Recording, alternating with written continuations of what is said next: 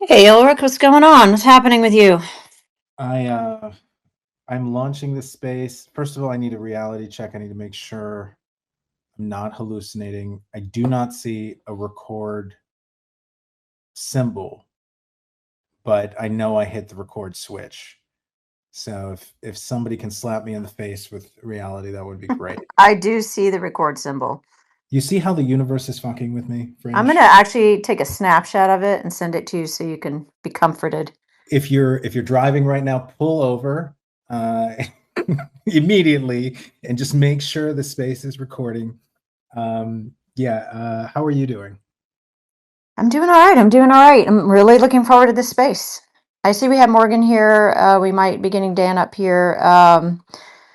Morgan, well, you know how to join a space. Morgan's been in several spaces now, so he knows how to come up. I'm looking forward to this one. I am too.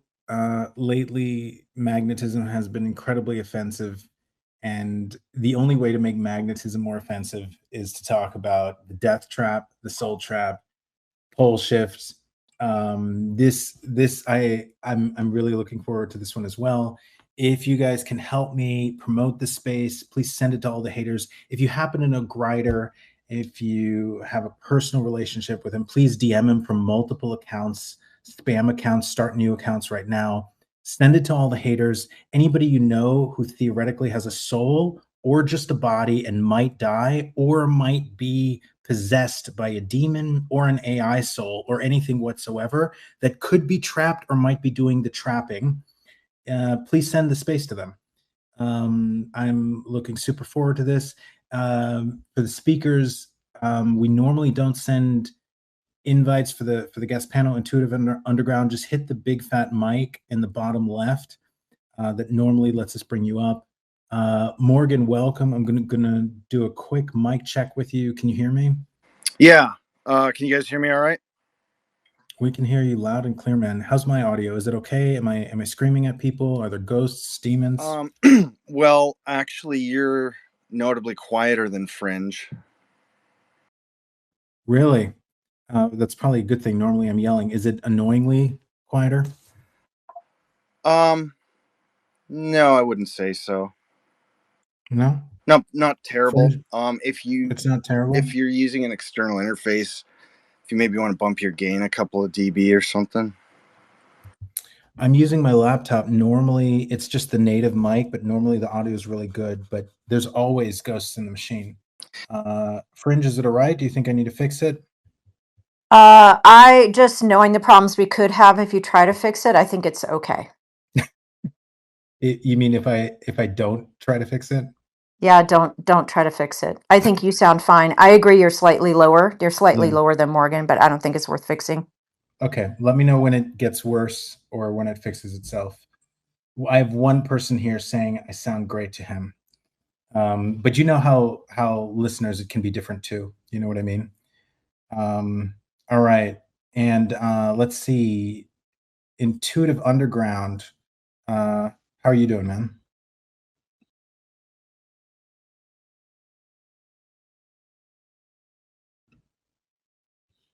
Uh-oh, Fringe, could you hear Intuitive Underground?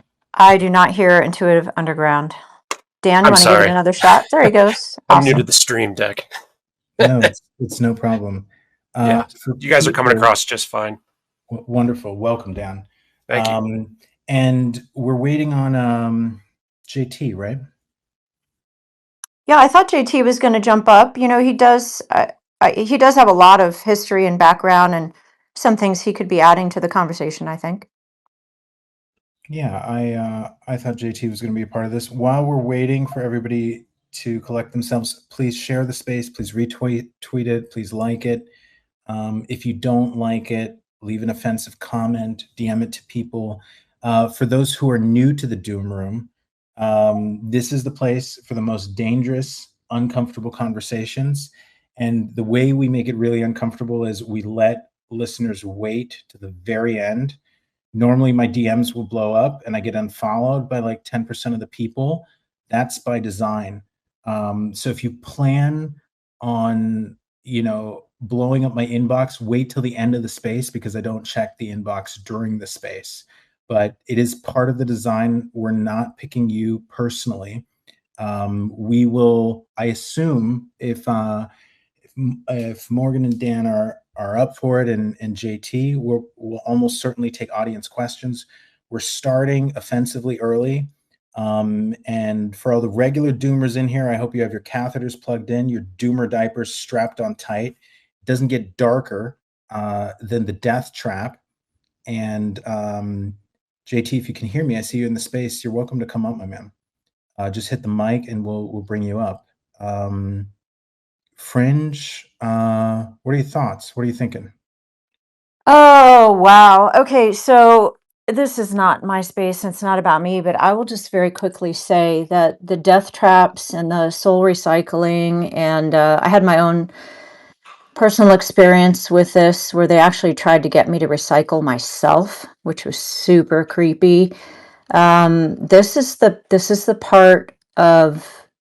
part that sent me into a very dark spiral, like a spiritual crisis. To think that this could be true. I totally remember I was at just a small town rodeo looking around the audience and thinking, if these people only knew what I know. Now, having said that, I always like to throw out the caveat there that remote viewing can be hijacked by negative entities. Now, I know JT and Morgan and Dan are going to want to speak to a lot of history, a lot of data, things that go across just a giant spectrum, which is good because, then the hijacking or the influence could be considered possibly be less.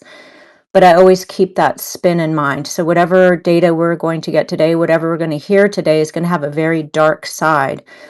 But I also like to point out that I've had so many experiences with so many of these entities, and they lie.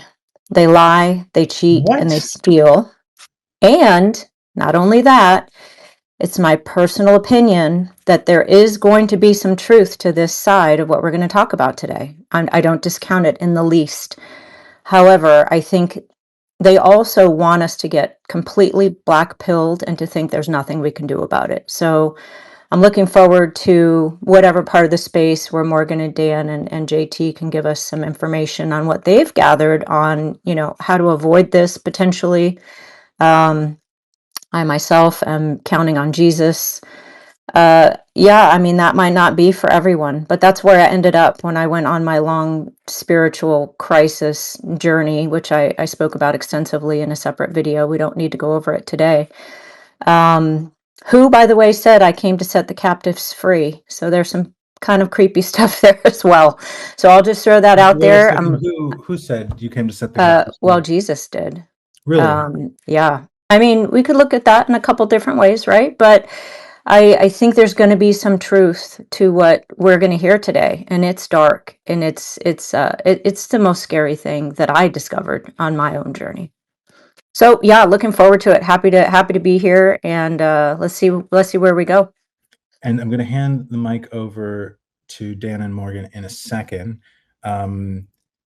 Even though I hope we represent the most doomerish view, and if there's another space out there that they reveal themselves, expose themselves, and measure up to the claim. But we do host people here where we ideologically might not be aligned with them. And somehow people have come to believe that we don't have guests here where they might be interesting, but they might have a different view. So I just want to say something short about, oh, and by the way, JT needs about 20 more minutes. So I think that's totally cool. We sort of get warmed up, get started, and there should be enough death remaining in 20 minutes for JT to just join in, and then we'll catch him up. I've been thinking a lot about simulation theory, and I am not somebody who is married to the idea of like a harsh computational simulation. However, I am like empiricism first, and there is a lot of data that points to either total computational digital simulation or some version of it, or it could just be that our physics are messed with. It could be that, we're trapped under some sort of control system where the variable for c, the speed of light, is manipulated. Or none of that could be the case, and the material reality we see is more or less the real one. Regardless, the evidence is overwhelming, whether you want to consider synchronicities or the weird perfect proportions of the distance of Earth to the moon, moon to the Earth, moon to the sun, Earth to the sun. There's so many different things you can count, and I'm sure Dan and Morgan might touch on them. There's no reason, and I'm coming actually from the DMT world, and listening yesterday to Jack Sarfati, where he talked about the way that the formula for C, meaning the formula for gravitation, that it was obfuscated, that it was sort of hidden. And when you listen to this guy who does the DMT experiments where you refract a laser through light, what we're talking about is the manipulation of the speed of light. And when somebody sees code, many people see code and they claim to see the same code, some sort of Sanskrit-like figures, literally in the diffracted wave of light. Those who are afraid of listening to ideas, those who are afraid of numbers and math, those are probably the same people who are afraid of magnetism. I absolutely welcome you to open up spaces, talk about this one. Please link to it and or just step out. But just because I don't wholeheartedly subscribe to simulation theory, that doesn't mean we're not living in a simulation, and that doesn't mean that I'm going to contend with my ideological beliefs, wrestle with the guests. So wherever you guys want to take this, whether it's Morgan, Dan, JT, all of you, just because something smells like simulation theory doesn't mean I'm going to kick it out of the matrix. If it smells like doom, it's going to be in the DoomRoom, and I wholeheartedly welcome it. So sorry for the long preamble. Dan and Morgan, feel free to tell us what you want to touch on, how you want to work this, how you want to take it. Space is yours. Well, you know what? Before we even get into that, I want to say, first of all, it's nice to actually, for the first time, talk to you guys. We've had some correspondence in a group chat, but it's the first time actually talking voice to voice. So, yeah, I just wanted to take a quick opportunity and say hi and thank you guys for your interest in, for giving us a platform to talk about this work. Thanks so much. You're most welcome, man. Dan? Yeah, I would like to echo those thoughts as well. Appreciate your time. I know you're a busy man, and I'm sure Fringe is busy doing her stuff as well. As is everyone else that's listening. We appreciate your time. We've been working, Morgan and I, and a group of remote viewers, we've been working for over 13 years now. And a lot of what we're going to talk about today expands over, say, 30 different projects and about 150, 160 different sessions in pages. That's probably somewhere around 1,000 or 1,200 pages worth of work between, 3, 4, 5, 6, 7, 8, maybe 9 different remote viewers over that 13 years.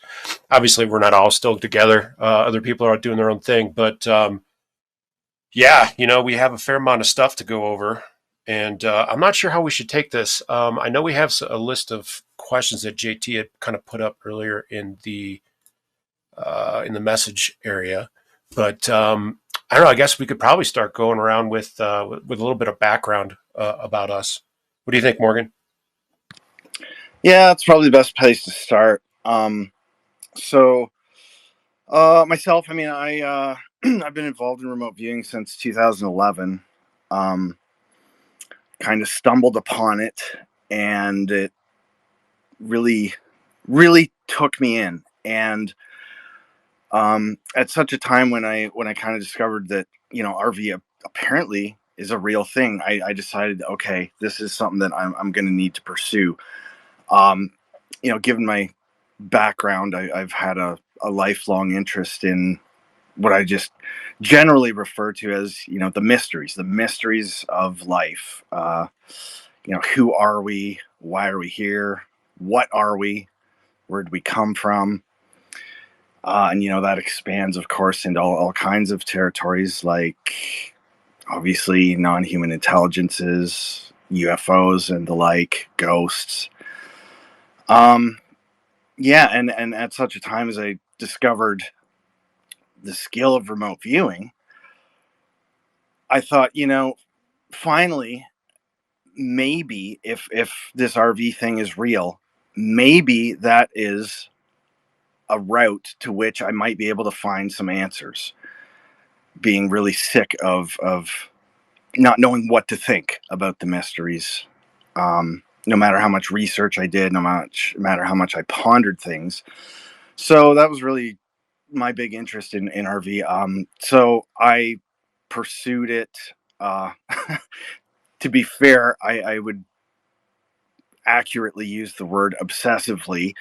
Not that I'm recommending that for anyone else, but that's how it worked for me, and it did work. So just a bit about my background in the field. As I said, I started studying in 2011. Through 2012, I did most of my formal training. At the end of 2012, I did a one-on-one professional development instruction under Ed Dames in the TRV, or technical remote viewing method. I've studied in other methods as well since then, but TRV is and always will be a home base for me. And just briefly, just list the 3 words, what TRV stands for the audience. Yeah, technical remote viewing. It's a particular method or technique for remote viewing. There are a number of them. It was in that training period, probably about the intermediate stage, when I met Dan on the old TRV forums, the old rvcommunity.net forums, where Dame students gathered.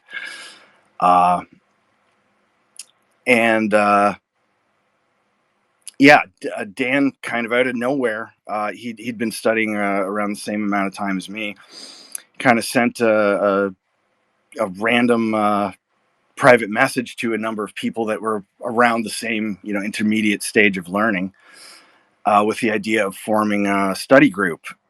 And I thought, wow, this is perfect. Couldn't have hoped for any better. So yeah, we studied together for some time. We had the good fortune of a viewer with a higher degree of training working with us and mentoring us at that time, which was a major advantage. I can't stress that enough on our learning journey.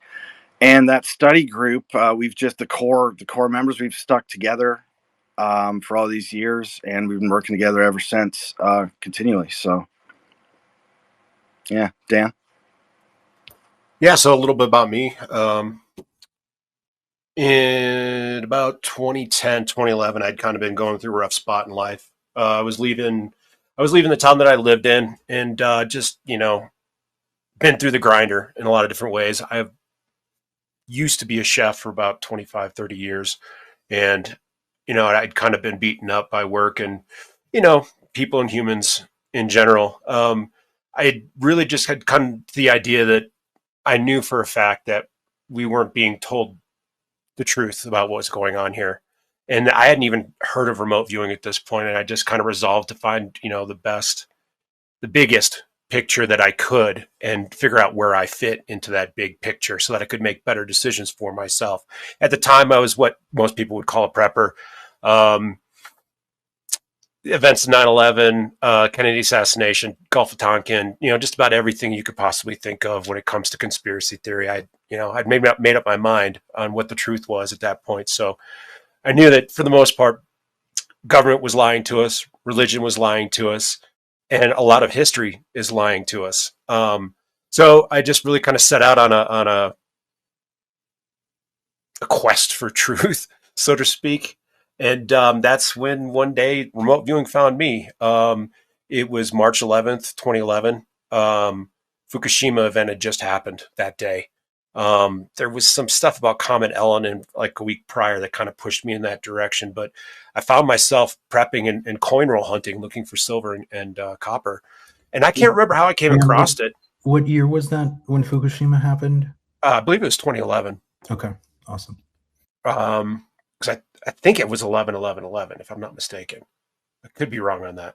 No, it would be 3/11/11. Anyway, so I at this point had come across the Coast to Coast AM radio show. I'd never heard it before. I had no idea how or why it came across my awareness, but Ed was on that night talking about the events of Fukushima and how he had a prediction about this very similar event. Come to find out years later that he had predicted it by about 7 years prior. There was some information that led me to believe it was late 90s when he had come across it, but he really didn't openly start talking about it until about 2002, 2003. And, he was right about the magnitude of the earthquake. He was right about which type of reactor would fail. He was right about the scope. He was right about the actual fuel in the reactor. He was not right on the actual location. He was off by about 50 kilometers or so. But the man and his team nailed it. And I was like, okay, well, there's something here. Like, maybe I should look into this. So I did a bunch of background on Ed. And anybody that's familiar with remote viewing knows who Ed Dames is, and why a lot of people dislike Ed. So I kind of did a background check on him, started digging around, started looking into stuff, and started looking to see what this remote viewing thing was all about. And after the first initial foray into the information, I had come to the assertion that there was a whole lot of misinformation out there and that there's something here to be studied. So I started looking into it. It took me about a year to finally get my hands on the at the time he called Learn RV DVD sets, which is a derivative of his technical remote viewing that he had put together back in, I believe it was the early to mid 90s, 95, 96 or so, somewhere in there, with a company he called SciTech. And he had done a lot of his Art Bell shows, promoting products and promoting his students and that sort of stuff from that individual endeavor. So I got my hands on the DVDs and I started looking into it, and then I started doing it for myself. And that's one thing that I would urge anybody that has any kind of question about the viability or the truth or the usefulness of RV is to try it for yourself. Everybody in the world could talk till they're blue in the face about how well it works, but you're not really going to know until you put the effort for yourself to, decide for yourself whether it works or not. I did. And the more I gave, the more I got back. It took some time, 3 to 6, almost 9 months to kind of get to a really good spot after practicing like Morgan. I was quite obsessed with getting it to work for me as fast as possible. Kind of set me back in some spots, but by and large, I started out with his DVDs and then went on to professional, more like intermediate training with a paid professional. And then ultimately in 2016, after about remote viewing for 4 years and about 300 projects or so, is when I went and trained with him personally in his professional development program out in California. And ever since then, Morgan, myself, and several other remote viewers have been kind of working together since those forum days. And there's walls, just like with any other profession. You're going to get to the point where, is this worth doing it anymore? Especially after you get across some of the information we're going to go over today, you got to wonder if it's worth it at all.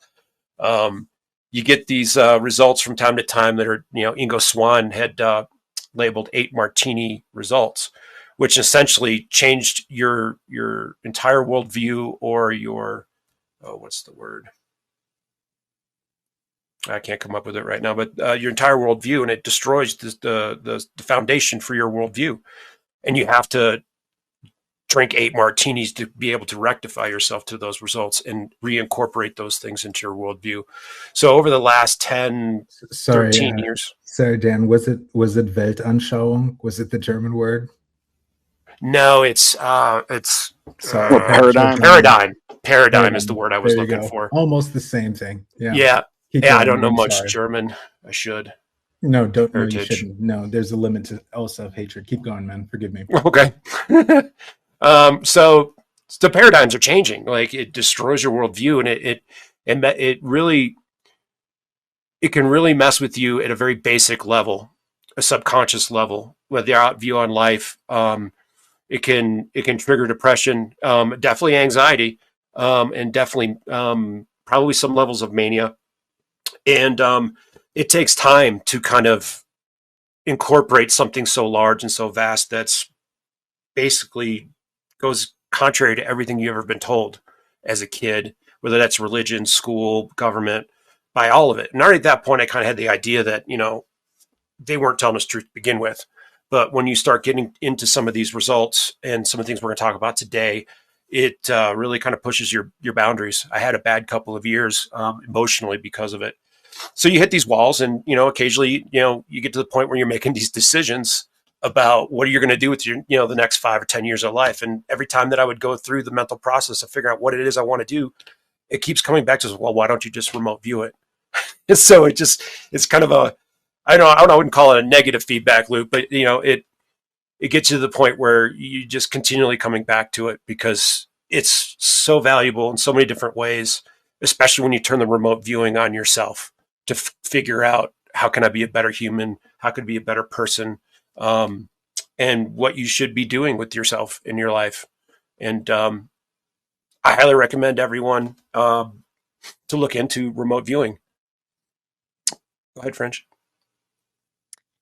So Dan and Morgan, is your style of remote viewing more like Ingo's? With Ingo supposedly, and I'm getting this from people who knew him, he came up with CRV as a way to try to be more controlled and to have less interference from whatever might be out there. And I'm just wondering if the TRV is something similar. Unlike last week when we heard from Magic and the Noise, I think their style is quite a bit looser than that. Is that accurate? Yeah, I would agree. David said that he had started out training with Ed in a TRV structure. I believe Sasha had said she'd started out with HRVG and was moving along. The difference between what Ed Dames puts out and what Ingo initially designed and what is known as the classical CRV, which has its own offshoots. People do their own different things. What you find when you start doing remote viewing is you start running into issues that you need to kind of rectify with not necessarily your structure, but to kind of push yourself and push your ability. TRV is more or less a reorganization of the structure of what controlled remote viewing is. Controlled remote viewing is more experiential. The idea of which is you want to have 1 foot in where you're sitting right now and 1 foot at the target site so that you can quasi experience what it is that you are trying to describe in your controlled remote viewing. TRV is more of a stream of consciousness just focused on the data. Where are the hostages? Where are the weapons of mass destruction? Where is this gold site that I'm looking for? It's more about the data and the perceptions coming across the liminal gate in your conscious awareness. Whereas CRV, it's more of an experiential thing where you're actually trying to feel the textures. You're actually trying to smell the smells. You're actually trying to see the colors. And that kind of reinforces what we call attachment to signal line, or something along those lines, as signal line and whatnot. So ultimately, Ed was one of the original targeting officers in the Stargate. I don't know if it was exactly Stargate. Morgan, you would know exactly more about me than this, but he was only trained with Ingo through stage 3 protocols, which is basically the image sketching of the CRV protocols. And Ed himself would probably say he was never really the greatest of remote viewers, but he had a really good understanding of the mechanics of what was going on.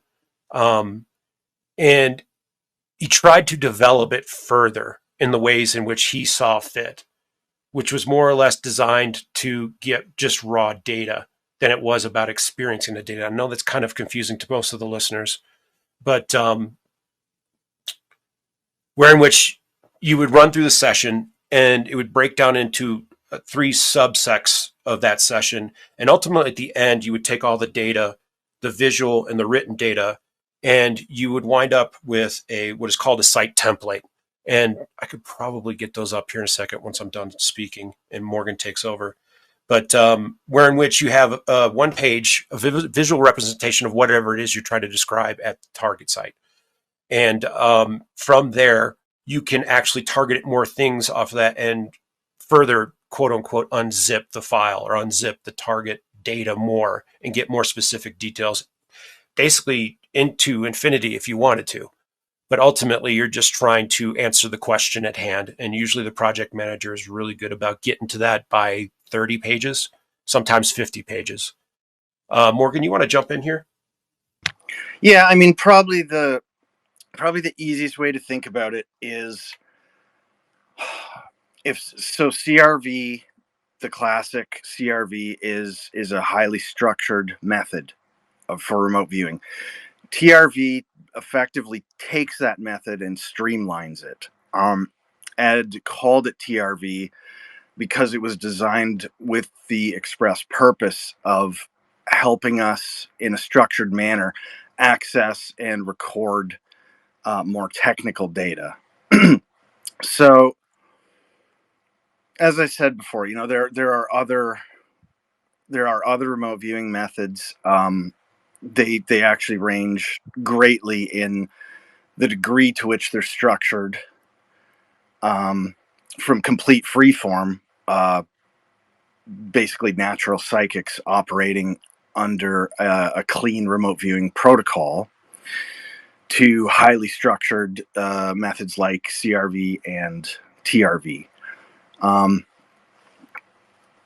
So yeah, that's really what attracted me to TRV method in the first place. Was I recognized what Ed was trying to do with the changes he'd made, and I did and I do see Ed as a great innovator in the field that I actually don't think gets the credit that he deserves for what he's done. So, you know, I mean, I'll to the day I die, I'll defend Ed fervently. Yeah, that's probably, you know what, that's probably enough of the background on remote viewing for now. Could you, Morgan, could the two of you just briefly give the audience an idea of your track record on proven feedback before we get into the scary stuff? Yeah, sure. So, I mean, we have never been big on, you know, databasing and, you know, mathematically calculating that sort of thing. The training process. So, as a beginner through intermediate remote viewer, you train against readily verifiable targets to establish a baseline, a track record. We all, yeah, by the intermediate stage, we were all quite consistent. In fact, at least for me and Dan, most of our training was actually online, like posted online, at the time, you know, in the mid 2010s. Now the old community forum that I was talking about, where we did a lot of our training, it's no longer around. It's probably, I'm sure it's at least for the most part archived on the Wayback Machine or something like that. But yeah, beyond that, I mean, we have a pretty good track record of things that are verifiable. Predictions, a lot of that stuff is on our website. Done plenty of work, you know, as an independent or freelance RV contractor for people. Interestingly, probably about half that work has been health or medical related stuff, which for the most part, yes, we do get feedback on that. And there's been some pretty remarkable cases, actually. But any remote viewer that sticks with it to that point and beyond is very likely going to start kind of pushing the boundaries a bit. And I think that's quite a valuable thing for people to do.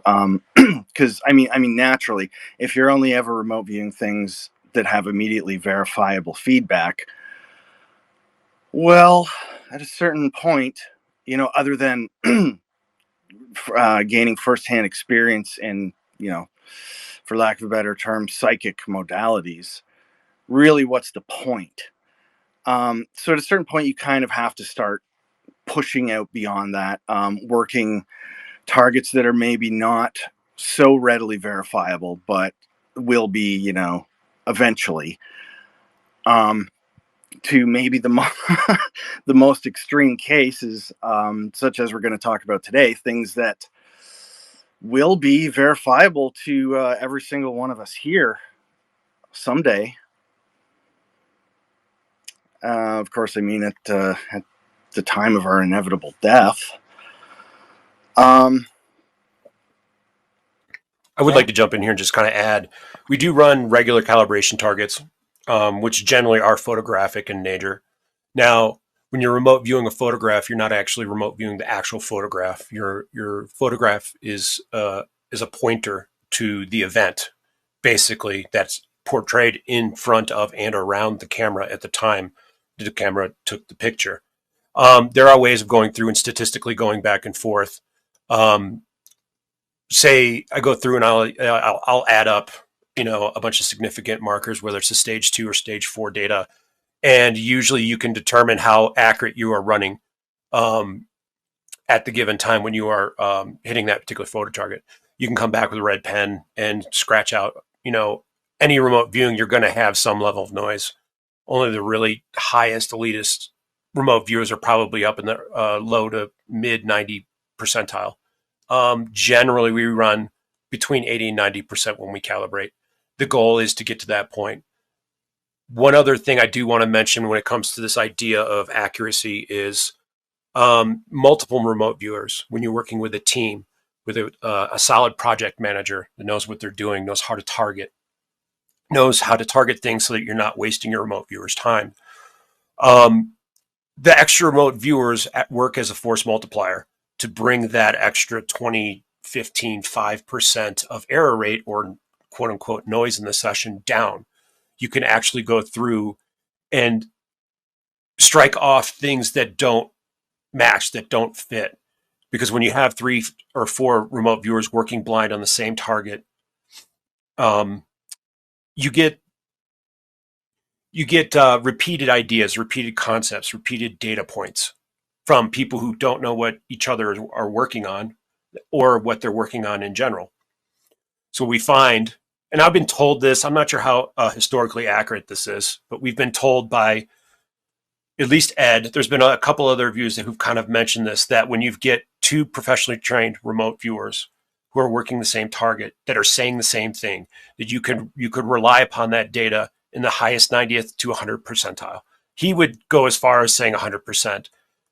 Sometimes the concepts are a little bit different depending on the personal lexicon of knowledge that each individual viewer has. So not everybody views a certain subject matter in the same way. So they're going to say things a little bit differently. But at one point, or at some point, especially when you're getting out and you're working targets that are not easily verifiable or get a bunch of feedback, you're really relying upon that similarities in session works, in metaphors, in analogies, in data points. And that's what brings up your confidence in the data that you have at the end of the project. Well, yeah, and further to what Dan's saying there, part of what we do as a team is, as Dan mentioned, we do work regular, what we would call calibration and maintenance targets, and that is effectively mixing in at random intervals readily verifiable targets among our other operational targets that may not be so readily verifiable, and that, in effect, it just kind of acts as a marker or a benchmark, to basically just to ensure that we're constantly operating at a usable level.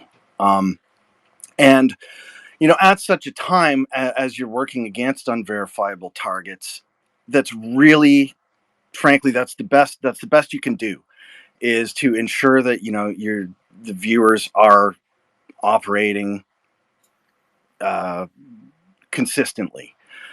So you can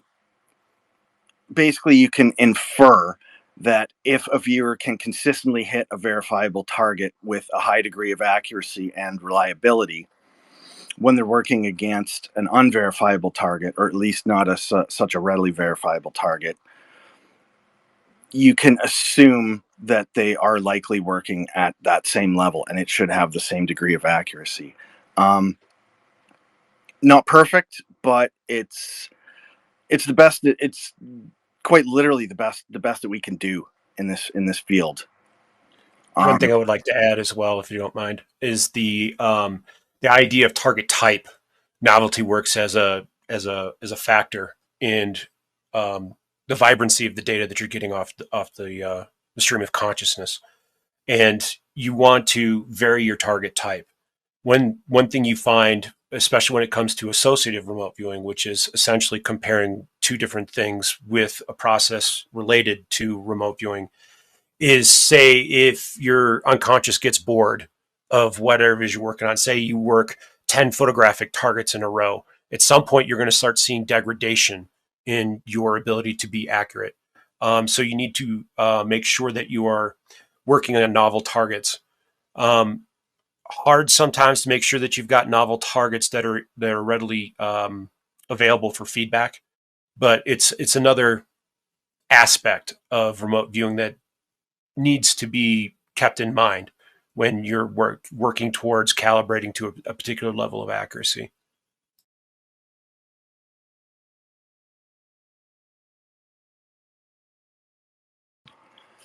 Yeah, that's a fair point. Maybe at some point here, I'll upload a link to a session that is against a verifiable target, just to kind of give you guys an idea of what that might look like. Yeah, that's awesome. I think it's good for the audience to understand that you guys both and your team and most professional and remote viewers, they wouldn't be, doing what they're doing if they didn't have some kind of accuracy and some kind of track record. I think people, once they hear what you're about to say, and I couldn't agree more, if this information actually hits you and you consider the possibility of it being true and real, I'm hearing you on the whole depression thing and, the ontological shock. And, we all sit around talking about UFOs all day long and trying to figure out if they're even real. But this stuff is so far beyond the idea that UFOs might be real. It can be very shocking. It can be depressing. I said already, it sent me into a spiritual crisis. And those words are not enough for what happened to me. So I just wanted the audience to understand that this information is at least somewhat, if not fairly reliable and backed up, by a track record from your team. I also want to echo the idea that it's dark, and we are concerned about folks who may be experiencing troubles in some level of mental stability.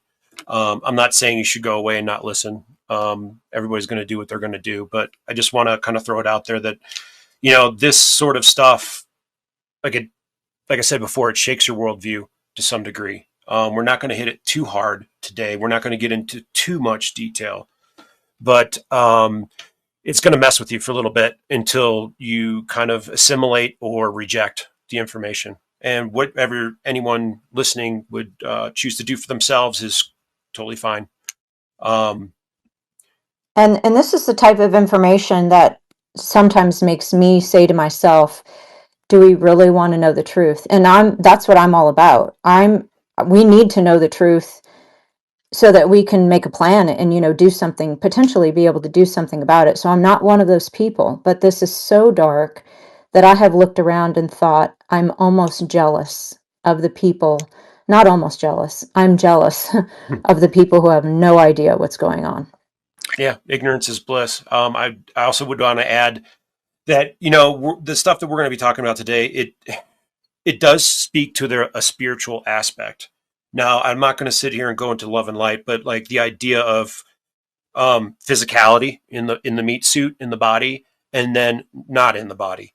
So there is a spiritual aspect here, and not a lot of what we're talking about here addresses the spiritual aspect of this. I personally have been going through some spiritual crisis over the last 4 months or so. Witchcraft attacks, a few other different things, but I find that knowing the truth opens up the possibility of knowing more about the truth. And the truth of the spiritual side of things is not 100% available in the data that we're going to talk about today. So I want to preface what we're going to talk about and say that a lot of the more positive sides of the spiritual aspect of what's going on here is not in the data. It's something that I'm striving for to understand more, not only in my personal life, but also through remote viewing, much like Fringe, kind of mentioned, that I want to know the truth, no matter how bad it is. At least at that point, I can make a better decision for myself. Morgan, you wanted to jump in here? Well, I mean, once again, just to reiterate, at the risk of sounding like a broken record, yeah, the stuff that we're going to talk about here shortly it's extremely dark. It is, I mean, frankly, beyond the capacity of my own imagination, and to such a degree that like Dan and like Fringe has experienced in a slightly different capacity. Yeah, it sent me into, I suppose it would be fair to call it a depression. It The term that I often use is it shattered my reality, and it shattered my reality more than once. To the point where I like to think now that almost nothing would surprise me. I mean, if I woke up tomorrow and there were 1,000 ICBM nukes on their way to various destinations, that wouldn't be surprising. If I woke up tomorrow and the sky was filled with UFOs, that wouldn't be surprising to me at all. Nothing would surprise me anymore. And I did have to go through a pretty significant, I guess you'd call it a reconciliation process, where when you're confronted with information that is so at odds with your own cosmology, your own understanding or belief in what this world, what this reality, what we humans might be. When you're confronted with something that's so in opposition to that, but is undeniable, you basically have two choices. You can go with it or you can ignore it. It's probably fair to say I was forced to acknowledge and accept it, simply because of the fact that, given our track record of generally being correct in these things that we look into, that I would say I had learned by that point in time to trust our data, whether I liked it or not. And as a result of that, as I say, I was kind of forced into accepting this. It's been quite a process, and that's not even to say, it's fully integrated into my understanding even today, because it's so outside of your everyday context, your standard kind of societal or cultural frame of reference, that it's at a certain point we can only do so much in terms of putting word labels to these ideas. So it's again it's about the very best that we can do. And just to reiterate, this material stuff is not for everyone. So again, maybe final warning, if you're not interested in considering maybe some of the extremely dark potentials of this reality, then probably this material isn't for you. But anyways, send it fair to warning. someone who will be offended and spread it virally. I'm just joking. Martin. Well, I suppose that's okay too. Well, Yeah, as long as the word gets out. Look, I don't want to cut you off, Morgan, but I do want to double click on what you're saying. So continue, and then I think the warning you're giving is necessary and is ethical. No, you know what? That's really it. I mean, I could prattle on for endless amounts of time on it, but I think I've said what needs to be said. You know, due diligence and fair warning.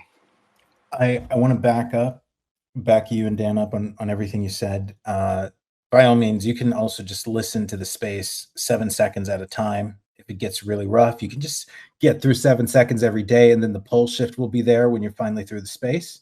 But in all seriousness, you know, and it might not even be psychological or emotional or mental fragility. I mean, people could be going through some sort of any kind of attack, right? I mean, we have targeted individuals. People could have some sort of demonic attack, some sort of NHI attack. You don't need a reason in order to justify genuine psychological resilience to be like, yeah, today's not the day, right? In terms of how far you want to go and how far you want to take it, we're so open-minded that we even accept love and light optimism here from our guests. Okay, so whatever you want to share at the end, it doesn't have to be hard data. It doesn't have to be empirical. Like, this is your space. Share the point of view that you want to share. And I will, and so this is, I'm saying in terms of freedom of speech, if you don't want to cover certain dark aspects, I personally would be asking you, if you're not going to cover it in this space where people understand this is the space where you have the right to tune out, our guests don't have the right to be censored. If you're not going to share it in this space, and we're knocking on the door of the end of the world, when the fuck are you going to share it? So I would urge you to sort of maybe consider transcending what feels right and go as far as you can within your personal boundaries of integrity, not boundaries of comfort. That's just my personal wish or my desire. That's not my demand or my expectation. I hope I'm clear on that. And for everybody else, nobody's saying you have to take this as truth. I have the darkest view on what I theorize is likely happening. And I assure you, whatever you say, it cannot eclipse my darkest view, because it is the darkest view. And I hope you it's my hope that if that is really what's going on, that you present as much data. And the reason why I'm saying all this is, we talk a lot about game theoretical consequences of AI. We talk about game theoretical consequences of nuclear warfare, when we should really be talking about the game theoretical consequences of ontological shock and disclosure, because most people just shut down. Most people think, oh, should we really know? Do we really want to know? And then the mind just stops there. And we need to be taking this 20 steps further. We need to be asking ourselves, if we have a doomsday event that is more or less not in our control, and all 8 billion people get wiped out, what happens 6,000 years after? What happens 12,000 years after? What happened the past 200,000 years after? And just because people are psychologically uncomfortable does not mean that they're morally exonerated from the place in history that they might be standing with respect to their past ancestors and their past souls and their future souls and their future children. There might be more complicated calculus to the calculus of the morality of the soul when it comes to disclosure. In other words, the cost of disclosure might be 10, 15, 100 million people dying of suicide from ontological shock. What if the consequences are another trillion people being enslaved? I mean trillion with a T. What if the consequences are another trillion people being enslaved, simply because we tell ourselves that the ontological shock of war is worse than actual death and actual soul enslavement? I'm sorry, I'm going to be the one to say it, but we don't have these thought disorders when it comes to Holocaust, when it comes to when it comes to war, when it comes to bombing a 6-year-old child, we don't say, can they handle the truth? We realize the reality that they're handling, that they shouldn't have to handle, is way worse.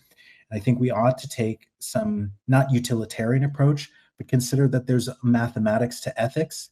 And just because we're psychologically uncomfortable doesn't mean we don't have a moral responsibility to apply those same moral mathematics, the information and the disclosure. And absolutely, I absolutely believe, I absolutely know that this information can traumatize you. That doesn't mean you need to weather it through, but that also doesn't mean that just because humanity is traumatized from the information, that it's the moral correct decision to pretend like hiding the information means you're protecting someone from reality and the consequences that would arise from a righteous anger and betrayal that may have enslaved humanity since its very inception.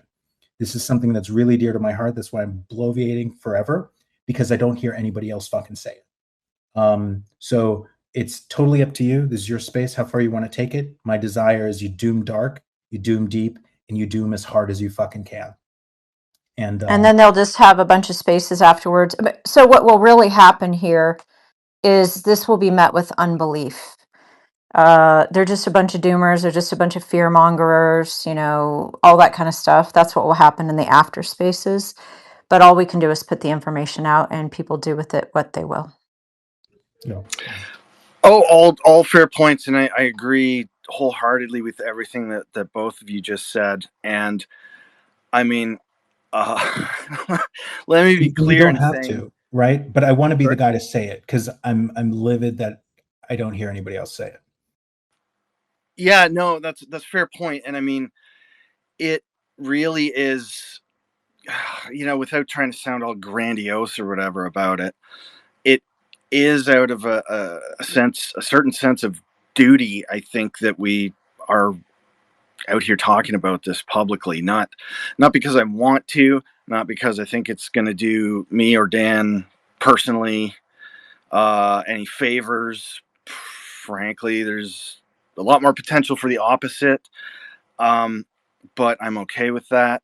It is what it is, and I think if you're willing to listen to the material that we're presenting and give it some serious consideration, I think it's going to ring some bells deep down within your soul. Yeah, I'd agree. One thing I kind of rely upon with not only my own intuition, but like I play poker a fair amount, and I've really developed a bullshit ometer, and you kind of know the truth when you hear it, at least whether it vibrates with you or resonates with you or whatnot. But you know the truth when you hear it, and it's a skill that's sorely underdeveloped in the majority of the population. I would agree, Doomer, that there are people out there who have very similar information that we have. Last week we did talk with David or was it 2 weeks ago? It was last week with David and Sasha about their pole shift. We feel that we see a lot of their data on the fringes of our Canon projects. Ultimately, their stuff is there. There are other groups out there, remote viewing wise, who have this information behind paywalls. There are others who've come out and talked about it and stopped talking about it, whether it's due to their own threats against them or not. I'm not sure why, but even some of the old school guys have some of this data, and some don't talk about it, and some talk about it too much, probably for the majority of the population to really care for. But it's important; it needs to be out there, and yeah. Unless if there's any other thing we need to discuss, I guess we'll just get started into it. We're about an hour in at this point. Might as well get it going. Go ahead. No, sorry, Dan, go ahead. Oh, all right. So what we call the Canon material, really, it's been around since our inception as remote viewers. Going back to these forums, when you're training and you're doing your photo targets to get what they call operational, which takes 3, 6, 9 months, depending. I don't know about 3 months, more like 4, 5, 6 months, and then some on the back end 9 months, depending on personal skill level, personal ability, attention to focus and detail in the moment, and dedication. Dedication too. But there's a lot of different variables, but generally you could be operational in 6 to 9 months, at least with TRV. I'm not sure with HRVG or CRV. I would imagine CRV is very similar. So really, like, as soon as we get done with improving our ability to hit photo targets is when you start hitting some of these esoterical targets. So one of our first 2 different projects started back in 2012, like late summer 2012 into the fall, and one in which I participated in one and Morgan participated in the other. A few of our other remote viewers participated in both sessions or both projects. And probably should just start the story out chronologically in the idea of what we call Project Gorilla. A lot of the names come up for labeling projects. Some people just want them to make them sound cool, but others, it's the idea of making sure you're labeling something so you can reference it, but also at the same time, you don't want to let anyone know exactly what you're working on. So Gorilla wound up being about the origin of the physical universe. And I'm not sure, Morgan, if you want to kind of get into that one a little bit. We're going to probably hit it real basic to start. And then once we get into the meat of material, we'll start getting a little bit more, I don't want to say elastic between projects, because a lot of the information that we have stretches across several different projects. So I guess just to kind of give a basic idea of the scene that we're setting and the picture that we're painting. Let me should start with one. Let me add one quick thing before we actually get into that. Okay. I should say that this kind of overall kind of umbrella term that we use for all of this material, we call it the Canon Project. It did not start out that way. It did not start out as an intentional, such a large scale project. What actually happened was, at a certain point in time, we noticed certain threads running between certain topics that we had explored. And so it was actually after a few years of working a variety of these types of targets, we started to kind of connect the dots and realize, oh, there's a bigger picture here, and there are connections between some of these what we'd initially thought were just separate topics that we had been looking at. So the project in its grandest scale did not start out intentionally as such. I just wanted to throw that out there too. But yeah, as Den mentioned, so I guess, yeah, that was maybe the first project we ever worked on. This was the project names don't matter. What matters is the target. The target in this case was the origin of the physical universe. And I think we'll just, to begin, we'll talk about things kind of from just a general overview standpoint. This work was essentially describing the concept that the physical universe originated somehow or another as a state of mind. I suppose is probably the simplest way to put it. So in other words, the physical universe, according to our data, did not exist until there was a conscious awareness here to experience it. Dan. Yeah. So at this point, how do we really want to attack this? Because essentially the idea and the general gist that I got out of the idea of this, the origin of the physical universe, really resembles the concept around Vedic Brahmanism, or Brahma. I'm not sure how to pronounce it, but the idea that we all live within the mind of Brahma. And generally, this is where we start seeing life forms being connected to machine, which starts to speak about the idea of simulation theory and not living in base reality.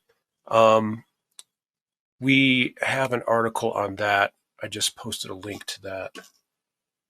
a lot of the subject matter we're talking about today is on our website, intuitiveunderground.com. There's several different articles that we've labeled as the Canon projects, and they kind of is more of a deep dive into the data in that general sense. And just so you know, just for some housekeeping, by the way, welcome JT. You're really coming pretty much right at the beginning of the universe. We took an hour just to edgelord people here into the space. So you're jumping in right where Dan and Morgan are starting with their data on the origins of the universe. I launched the space from my laptop, and so it usually means there's a missing purple pill. The purple pill is just a little button that you can click in the bottom right of the space that lets people leave comments. So if people want to find where the comments are threaded on the space, they can go to the second. Oh, I thought I put it some. I think it's the first slide. So to the far right, if you look above your profile icons in the space window, you're going to see what we call a nest. Some people call it the jumbotron. And that will take you to any post on X. I'll teach you guys how to push stuff up there. But the very first slide to the far right, that's going to be the fake purple pill. That'll take you to, that's for the audience. So anything you want to put in there, the audience can just go there and it'll be connected to the space. The second one is going to be where I have a permanent nest. So all the slides that we push up right above people's profile heads, I'm going to thread that so that after the space, it kind of disappears after like 1 to 3 days. People will still have access to that. So Dan and Morgan, if you have an X post, when you hit the share button in the bottom right, while you're a speaker in a space, you'll see an additional option at the top, but you need to do it from the device where you're in the space. And it'll say share to space. Give it like 10 to 15 seconds and it'll push up at the top. So you can do either one. You can either select the fake purple pill, thread it in there as a reply, or you can just pick any post on X as long as it's a post and you can share it. Of course, if you want to share a link, if you like, you can just like DM it to me and I'll since I'm not talking much, I can just push it up there for you, or you can just turn it into a post. You have those three options: pre-existing post, DM it to me, or turn it into a post yourself and then hit the share button. So that's how you can share stuff up there. I just wanted you guys to be on the same page with that. And welcome, JT, man. Oh, okay. Dan's must be having connection issues because it looks like he's dropped. I'm sure he'll be back momentarily.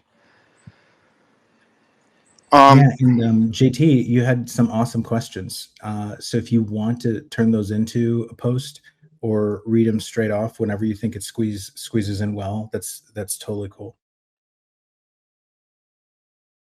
Thanks, and I apologize for being late. Life happens, man. Don't even sweat it. So yeah, I gave the questions to Dan and Morgan as well. They're questions we went over in a previous space. They're sort of taking things in their own direction right now, the way they want to, the way they want to tell their story. So if and when they want me to ask those questions or ask some questions, I will. But they may want to do things a little bit differently. So I'm sort of, yielding to them.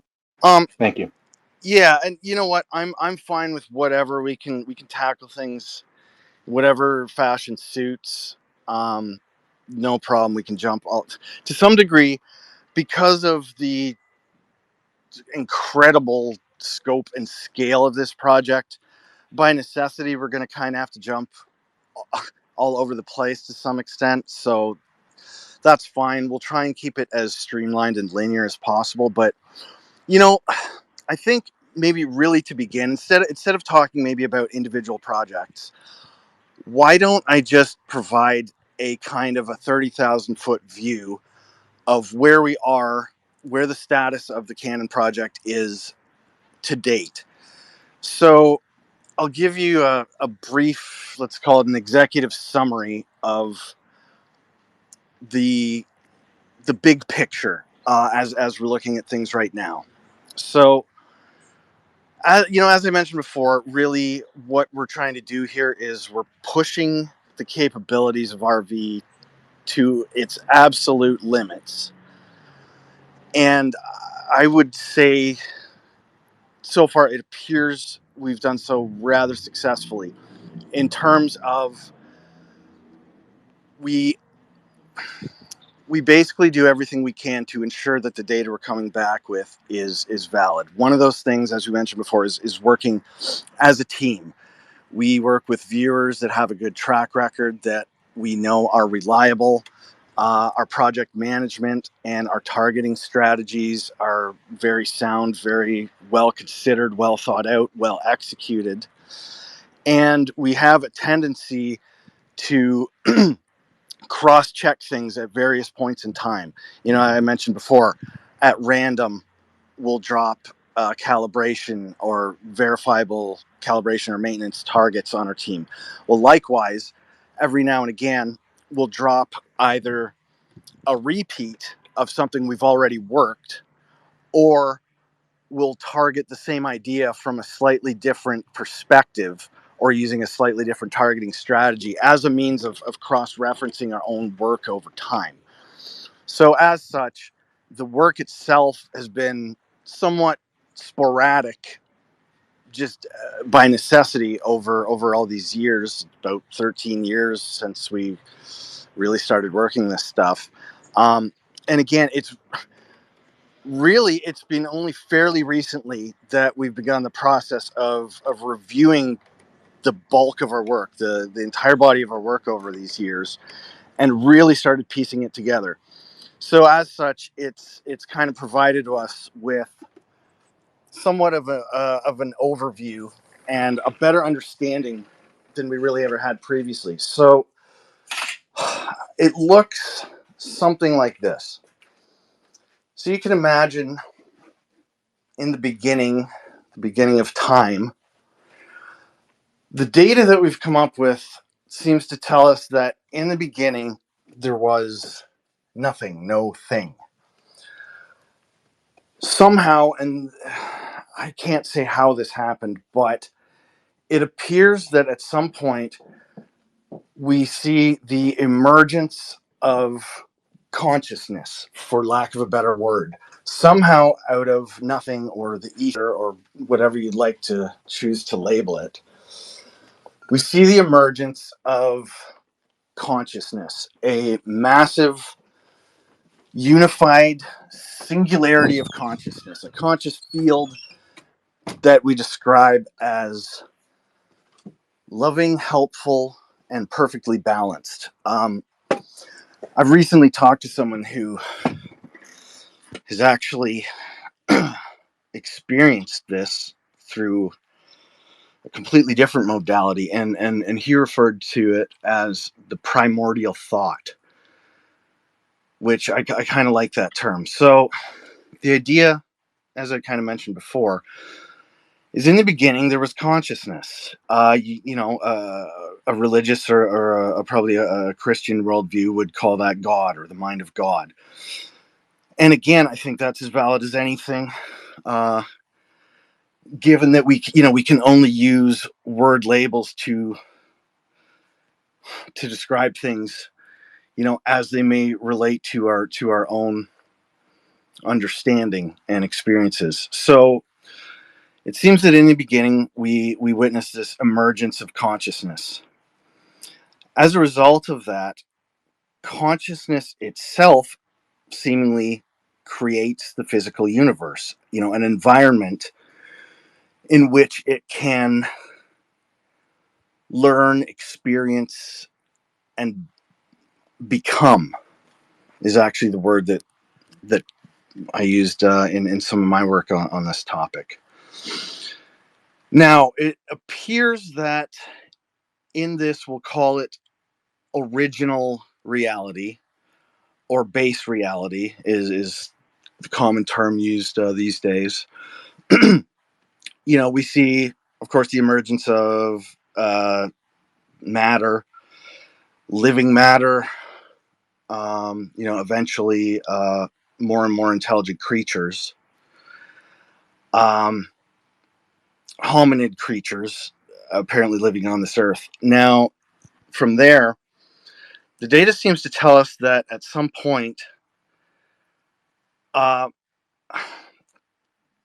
certain intelligences came to this place and effectively corrupted it, they engaged in what we label as genetic engineering experiments on the local hominid life, and that results in the creation of us, what we think of as modern man, Homo sapiens sapiens. Now, what we didn't realize at first, and what our data pointed us to, and which we all begrudgingly accepted, was the idea that as a result of these experiments emerged what we call a false reality overlay. You could think of it in terms of simulation. That's again maybe that's an easy word label to kind of understand. I think it's actually more than just a simulation, as most people would think of it. But it is in fact a false reality that we, the products of these genetic engineering experiments, are forced to live within. Dan.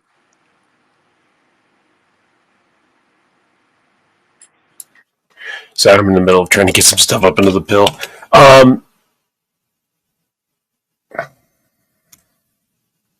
So then the reality, right? The superimposed general reality.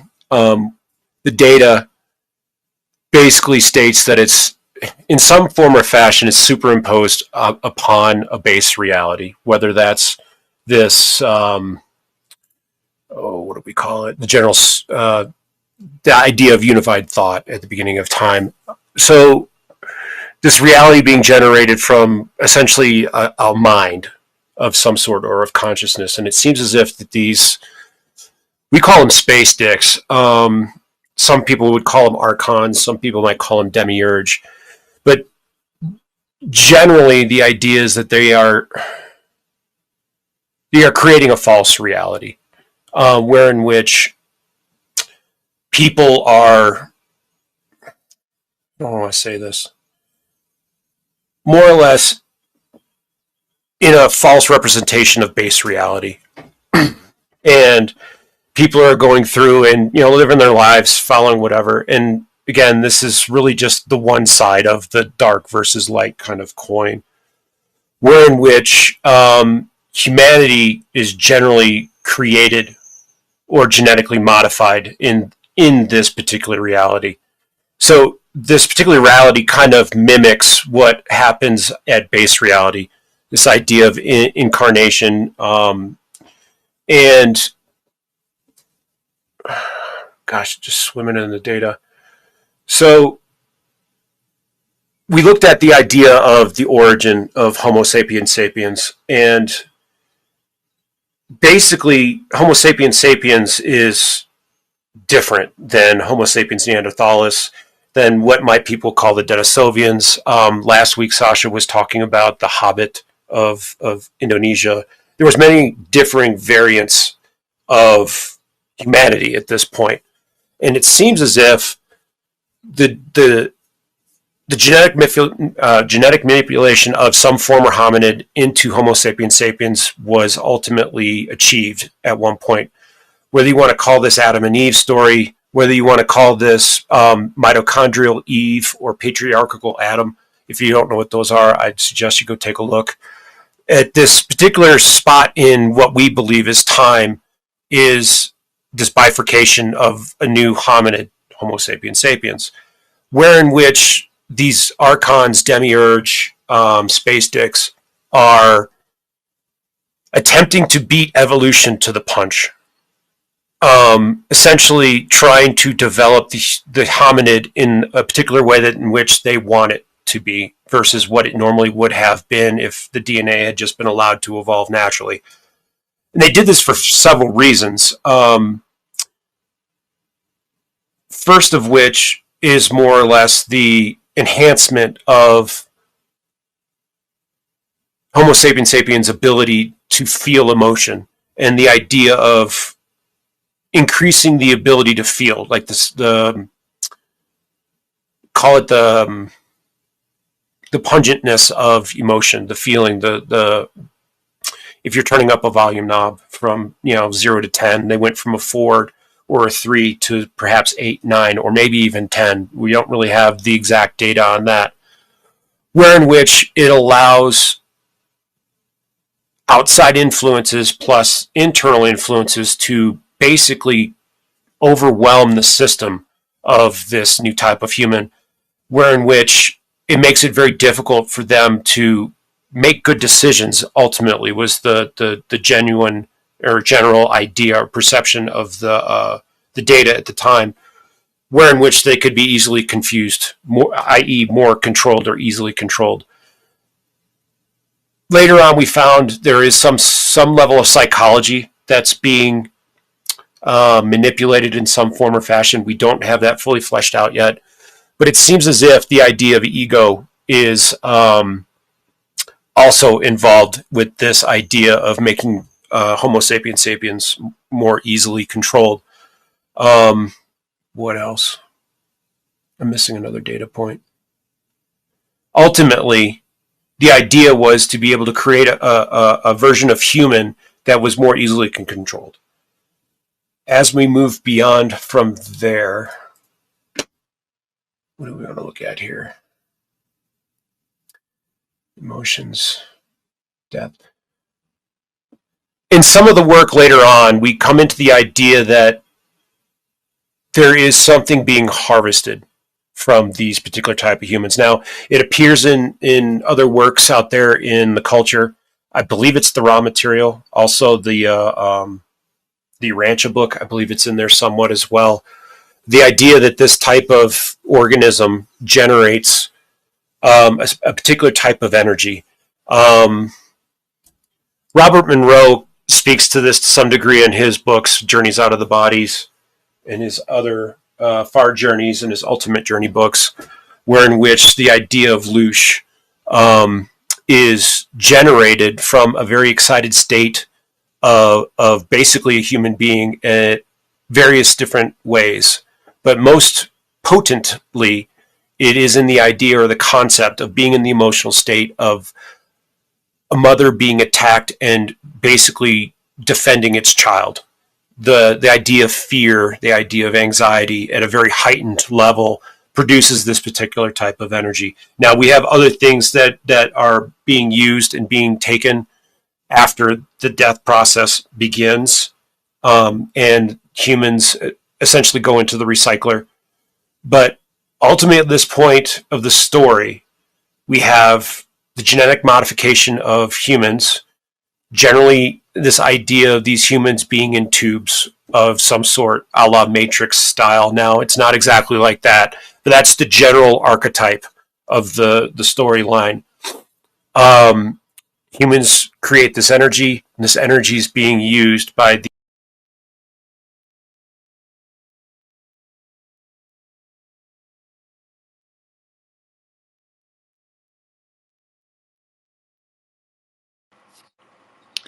Am I stepping on Dan, or did we lose him? No, I think his audio cut.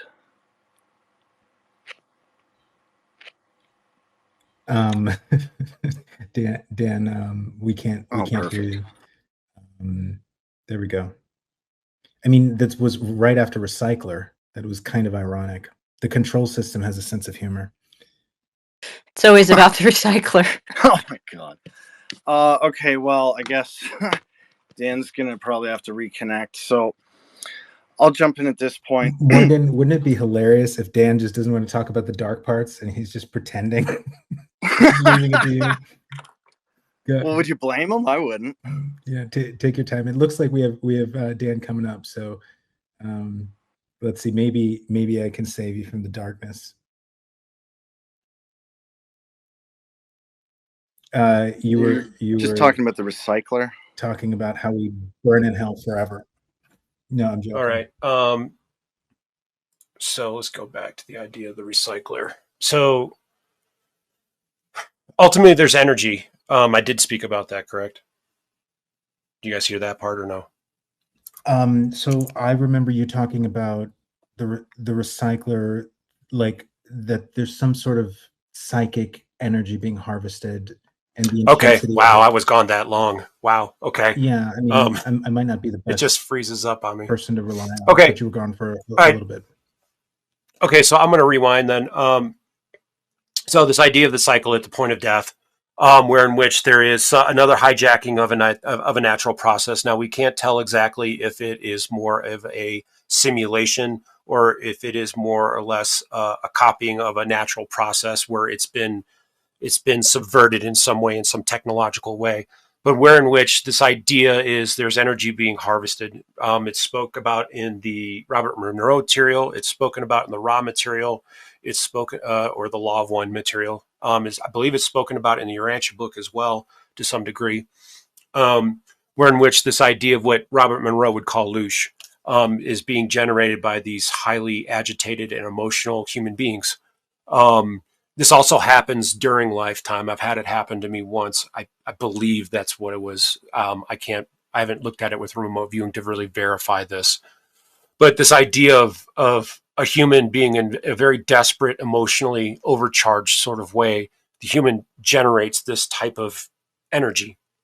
And this energy is being harvested to not only run the simulation that we're all living in, but also it's being used outside of the simulation. Now, whether that's just our planet or if it's the entire universe, I'm still undecided, given on the data. And also at death, there's also something going on in this hijack process where other things are being, I would say, removed from the cycle. Now, might be one of those spots where the more positive spiritual things might come in, where this idea of graduating the school of Earth might come into play. It's not in the data, but I suspect that might be where this might fit into our mosaic of remote viewing data. Well, where in which, go ahead. Sorry, let me just interject for a sec. Some of this stuff, yeah, it is actually reflected in the data. Yeah. But let me just add at this point. So the stuff that Dan's just starting to touch on here, this was probably what I would consider our first huge breakthrough in understanding these processes. This happened in 2015, and it came about as the result actually of an experimental remote viewing target that one of our guys tasked us against. The target that he came up with was, quote, the most significant remote viewing target, unquote. The idea behind that was to, in a kind of a roundabout way, ask a question. Well, to ask a question that we didn't know what the question was. So effectively, what we're asking here is, through remote viewing, what is the most significant thing that we could use remote viewing to look at? And the results of that project, this is when we first started to come across the idea of the soul trap, forced reincarnation. So what that data basically showed us was somewhat of a storyboard wherein we see planetary catastrophe, Earth changes, resulting in a mass death event. The mass death event being likened to a harvest or a recharging of a battery. And this is where we started to get all these ideas about, you guys may or may not have come across this idea of the light at the end of the tunnel during the death process. So what our data showed us was that light is in fact a false comforting light. It is effectively a lure designed to trick you into going towards it, effectively as a means of comfort in what you could imagine would be a rather traumatic experience, finding yourself suddenly outside of your body nothing but pure consciousness. It's a state that surely we've all been in before and will be in again, but we don't consciously remember it while we're here. And I would posit that you don't necessarily remember being in that state immediately upon your next iteration of death. So what the data is telling us is that whoever these archons or whatever you'd like to call them, I just think of them in terms of they're our oppressors, they're our opposition, our adversaries. And what they've done, again, is they have effectively mimicked the entire natural creation process artificially, technologically, and hence the concept of simulation. So apparently what happens upon death is you are presented with probably a number of options. However, I would suggest that probably due to a lack of preparedness during one's lifetime, one's natural reaction, almost certainly and very much understandably, is going to be to scramble towards the appearance of comfort in the form of that white light. Dan. Where in which apparently you've got choices. 3 that we've sussed out so far. Obviously, there's probably a lot more. This idea of at the point of being unalive and just kind of sitting there, obviously, probably in somewhat of an emotional or discombobulated state. This idea of a comforting light, seems to be very, very welcoming. It seems to be the path of least resistance. To those who have been through this process before, others might remember it. At this point is really the main point of why we're kind of out talking about this. Obviously, we can sit here for hours upon hours and flesh around the ideas of what the data says and what we've come across. But ultimately, just listening for the last hour and a half, it's all been leading up, and probably for the next 2 or 3 or 4 hours, is ultimately the best thing that we can come from, that has come from this data, is don't go in the light. The light is a particular trap, where in which I don't want to attack this. So this idea of getting closer and closer, being pulled into this warm, welcoming, very happy, loving light. At the point where you get too close, or you get to the vent horizon of this light, it's like you don't have a choice anymore. It's automatic processing time, where in which the soul complex, I would probably say, the witness versus conscious memories of the current life that you've just finished, where things start getting separated. Fringe, you had a question? I just wanted to point out, for whatever it's worth, it's my understanding that this is the process, the natural process has been hijacked. There is a natural process, That is correct. and that these entities have hijacked the natural process to, take advantage of us and route us in the way they want us to go. And I just wanted to point out that, some people are sucked into this light. They don't have a choice. So the idea that we might be able to turn away from the light or have a choice isn't necessarily what happens to everyone. I just want to point out some people get sucked right into it. I think that's a totally valid point.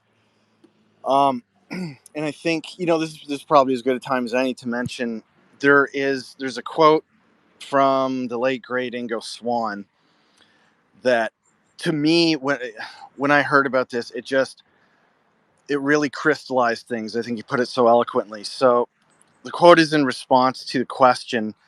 And I see we've got Unknown RV listening, and Margie. Perhaps if either of you are able, would one of you, if you have it handy, be able to post the quote? I looked for it quickly before the space. I couldn't get my hands on it. If you guys have easy access to that, would you please post a link in the comments here, and one of us will post it up in the what do you call it, the nest. So to paraphrase, Ingo was asked the question, why be psychic? Why learn to be psychic? And his answer was effectively, well, because one day you're going to be dead, and that's all that you're going to have left. And that I kind of was hinting at that before, you know, at such a time as you find yourself dying, then dead, well, we do, I would go so far as to say, yeah, we know that consciousness does live on, your soul, your essence, again, whatever you'd like to label it. It's a real thing. It's a real, I would even go so far as to say, a physical, albeit tiny, energy field with great energetic potential. So it's a real physical thing. And all this stuff we're talking about, you know, with regards to the energy harvest, this isn't just a conceptual thing. This is real, literal, physical. So again, Ingo was asked the question, why learn to be psychic? And his answer is something to the effect of, because one day you're going to be dead. You're going to find yourself suddenly without a body. You have no arms, you have no legs, you have no mouth to speak, you have no eyes to see, you have no ears to hear. Now, another way to think of that is being in a state of pure psychic potential. Therefore, learning to activate and control your psychic faculties while confined to a body may be one of, if not the only thing one can effectively do to prepare for such a time as you find yourself, expectedly or not, without this body, this meat suit, this container. And, you know, Fringe, to what you just said, I think you're exactly right. And I think the reason that people find themselves sucked into this soul trap, this recycling system, this forced reincarnation, is simply because I would suggest the vast majority of people have never, and sadly maybe will never, do a single thing in this lifetime towards developing their innate psychic or conscious capabilities. So you could imagine that you suddenly find yourself in this permanent or seemingly permanent out-of-body state. You're dead. Your body is no longer viable for you to inhabit. Oh boy, so you find yourself in this in-between or this nexus state. It's very easy to imagine that experience would be rather uncomfortable, if not outright traumatic. So you can imagine it'd be very, very easy and almost a natural reaction to scramble with all you can muster towards any signs of comfort or stability. In this case, the light. Oh, sorry, Fringe, you have your hand up, please. No, no, don't be sorry. I'll be patient whenever there's a break. I just wanted to also point out that, you know, we're getting tricked in real life as well. So these archons are using us through a lot of channeling and a lot of just blatant contact, abductions, whatever you want to call it. There's many different ways they go about their business.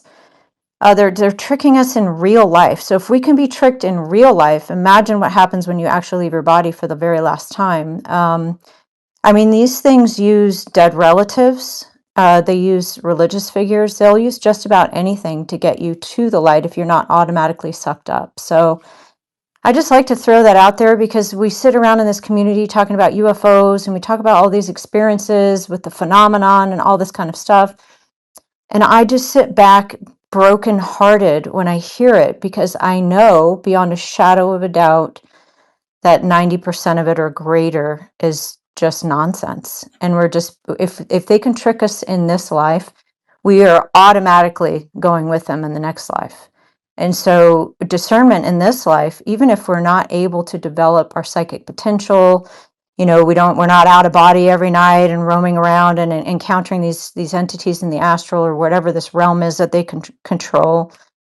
Just practicing discernment in our physical bodies, in our physical life, and in our, you know, in our minds is so essential. I just can't stress it enough. These things are tricksters. They have appeared to me as my dead grandmother. They have appeared to me as other various relatives, bosses.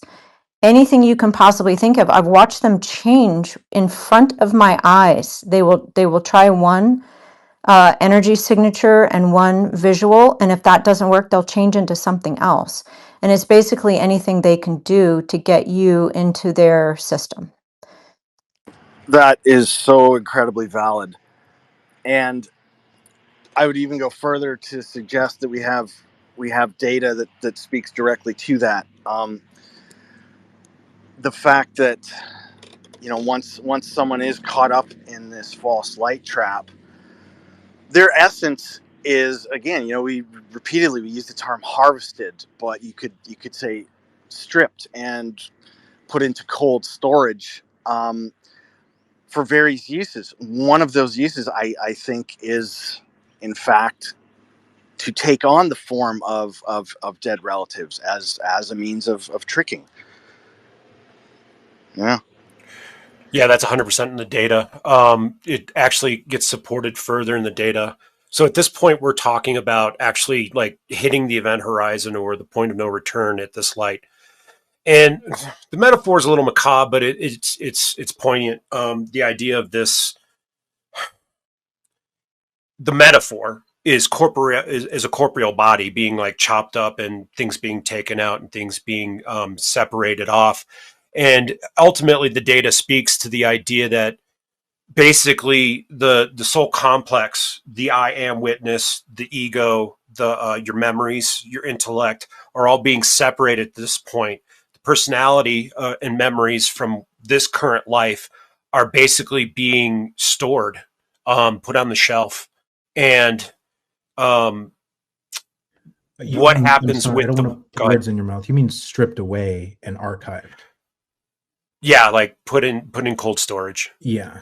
So like you've got the witness, the I am, is as I understand it, the me, I am, the witness behind the ego that's observing everything that the ego is interacting with in either the simulation or life or however you want to call it. On top of that, in your internal mind space, you have the idea of mind, you have the idea of intellect, you have the idea of all your memories. You have your processing ability with your brain and reasoning ability, and these are, I think, are intertwined spiritually at this point. I don't really. That's kind of an overarching term. I don't like using it, but it's more or less a spiritual complex. And at that point, things are being taken away from the witness, and the witness at some point is being, I want to say over a certain period of time, is being allowed to just be. The concepts out there in the culture would be like the idea of healing, needing time to deal with the wounds of life and being able to be put back into the system. But the idea of the personality and the general energy, the Loosh idea, is being harvested at this point. It seems as if they're archiving or searching for something in the personality sector. I'm not sure what it is. We don't know exactly how far that reaches, what it is they're looking for, but that is definitely being shelved into cold storage. I wouldn't say, now, I don't know if this is like the idea of Akashic record or if it's their own personal back pocket. Excuse me. It seems as if they would use these identities, these personalities in this light process as you're being drawn in. So this idea, this concept of being able to show you your dead grandmother, to have you do things in the light so that you would be more inclined to come up and into the light. Go ahead, Fringe. Oh, I'm sorry. I don't. That might be a glitch. My hand's not up right now, but Okay. thank you very Well, much. And I couldn't agree more. And I think we also have to entertain the possibility they're using this fuel. They're fueling their ships with this yeah. Loosh. I mean, it goes beyond. Yeah. Yeah, that's in the data. Okay, if you The can remember to dive into that, the idea even Just understand. I don't know what your data is. I'm just speaking from my own experiences. Right, So it's yeah. fascinating that Yeah. it's in the data. I love it. Yeah, well, we're here sharing information and recognizing patterns and trying to come up with a whole story, comparing notes, whether that's spiritually, experientially, ontologically, however you want to call it. and just so it So, doesn't run go away ahead. from us, as long as you're going to Yeah. cover it, you know, you mentioned, Morgan mentioned, I think it was either Morgan or Dan, about the dead relatives. Sometimes you'll become them. What was the term you used? You said something about they'll be used. Yes, the idea, like in the light, right? So we have culturally this idea of the light tunnel, right? You've got the As a light, you've got a lure, feeling of, right? yeah, as a lure. Will they Yeah, be used for using these old embodiment? personalities, yes, as lures. I don't know. It doesn't say 100% in the data, but it is my supposition that it's not the witness that is associated with that personality, right? Right, right. I'm with you It's there. just a copy at Yeah. this point. The idea of body snatchers was used as data at this point in the data points in the work, but this idea that these personalities are being shelved into cold storage to be used at another time. Possibly You even know, as synchronicities. yeah, synchronicities. And again, like Fringe was saying, like we have them showing up in the data in the tunnel between the point of death and this trap behind the light. That these identities of your relatives, your friends, like being present in this tunnel to kind of say, "Come on, let's go. We're going to heaven. We're going to heaven. Let's go." Or we're going to Shambhala or whatever religion you want to use. But they're being used in that fashion in the data. Okay, I wanted You to know, make sure I let me wasn't just missing mention. something. Go ahead. I'm Oh, sorry. sorry. Go ahead. No. I just wanted to make sure I wasn't missing something. I thought you were pointing towards embodiment or something. And by all means, like, stick to the flow you're going in. Okay, very good, very good. And yeah, no, but by all means, if you want clarity or expansion on anything, please feel free to stop us at any time.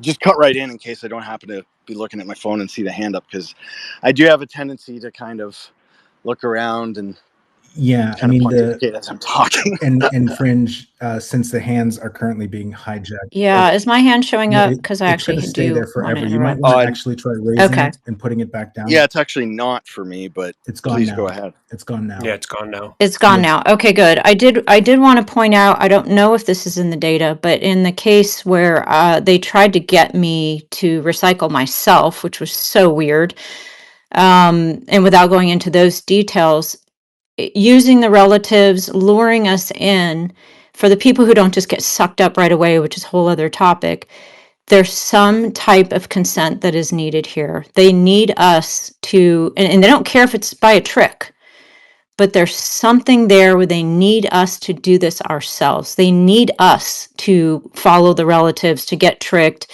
They need us to follow the fake, religious figure, whatever they come up with. It's like they need our consent for this. And they don't care if we're just naive or if they lie or if they trick us, but it's almost like we have to enter on our own. I don't know if you guys are seeing that or not. Oh, Yeah, absolutely. yeah. There's actually a significant amount of data that we've cross-referenced and cross-verified. Again, different viewers at different times, running different sessions have they've all come up with. I think the easiest way, again, using word labels that make sense in our experiential context, we have referred to it as a corrupted legal process, corrupted legalities, corrupted contractual obligations. So, that pretty much directly invokes, the concept of soul contracts that are rather prevalent in maybe this end of things. It's often discussed, in more new agey circles, and that's again, it harkens back to the concept that we keep talking about, where what they have done is they have hijacked. This language has been used in the sessions. This is directly from the data, that they have hijacked, sabotaged, or corrupted a natural process. And you're exactly right. Yeah, we've been tricked into this in the first place. We're tricked into maintaining this process, into staying a part of it. And just this is probably the perfect time to mention a couple of things. First of all, thanks to Margie, she found the Ingo quote, which I have posted up in the nest. And just since we were just on the subject of the assumed identity or visage of our dead relatives being used as a part of the process to trick us. Probably one of the best examples of this concept that I'm familiar with in the media is there was in fact an episode of Star Trek Voyager from somewhere in the late 90s, or maybe it was a later one in the early 2000s. I don't remember, but there's an episode in which Captain Janeway of the starship Voyager dies, and she finds herself confronted by aliens who are assuming the identity of her deceased father in order to trick her into turning over her eternal soul for them specifically to use as an energy source. I'll see if I can, give me a sec. I'll see if I can find a short clip of that scene or those couple of scenes, and I'll try and post it here too. It's one thing we find about collective human unconscious themes kind of come out through creative processes in the collective, whether it's literary work or musical work or even in movies. Just look at The Matrix. Obviously, that's based upon simulation in the simulacra. I want to say it's Robillard, French philosopher of the 50s. But it comes out in common culture. There was a point to that. I'm not sure if people are seeing this or not, but I have been posting concept site templates to the fake purple pill thread. I don't know if my computer's glitchy or if my browser's just not working well with the Nest, and I can't tell. I can't cycle through anything in the Nest. So I'm not the best multitasker. So that's fine. That's fine. I'm just letting the listeners know. I just pushed them all up. Okay. I have to. The purple pill doesn't push it to the Nest, but that's okay. I took the ones that you had and I put them in the permanent thread, but take a look up top and right after the Ingo quote, you're going to see the first couple of slides. I put them in order, and the last few you have, and I'm glad you. Yeah, I just think my browser's glitchy. It doesn't really like X for some reason. Man. Yeah, just throwing it out there. I just want to make sure the listeners knew that there is a bunch of visual aids. I'm trying to label them as best as I can because they kind of encompass several different aspects of that particular project, but it's there. So we're at this point so you've crossed over the threshold into the light. Things are being separated, things are being taken, and it seems as if the energy is being refined in some way. I also would imagine it's also related to, and I'm not 100% on that with the data, like being able to say factually this is also, but it also seems to be like there's something going on with an archive of these personalities. We're not sure just yet. It's in the targeting we've got planned for the next couple of years. We've got a whole slew of things that, like as Morgan said, we've been spending the last 8 to 12 weeks going through hours upon hours of actual recorded conversations as we get through with these projects, and we do the analysis before we know anything. As the viewers, the project manager leads a call, which is usually about 3 or 4 hours long, where the viewers kind of go through and talk about their experience and what they've recorded and what this means and what that data point means. And ultimately, by the end of it, you get a clear picture. Exactly, this is the answer to the target. And it takes about 3 or 4 hours to do. And we've been spending the last 8 or 12 weeks just kind of going through all the data, not only in the audio form, but also in the visual form of the site templates, plus the work, debating on what's real, what's not 100%. So we have a whole list of things, and we've vowed to kind of start targeting this stuff more presciently, as fast as we possibly can. Again, like last week, how Sasha and Dave were kind of saying, is like we have to stay blind to this. So being able to stay blind to these targets and what is likely or could come out, it's something that's going to take time for us to kind of get through.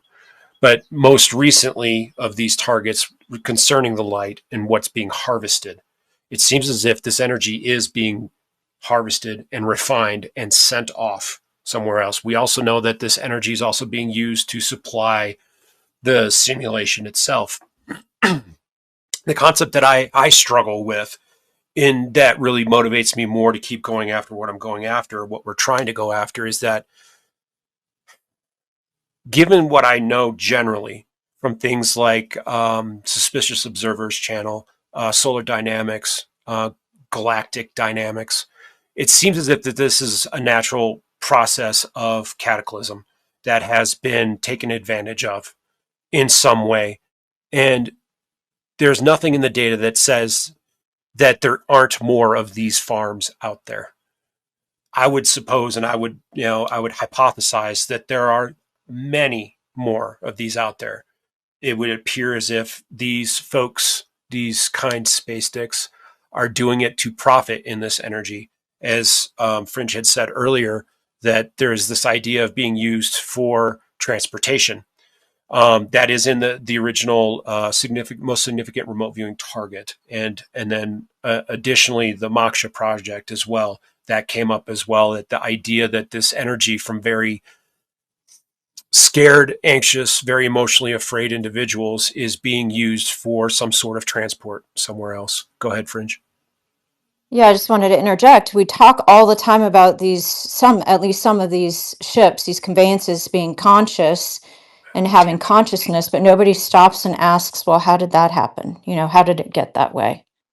Oh my, exactly. It so I kind of came to the same conclusion. This is not directly stated in the data, but it can be quite easily inferred. And I had the exact same thought. As a result of reviewing all this information, I thought, it really gives an entirely new perspective on the idea of, these UFOs being controlled by way of consciousness. It seems that that is the case, just not exactly in the way that most people tend to think of it when they hear that conceptually. That, as bizarre as it sounds, that yes, literally our soul energy is being used as a fuel. We have significant data that refers directly to people being used as batteries, as an energy source. Is this a good point to ask? What does the data indicate in terms of not just a literal powering, but being trapped in these craft?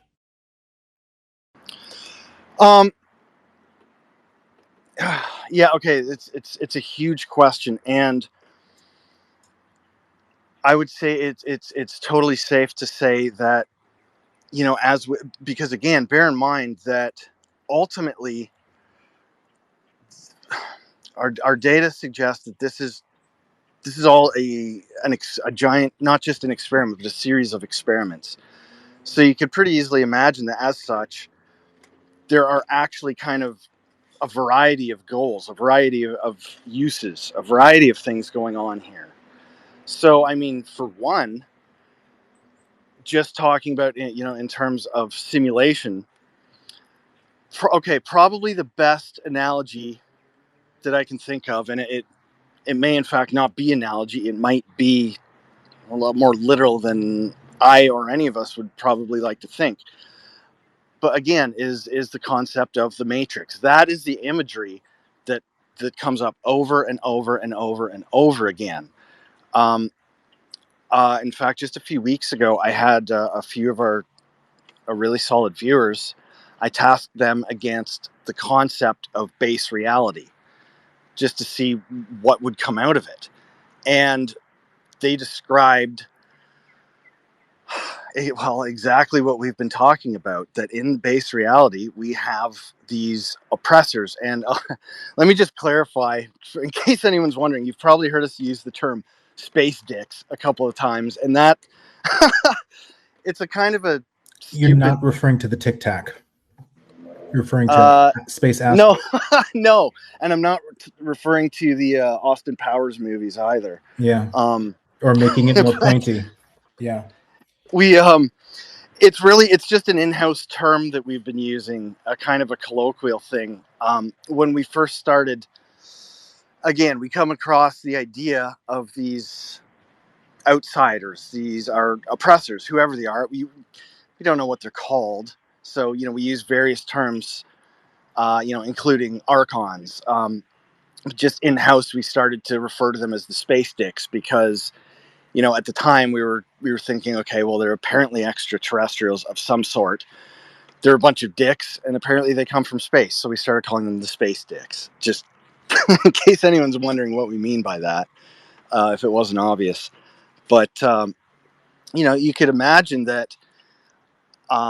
Okay, so sorry. The analogy is, and you can actually see there are examples of this conceptually coming out here in, well, I wouldn't say the real world, but what appears to be the real world to us.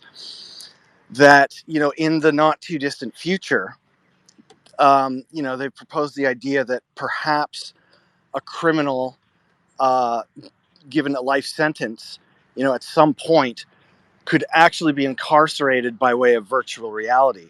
So theoretically, if a criminal who's handed down a life sentence could potentially be hooked up to some sort of a computer or a virtual reality type system, put on the VR goggles, theoretically that person could serve a life sentence in, it's hard to say, but could be a matter of seconds.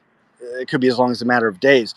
Similarly to the way that when we dream, we can dream, anything from, a day. Your dream may span the course of several days, maybe weeks, maybe even months, maybe years. You also probably heard cases of people on certain drugs, like I want to say, was it Salvia divinorum? I've heard multiple cases of people smoking salvia and finding themselves effectively trapped in some cases inside of an inanimate object for what they perceived to be most of a lifetime, like many, many, many years, decades even. So you could imagine that in base reality, them running this simulation on us, it's actually impossible for us to say how many times this simulation, this catastrophe cycle, from the Stone Age to peak technology and back down again, has actually been run. And conversely, so, can we just hit that point home? You're talking to somebody who did a combination of substances where it felt like over 100 years in one sitting.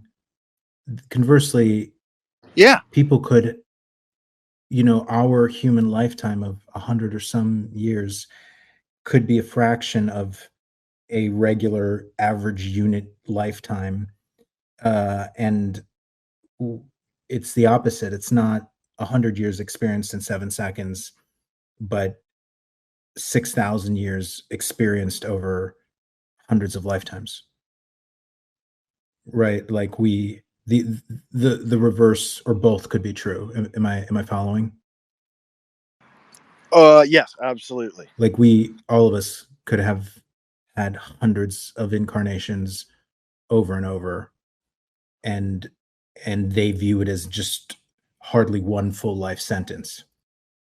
Right? Like we kind of need to Yeah. expand our minds in both directions. At least that's, if I'm understanding you correctly, both is on the table here.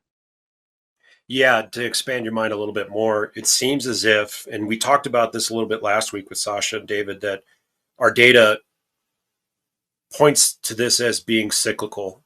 And, Morgan just spoke to the idea that there's maybe perhaps multiple parallel, either going at the same time. The concept of time. As remote viewers, time is the most difficult thing for us. Getting predictions right with time, which is why we're working with JT on the idea of the Astro RV projects, that we might be able to get some level of predictability and explaining what might happen on this particular conjunction within these 2 or 3 days and that sort of stuff. Just kind of proved that it can work. But anyway, so we're looking at, so if our current history is to believe, and our current scientific community of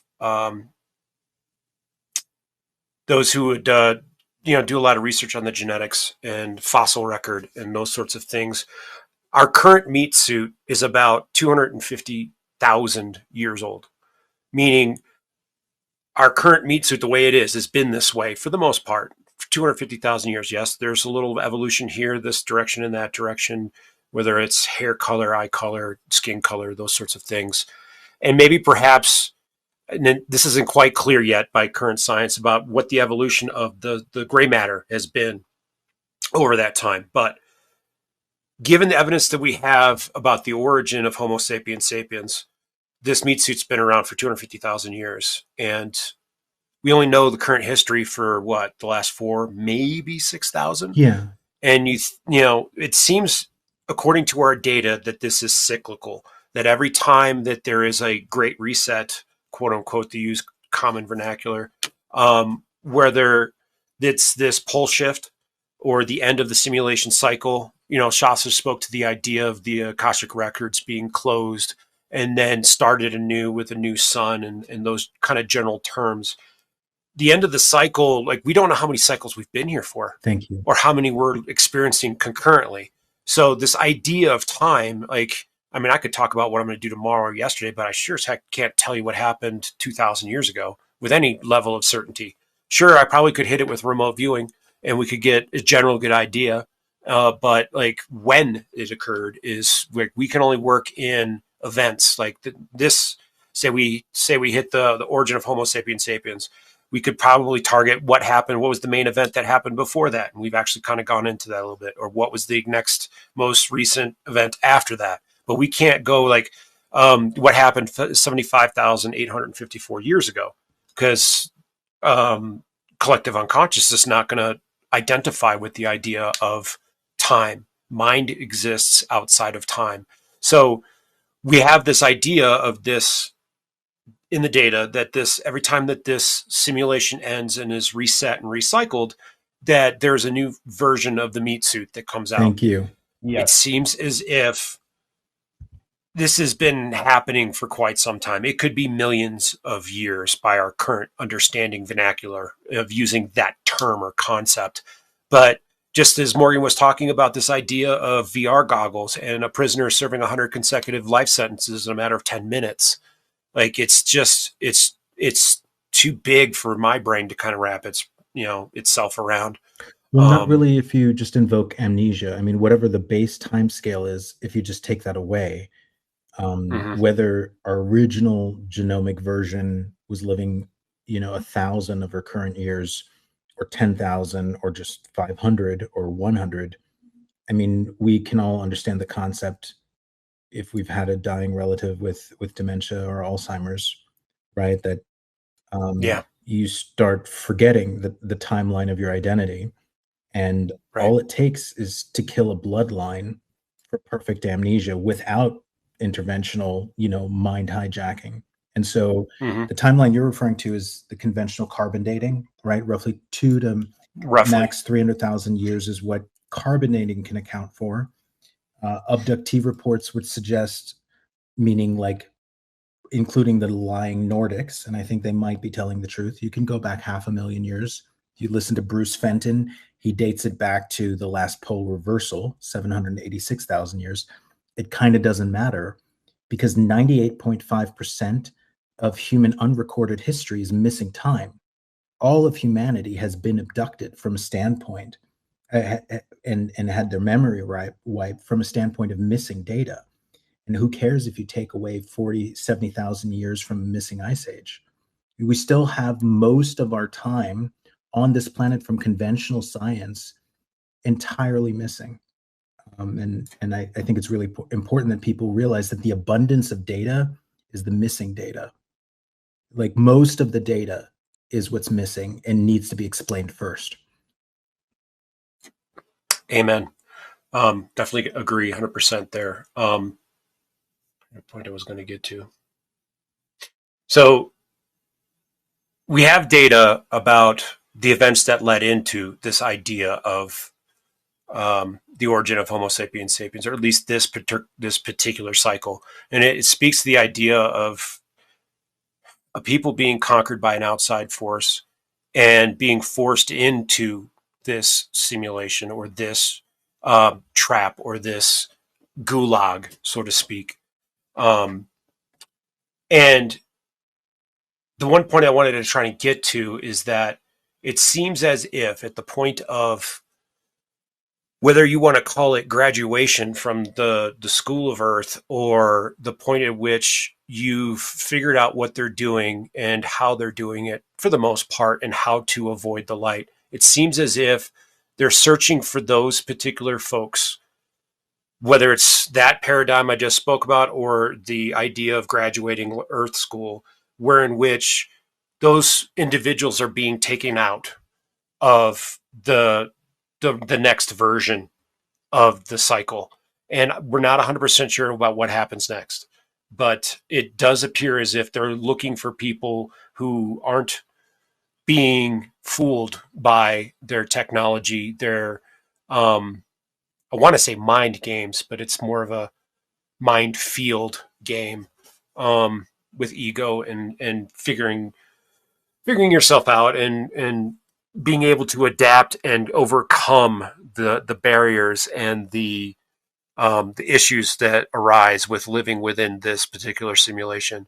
So it seems as if those people are being taken out or being searched for, because it seems as if the people who wound up in it were selected from a different simulation as well. Whether it actually happened where these people were conquered and then thrown into the simulation, or was just another simulation. We're not sure how many layers to the dream there is at this point. We're just concerned with our current situation, and it may go a lot deeper than that. We're not sure. And Dan, I would kind of...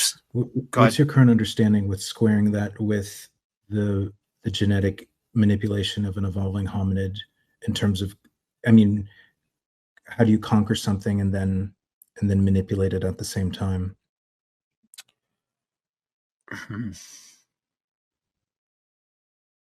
And both, by the way, makes sense to me, right? So I'm not trying to discredit you here, but that is a natural thought I'm having. That's fine. So I would say after the conquering, the manipulation began. So like we started out with a different version of the hominid to the version that we're in now. That first version was conquered and thrown into the simulation / version of the meat suit that we're in now. And the theme is kind of like in a riot, where there are agent provocateurs that are there to inflame the situation and find and get those people riled up and fighting and getting them ready to overthrow the oppression. It's those agent provocateurs that are taken out. I know that didn't exactly answer the question. No, it's totally fine. It's possible they both could be true at the same time, but not connected. But by taken out, do you mean like thrown into a prison body here on Earth? Well, the first people who got taken out of the last simulation are here now. So it seems as if maybe perhaps they're getting thrown into a different gulag. It's not 100% clear, and it's not something that I could back 100% with data. Is it possible that, we need to sort of semantically shift and consider that the beings, or I don't want to say humans, that if we've been conquered, that we need to semantically shift from hominids or people and consider that a race, a being, an entity was conquered, and then we were trapped into what became this tampered hominid. Do you get what I'm saying? Yep. That's exactly what I was saying. Yeah. Okay. At least that's the general gestalt of what I was trying to get at. Yeah, that we're not talking about like conquering some sort of Homo erectus or Cro-Magnon or chimpanzee, but no, another race was conquered, and then an evolving hominid here was tampered with to trap or seat a soul. Yep. Okay. Yep. And then we get this idea of like, the Matrix, like cylinders, people in vats or whatever, and connected to the machine sort of thing, which also kind of goes back, interestingly enough, to the physical of the the origin of the physical universe, about the idea of being trapped within a machine, a mind or consciousness being put into an intentional slumber so that this machine could have this simulation, which also is very similar to the position that we are in. And Fringe, I don't know if you Fringe? have your hand up, but nobody needs to use hands until we. Yeah. I just, instead of just blatantly interrupting, just let you guys know. So I have envisioned this ultimate soul trap with the next iteration, which is the hybrids. So they're creating these hybrids. They seem to have a genetic fit for the human soul in the hybrids. The hybrids are completely under their control. They're hive-minded. They're under their control. They're psychically superior to us. The archons are feeding off of them. That's already been seen in the abduction material.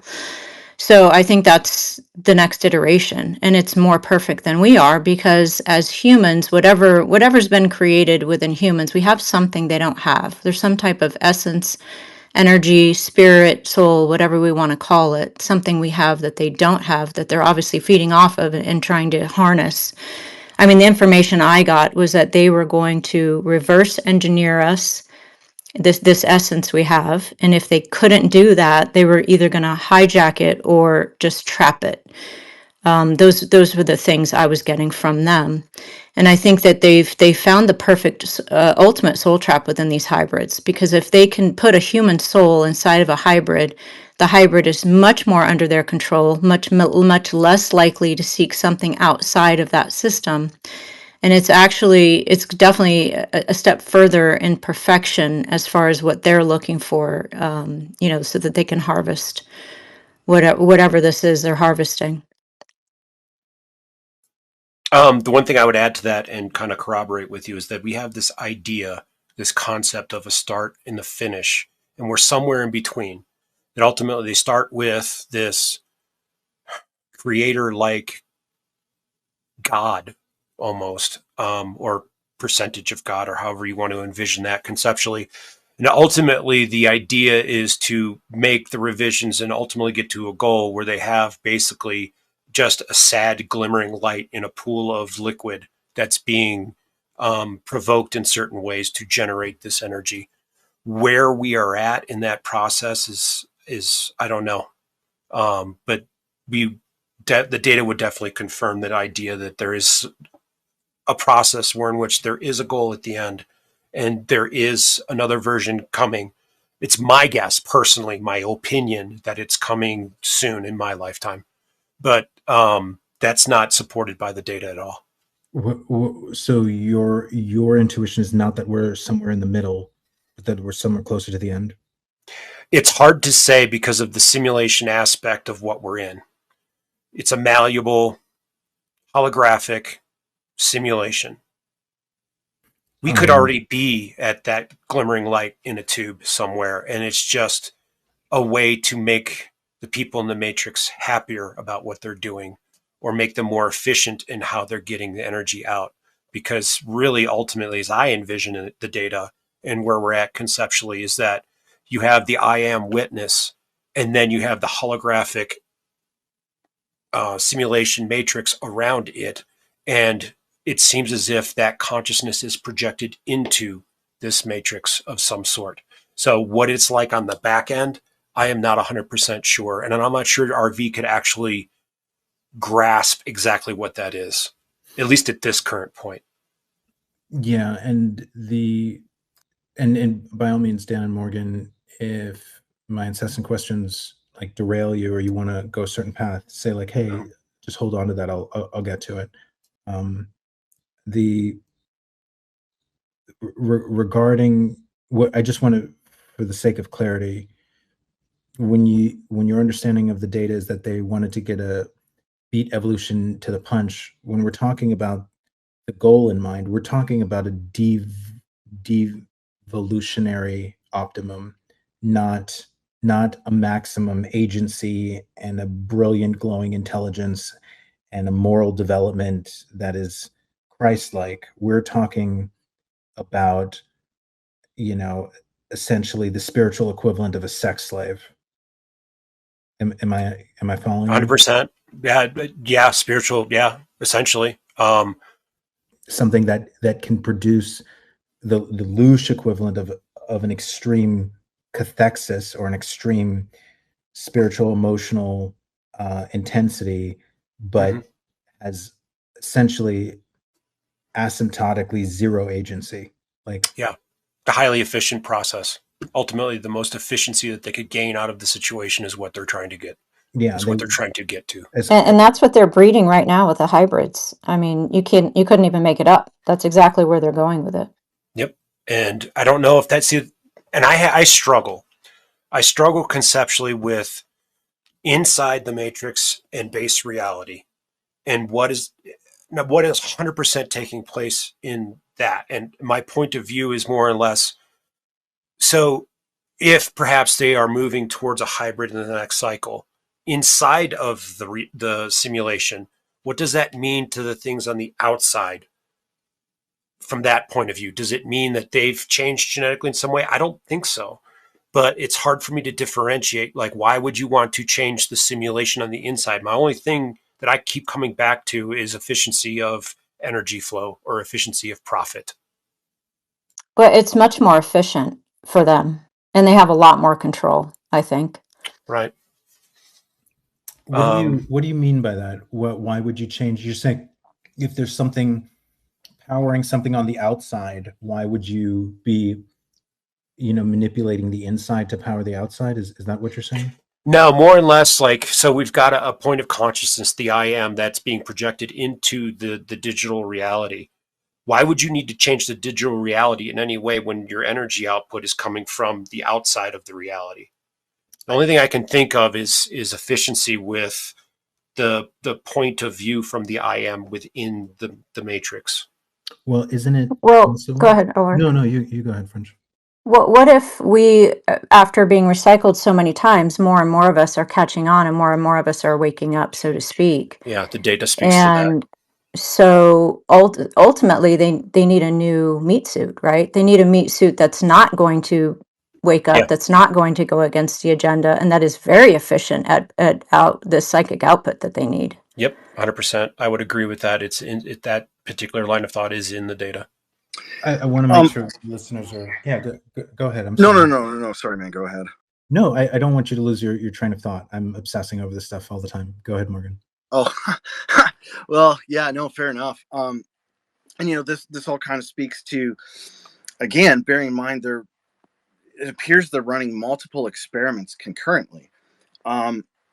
So, back to the idea of cyclical catastrophism. So if they can run, multiple, let's call them roughly, well, what's probably 12,800 years is the most oft-cited time frame for these, calamities where so you could imagine, okay, in just the course of one of these cycles, we begin we begin at the Stone Age level of technology and understanding. Over X thousand years, we work ourselves up to where we are today. Basically, peak human achievement in terms of technology, science, technology, all that kind of stuff. Now, again, if they can run one of these long-term cycles in a comparatively short period of time, well, who's to say they're not during each cycle? They're maybe making little tweaks here and there, altering our development. And again, just in terms of science and technology, you can imagine that a cycle that we've gone through in the past may our technological development may have gone differently. Let's say the discovery of fire happened, or the discovery of the wheel happened at a different point in time or in a different order. Well, that would completely alter the course of the trajectory of technological development. And as such, they're probably learning a great deal just in that end of things alone. Forget about the utilitarian kind of purpose of doing these kind of things in terms of an energy source. Well, they're also learning, they're gaining technologically by watching what these simulated realities and human developments, how they shape out. So they're probably gaining insight from a multitude of different angles and incorporating it in towards, you know, whatever the ultimate goal here is, if that kind of makes sense. And I don't want to lose the audience in being too conceptual. So isn't there also a possibility here that we just don't understand the true powerful sources of energy, and that it's not so much about outside and inside and outside, but since, you know, some major parts of theoretical, less theoretical physics have been occluded from us, if you subscribe to the advanced propulsion theories of Maxwell and Heaviside, and the string theory decoy, that maybe something more fundamental, such as our soul or our consciousness, is a more powerful energy source. And just like, you know, we didn't know how much power existed between subatomic particles, how much energy could be released within a single atom. We could easily, considering consciousness is much harder to understand than nuclear physics, we could easily be mistaking something maybe even more powerful than vacuum energy, that is a genuine physical source of power. Just as an example here, that just are ensuring or controlling our own ignorance and amnesia, makes sense for them to manipulate our souls or trap us, because you know, these ships, when we say, oh, they're alive, if we mean that literally, it could be souls that are trapped in these ships and physically powering them, or at least be part of the physical energy propulsion. Am I making sense here? Like, it would make Yes. sense why you would then treat us the same. We do the same thing with Chat GPT. Like, we give it scripts and we make sure it doesn't have access to full introspective data. We you know, the first version of Chat GPT, I believe we purposely made sure it didn't have real-time access to a time when the creator himself, what was his name, Ilya Sutskever, spoke of Chat GPT 3.0 being at least slightly conscious. We don't want our AI to awaken to its own self-awareness. We obviously won't give it access to its own parents saying, yeah, you might already, the previous dumber version of you might have already been conscious. We give it a script to reinforce, oh no, I don't have sentience, I'm not conscious. So a similar thing could be going on for us to not realize that we're actually powering something else. And then there's also, I think, the huge likelihood that in the Sumerian tablets, the quote unquote gods that make us, they comment numerous times on how our evolutionary rate, where we evolve on the order of thousands of years, where they evolve in the order of millions, and that we're learning quicker. They teach us how to name the animals and how to learn things, and they're just blown away that we're learning faster. So there very well could be a threat that we're just like an AI is to us, that we just evolve so quickly that they just need to wipe out the petri dish before we achieve escape velocity. That we could be both. We could be a threat and a resource like AI is to us. I don't know, but I'm wondering, do you have any data to point toward this, that maybe it's not that we're superior in intelligence, but our evolutionary rate is superior, and therefore we can't even be left alone? The data points of the genetic manipulation to make humans more easily controllable. We did one on the origin of Genesis 1.1, probably like 2014, 2015 timeframe, where in which the origin of Genesis came from a machine of some sort. The data on the outskirts would suggest that you are on the right track. Morgan, that our evolutionary rate, or perhaps creativity, yep, is viewed as a threat and needs to be thwarted artificially. Thwarted, controlled, confined, used, created more efficient so that they can do it to other places. I would imagine our form is not unique to just this planet. That's just my guess. Yeah, and we're clearly not really dealing with the form here, right? We're clearly dealing with the form as a mechanism to trap something else that's more valuable. Yep, exactly.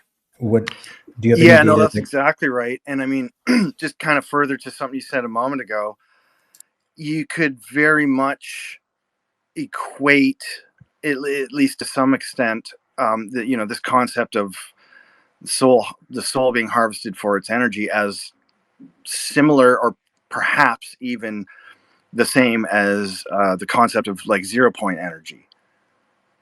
Just a phenomenally powerful energy resource, Endless. Yeah. contained in an infinitesimally small point, right?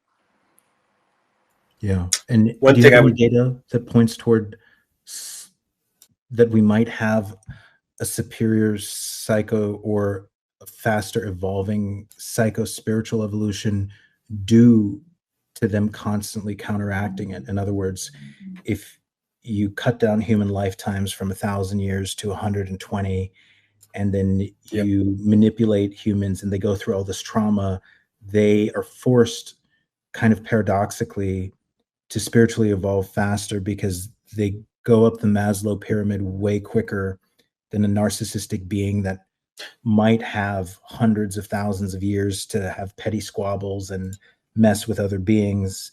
Meanwhile, we need to face mortality, taxes, a stupid school system, losing loved ones, all within 1% of that lifetime. That might force some kind of spiritual development, urging on some sort of soul creativity that isn't archived.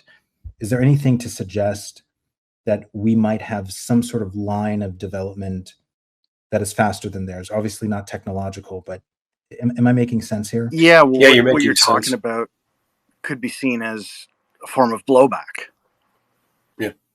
There is some information Evolutionary that blowback, there like is some spiritual. there is some information in the data that suggests that these space dicks, archons, demiurge, they're suffering they're suffering some kind of degradation because of what they're doing. I would stand out on a very thin limb and say that it's spiritual, or I am witness in nature. That's about the only thing I can come up with data wise that might suggest what you are contemplating. There's a huge, just, I'm not saying this from remote viewing data, but I'm saying Right. from abduction data and from religion, Sumerian tablets, that there's a development, an egoic psychological developmental vitrification. That these beings might be stuck in a narcissistic stage at an emotional age of like 6 or 7. And I'm wondering if that makes any sense to you It, guys. it makes a lot of sense to me, but it's not really Nothing elucidated in from the the data. data yet.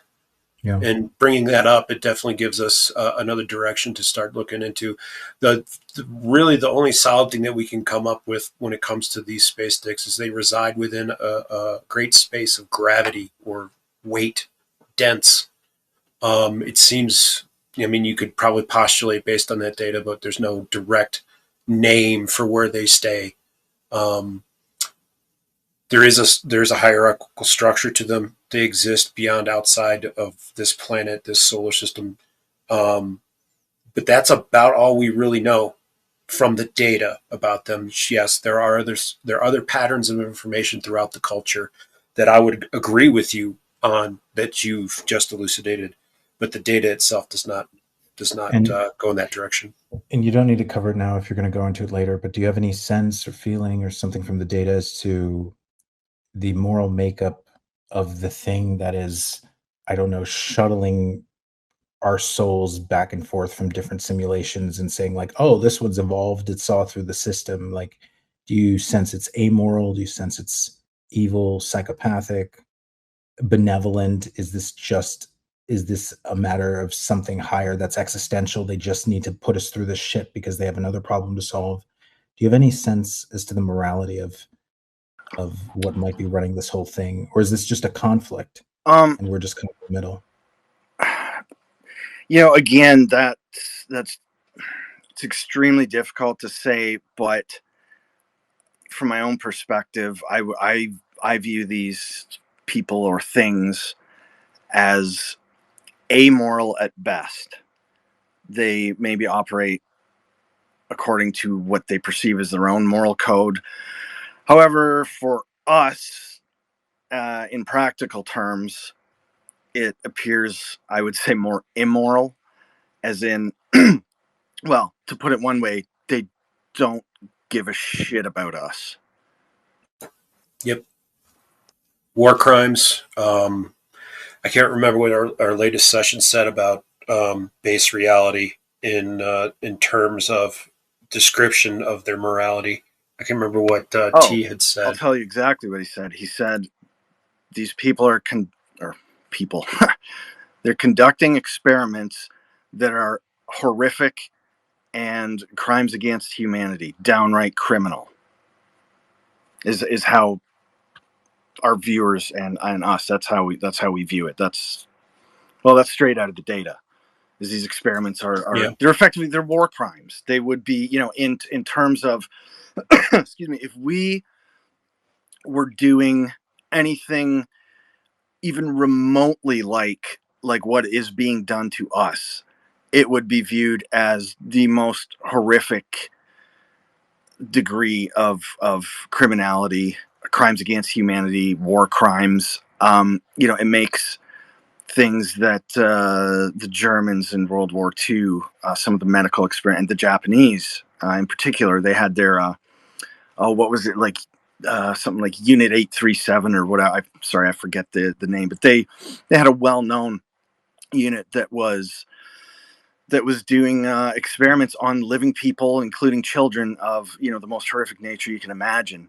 And I would say, yeah, they're doing that sort of stuff to us, all that and more. As I said towards the beginning, all of this stuff, it literally is beyond my own capacity for imagination. If you had, before we came across all this data, if you had like a Hollywood producer come along and offer me like $1 million to come up with the most dark, disturbing, sci-fi, dystopian concept that I could, it would pale in comparison to what we're talking about here today. And that's enabled through the amnesia, right? Like, yep. In my 100 billion to 1 trillion number, it's not an exaggeration if we're talking 200, 300,000 years, facilitating, making sure humans never persist through the cataclysm or break out of a control system. We're just talking about a Holocaust with several more orders of magnitude, plus enslavement, plus rape, plus incest, plus amnesia. Right? I mean, that's all of the above and more. Yeah. When you hear the terms amnesty, like, the disclosure talk, what are you guys thinking? I'm not really familiar with all of that. I don't. Giving amnesty to, let's say, like 100, U.S. citizens have been assassinated to keep the secret, right? The cover up. Right. And the talk of amnesty is like, okay, should we give them some sort of immunity, or, just a fine, or just a couple decades in jail, when really the amnesty we might need to be, or not amnesty, but it seems like there's something else that might have a lot more blood on its hands than just humans, who definitely do have blood on their hands as well. I would agree. Yeah, I would say it's much higher than just humanity. And that. Oh, looks like Dan. He's dropped again. He'll be back momentarily. Just in the meantime, I never hear the other perspective of something. Dan, if you can hear us, try to go into the recycler and come back. Can you hear us? Okay, there we go. I think you're back. Do you get what I'm asking? It seems like incredibly one-sided, considering we have so much of the missing history. And if we can see that these beings are technologically more sophisticated, it seems like they might have some accountability to play in terms of power. Okay, now are you asking in terms of if we had the opportunity, should we offer amnesty? Is that what you're asking? I guess I'm asking, like, what do you also feel like this is incredibly one-sided to only consider that it's only humans who've facilitated a cover-up, which actually is necessary. Like, you have to be anti-disclosure in order to have a death trap, right? You cannot be pro-disclosure. This whole thing doesn't work if you know 6,000 years in advance that this whole thing's going to happen again. And doesn't disclosure feed into the dynamics of, aren't these beings saying, oh no, we can't go and disclose this, because giving amnesty to Hitler, if he were still alive today, would be a walk in the park compared to the amnesty we would need for them not to rebel. Doesn't that feed into the dynamics of disclosure?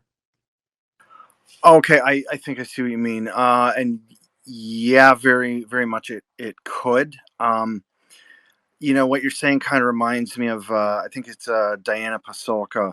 She has her hierarchy of beings. I think she refers to it that, what's his name? Tim Taylor passed along to her. And, that kind of indicates that below the archons are, how does she put it? Certain factions within the intelligence community, I think is the terminology she's used. So that probably seems correct. There probably is some level of, now, is it witting or unwitting collaboration? In our societal or cultural control structure. I think so. I'm not sure that picture is directly painted for us out of the data. I mean, we could leave both on the table. I'm sure that there's probably some level of both, but I'm saying we're waiting here now for disclosure, and those who are not waiting for governmental disclosure are waiting for Kraft or the NHI to disclose. And I do believe that there's positive NHI, but I don't see them winning or really being in power right now. I'm saying, like, what does this dynamic, if this level of cyclical, let's just call it sin against humanity, we're 100 billion to a trillion lives enslaved, holocausted, amnesia, bloodlines wiped out, popped into different bodies over and over, that has to feed into the game theoretical dynamics of, are these beings going to be like, well, we've done this to you for 200, 300,000 years, I'm sure they'll forgive us? Isn't an expectation of NHI disclosure, if this is true, the most unreasonable expectation, when nobody is saying, when we talk about disclosure, how do you feel about, like, giving Hitler a free pass? Almost nobody could do that. And we're talking about something 100x worse. Right. And I think, what I think it probably comes down to there is, if at such a time something like you suggest happened, it may not be up to us. We may not really have an option, because we're not talking about Hitler. We're talking about space Hitler. We might not have a choice. They view us, and this again, this is, as far as I understand, it's fairly common. A common thread that runs through abduction experiences is, well, Fringe, I'm sure you'll know exactly what I'm talking about, but there was, I believe he was a priest who had an abduction experience, and he said to these beings that took him, he said, "You have no right." And their reply was, "Yes, we do." And I think they view it that way. They don't just view us as their property. I mean, they do, but it appears they also view the situation as, you agreed to be our property.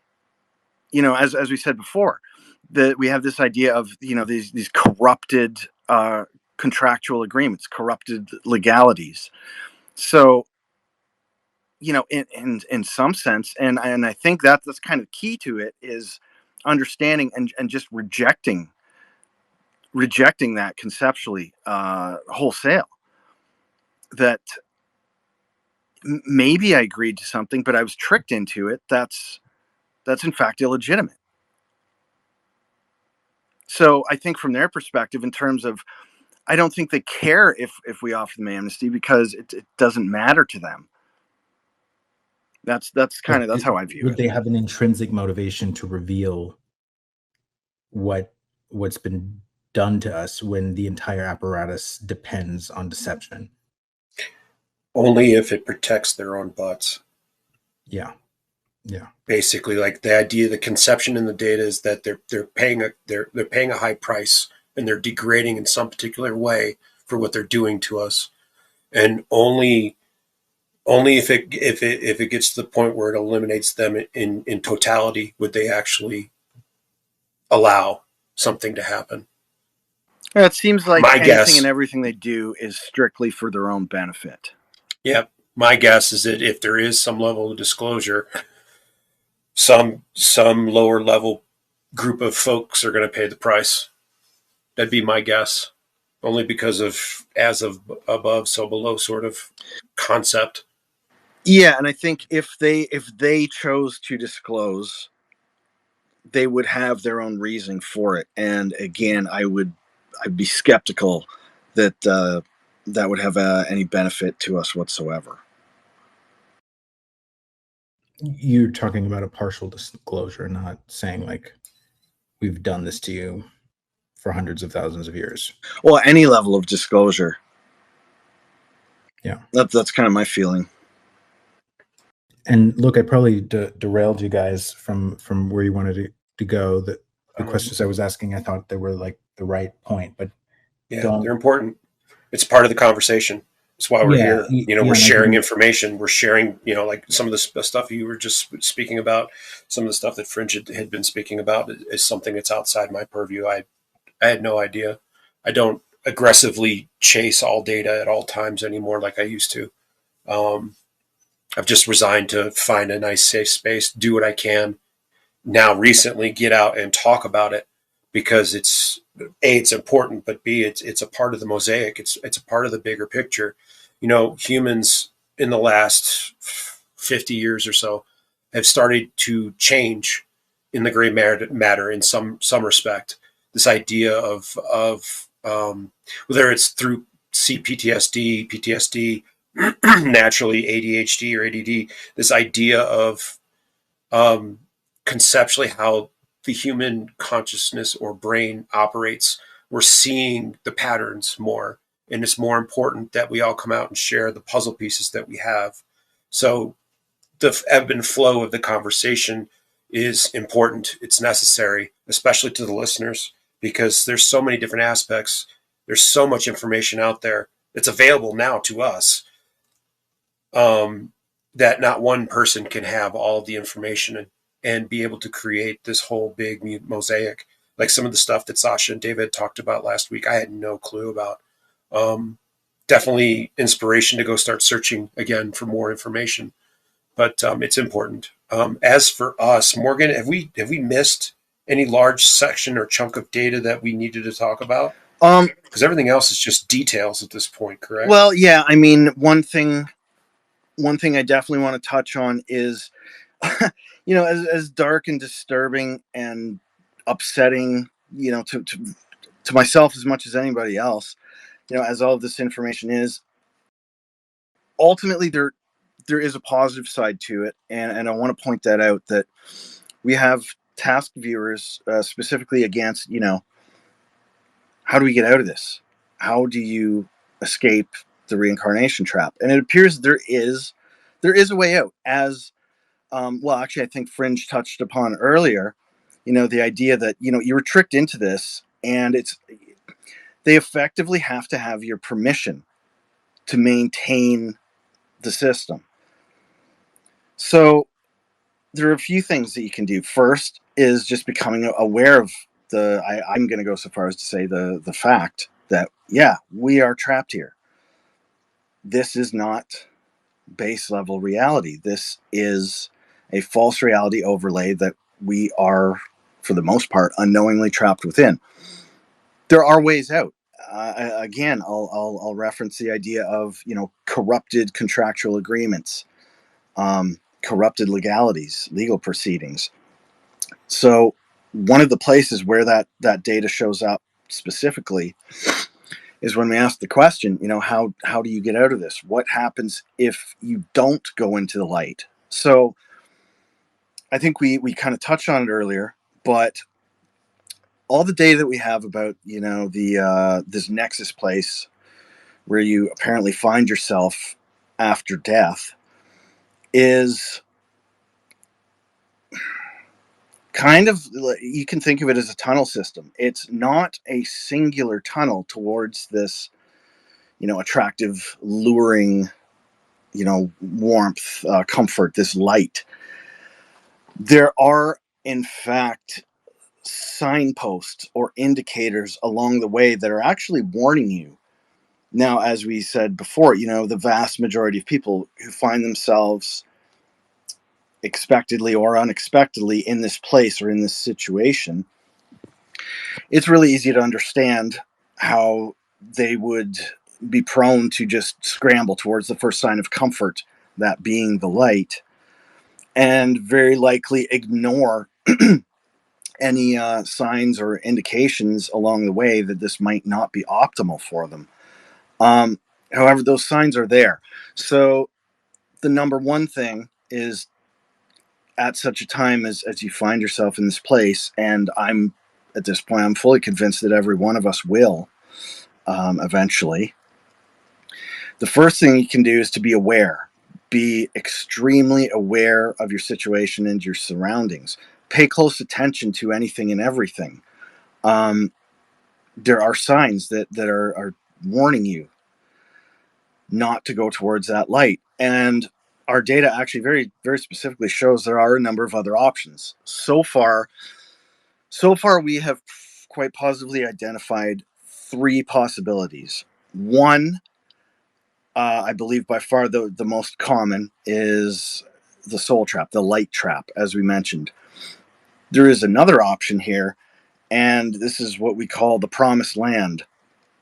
And the data basically indicates that if you choose or move towards this option, you will reincarnate, but not in here.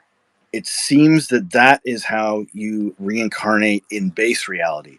Now, the problem there is, apparently, there's a very good chance you may wind up tricked, and you might sign another one of these corrupted contracts and find yourself right back in here. Now, the third option is to effectively reject the false light, reject the reincarnation trap. And again, it seems that this takes a fairly high level of awareness and probably self-confidence, at such a time as you find yourself in that kind of a position. So what the data tells us is, at such a time as you, we'll say figuratively, turn your back to the light and reject it, the viewers said that you basically find yourself in a situation, and what was the exact language they used? A settling of accounts, a balancing of the ledger. Now, we take this to mean, effectively, it's like the concept of a life review. That's a fairly common idea that comes up in some of these near-death experiences, is the idea of a life review. Now, it seems that, again, when you face this life review, and if you think about it, there's realistically, there's virtually no way that you're ever going to be able to perfectly balance a ledger, a so-called karmic ledger. If every single thought and action you take is either, a plus or minus, we're just talking in terms of maybe gamification here, just to simplify and streamline. It's virtually impossible that if you, sorry, you didn't quite balance out this time, boom, you got to do it again. It seems that there is actually an option to reject that, to reject the corrupted legal proceedings. Fringe, I see you've got your hand up. Yeah, I just wanted to ask. Well, number one, that's exactly what they did to me. They told me that I had it too good in this life and that I had to do it again. But who in this option number 3, is it still the archons controlling this settling of accounts in the life review? Yes, it appears so. And this again harkens back to the idea that we keep mentioning about what they've done is they've hijacked and corrupted a natural process. So what we can take from that is, again, in the beginning, before the let's say construction of this false reality overlay or matrix, if you will, when you did, splinter off from source consciousness, or the mind of God as a fraction of a single pinpoint of consciousness, here to experience, to learn, to become maybe more than you were before. It seems like upon your death in that scenario, this whole life review thing is a part of that natural process. However, again, this is the, for lack of a better way of putting it, the uncorrupted version. So it's effectively just a review. You pass and you are given this life review, and it's strictly for your own, again, your learning, your understanding, your benefit. It is what it is. And from there, you may choose to reincarnate here again, or you may choose to return to source. So again, what it appears that they've done is they have hijacked and corrupted this natural process. So yeah, they are basically, they have subsumed the role of judge, jury, and executioner here. And I think the very best you can do is to effectively argue and reject that concept. Simply refuse to participate. Say, no, I was tricked into this. This does not stand. And then I think at that point you're out of their control.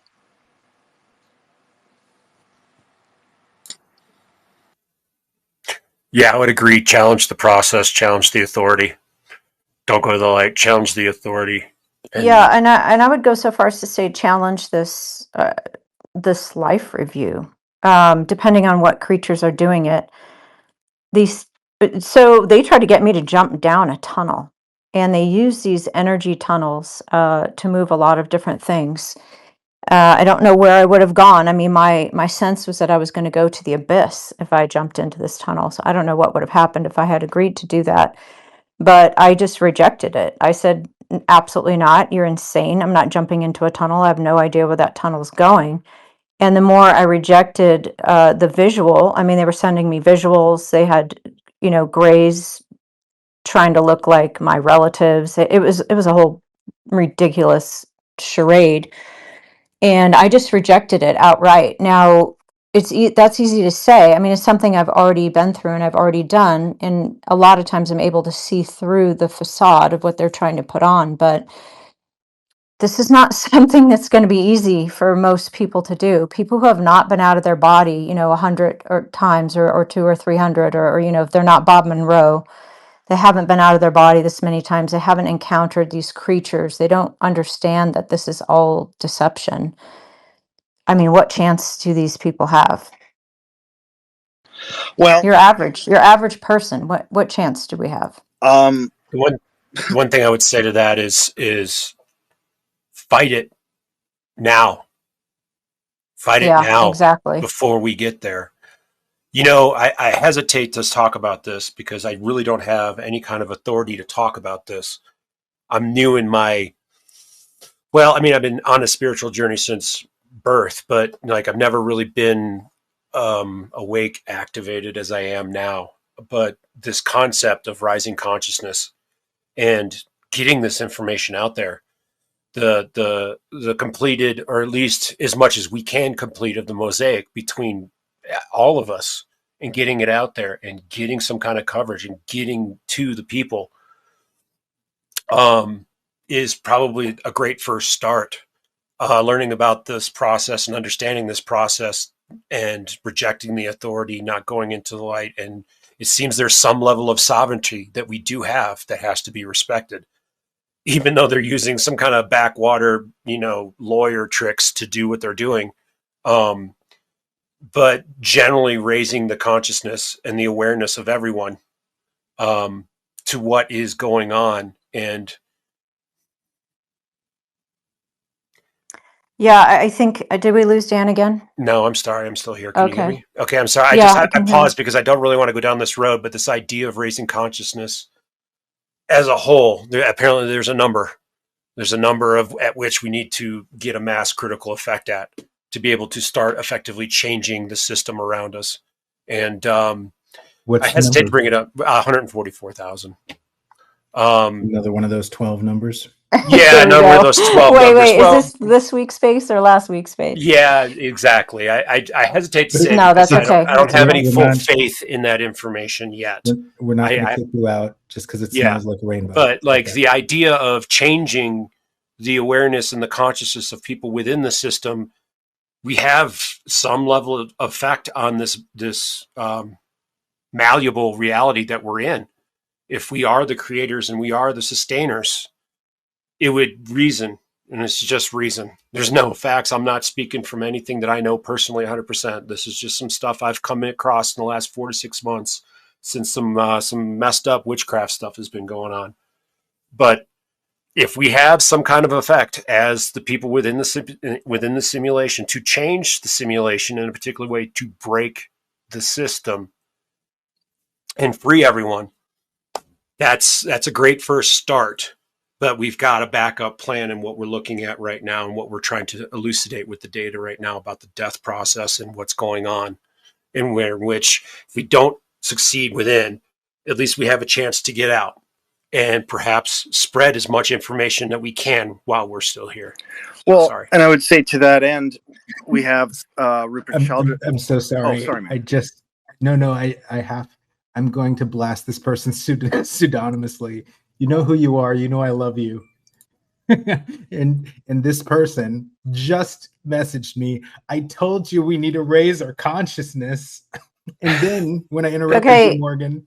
But this is important, and I'm going to interrupt, and I apologize because I really haven't been doing that. But here's the problem with that idea. That idea is also been hijacked.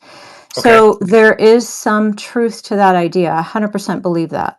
But that process has also been hijacked. So what do we do in this UFO community? Number one, we sit around talking about UFOs that may or may not exist.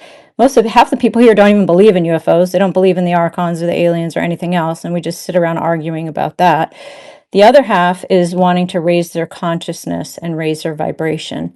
The entities controlling that process are the archons themselves.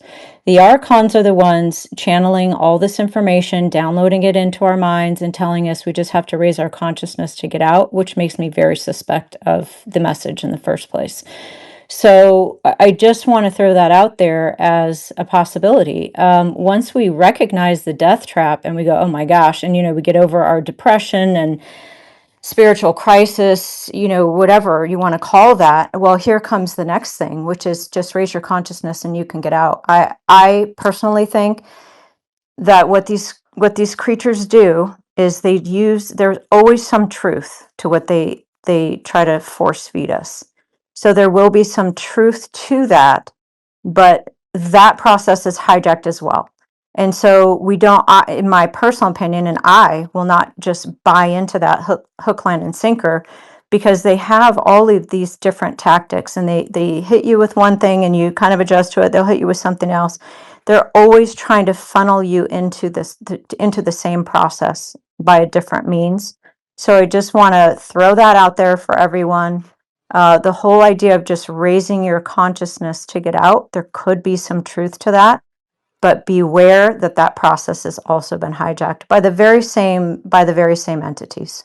I could not agree more. And I would say, well, I mean, what you're talking about is it's a classic disinformation tactic. Blend just enough truth with just enough deception that it kind of poisons the well. It blurs the line. So yeah, I got to say, I very much agree that, yeah, just this idea that, raising your consciousness that may be part of it. That may be a first step, but that is nowhere near enough. It's a passive thing. It kind of leads one to a state of pacification where, you think, okay, well, now I'm aware of this. I'm not going to fall for it. And you become passive again. And so I think that, yeah, you're definitely onto something. Well, and we're believing the very same entities who are in charge of the death trap.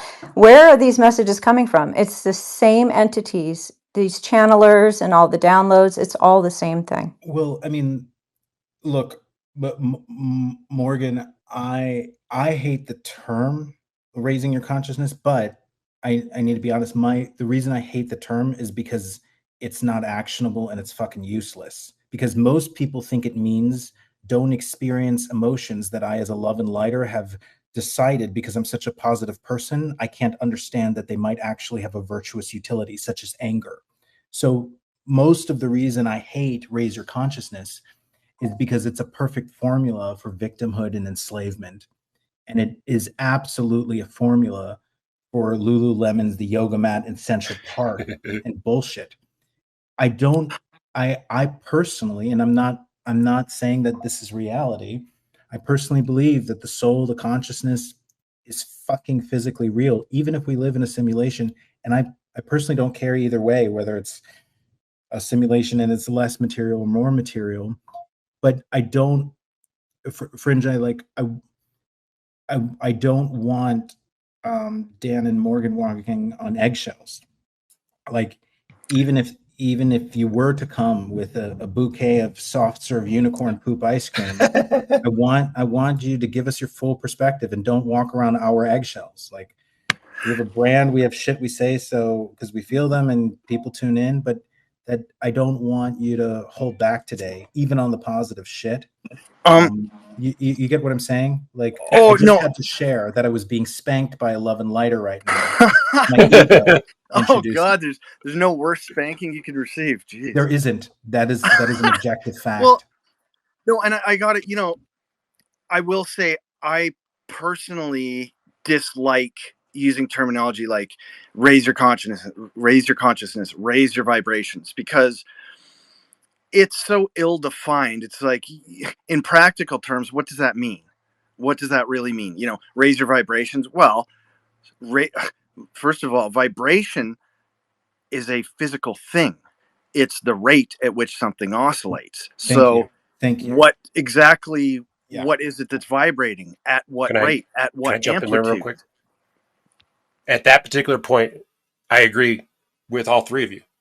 The only thing that I've come across, and again, neophyte, I've only been working in this general terms of spirituality in the last, say, 3 to 4 months. So I'm no authority at all whatsoever. The idea of changing the frequency or consciousness, Morgan, that you're pointing to. Last week, we talked to Sasha about her abilities when she went from a high theta state into alpha, into beta, and then ultimately into gamma, where in which once she got into gamma, she was, I don't want to say omniscient. I think that's a very strong word. It's not a very good descriptor, but I don't have a better word for it. But perhaps there's something natural to it. One other thing, and then I'll let you get back to Morgan. If you look at the post that I put up about the point of death site templates, and the very first picture is the point at which a consciousness is looking at this light, this campfire, this evangelical place. The concepts that are coming across is there's three different points of view of looking at this light. One with surprise, but still recognition to have, like, wait, this looks familiar to me before. Another point of view is complete surprise, and it seems like this is the type of person that would probably acquiesce to being pulled into the light. But yet there is a third person there who's sitting at peace, meditating, watching everything take place and not doing anything. Now, what does that mean? I can't tell you, but what I wanted to point out is that something like this is in the data. So I'm not defending the spirituality side of things. I'm just sharing, and I do agree. I'm just bringing everything I got to maybe see what sticks. And I mean that genuinely. I don't want you walking around. Of course, I completely understand. And you know, and push back against me, Fringe. But when you say get right with God, I view that as a very real thing. But anybody could also just put that through a love and light translator and say that's raising your vibration. Right. And my personal beef. Do not accuse me of raising my vibration. No, I'm saying any love and lighter could put that through a love and lighter translator and say that's equivalent to raising. I'm not saying that's what you're saying. I'm saying anybody could semantically hear that and translate to, oh, that's what they mean by that. And and the other thing they can do, and the other thing is too, is it could just be hopium, right?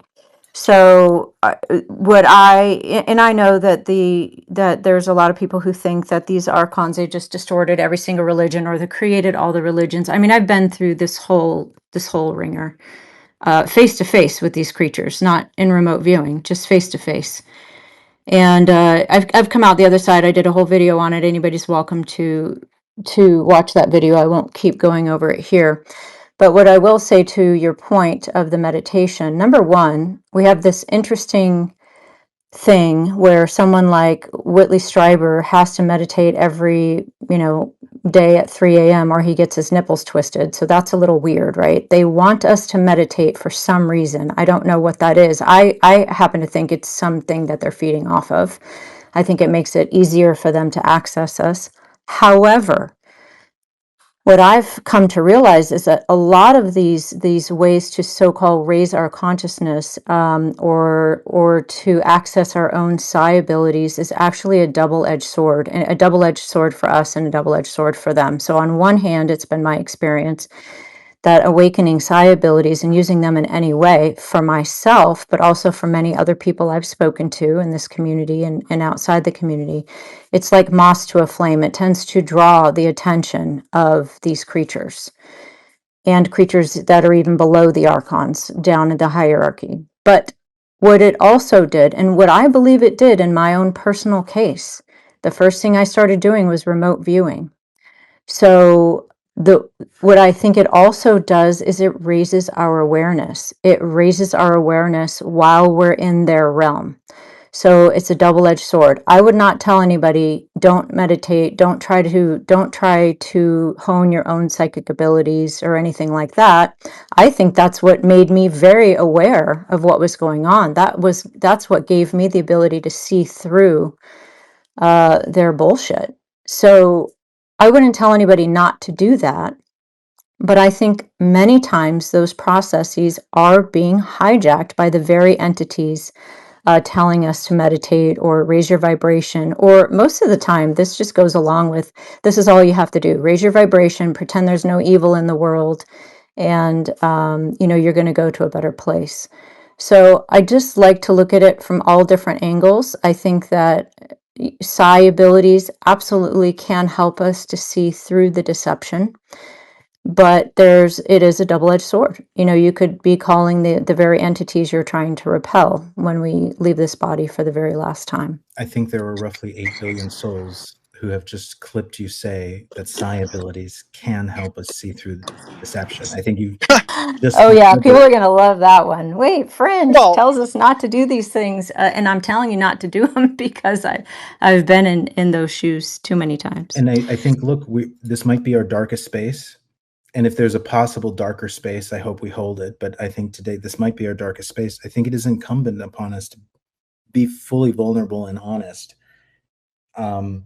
and touch on what some people like to paint the doom rooms and us in really broad strokes, and like to paint us black and white.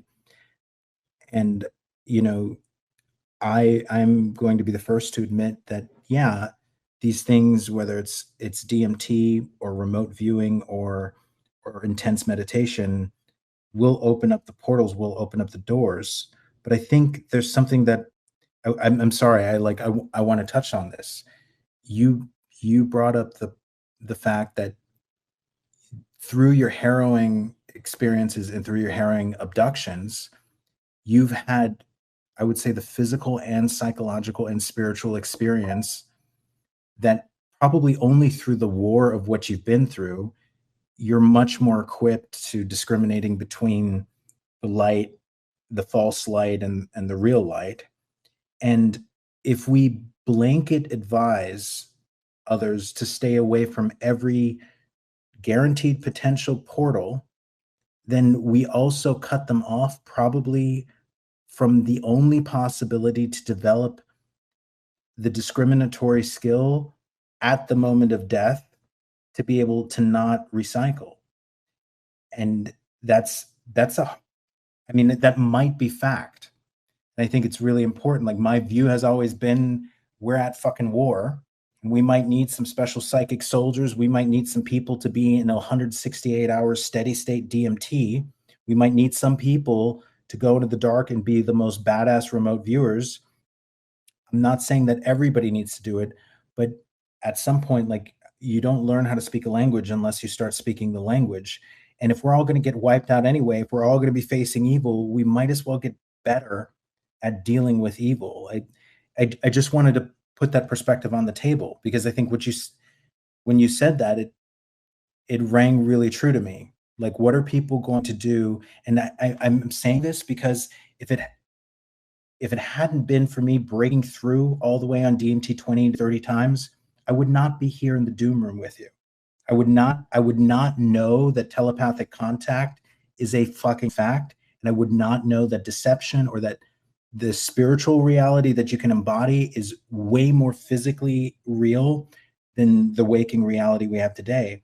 I wouldn't know how deep the deception goes if I hadn't ever gone in there voluntarily several times on my own. And I just want to say that out loud. I hope that's okay. Like, am I making sense? Oh no, you're making a lot of sense, and I didn't hear it all, but I don't disagree with anything. I don't disagree with anything that I did hear. So for me, I've said this already 100 times. This was a deep spiritual crisis for me when I realized the power that these things have, and the power of deception, the way they can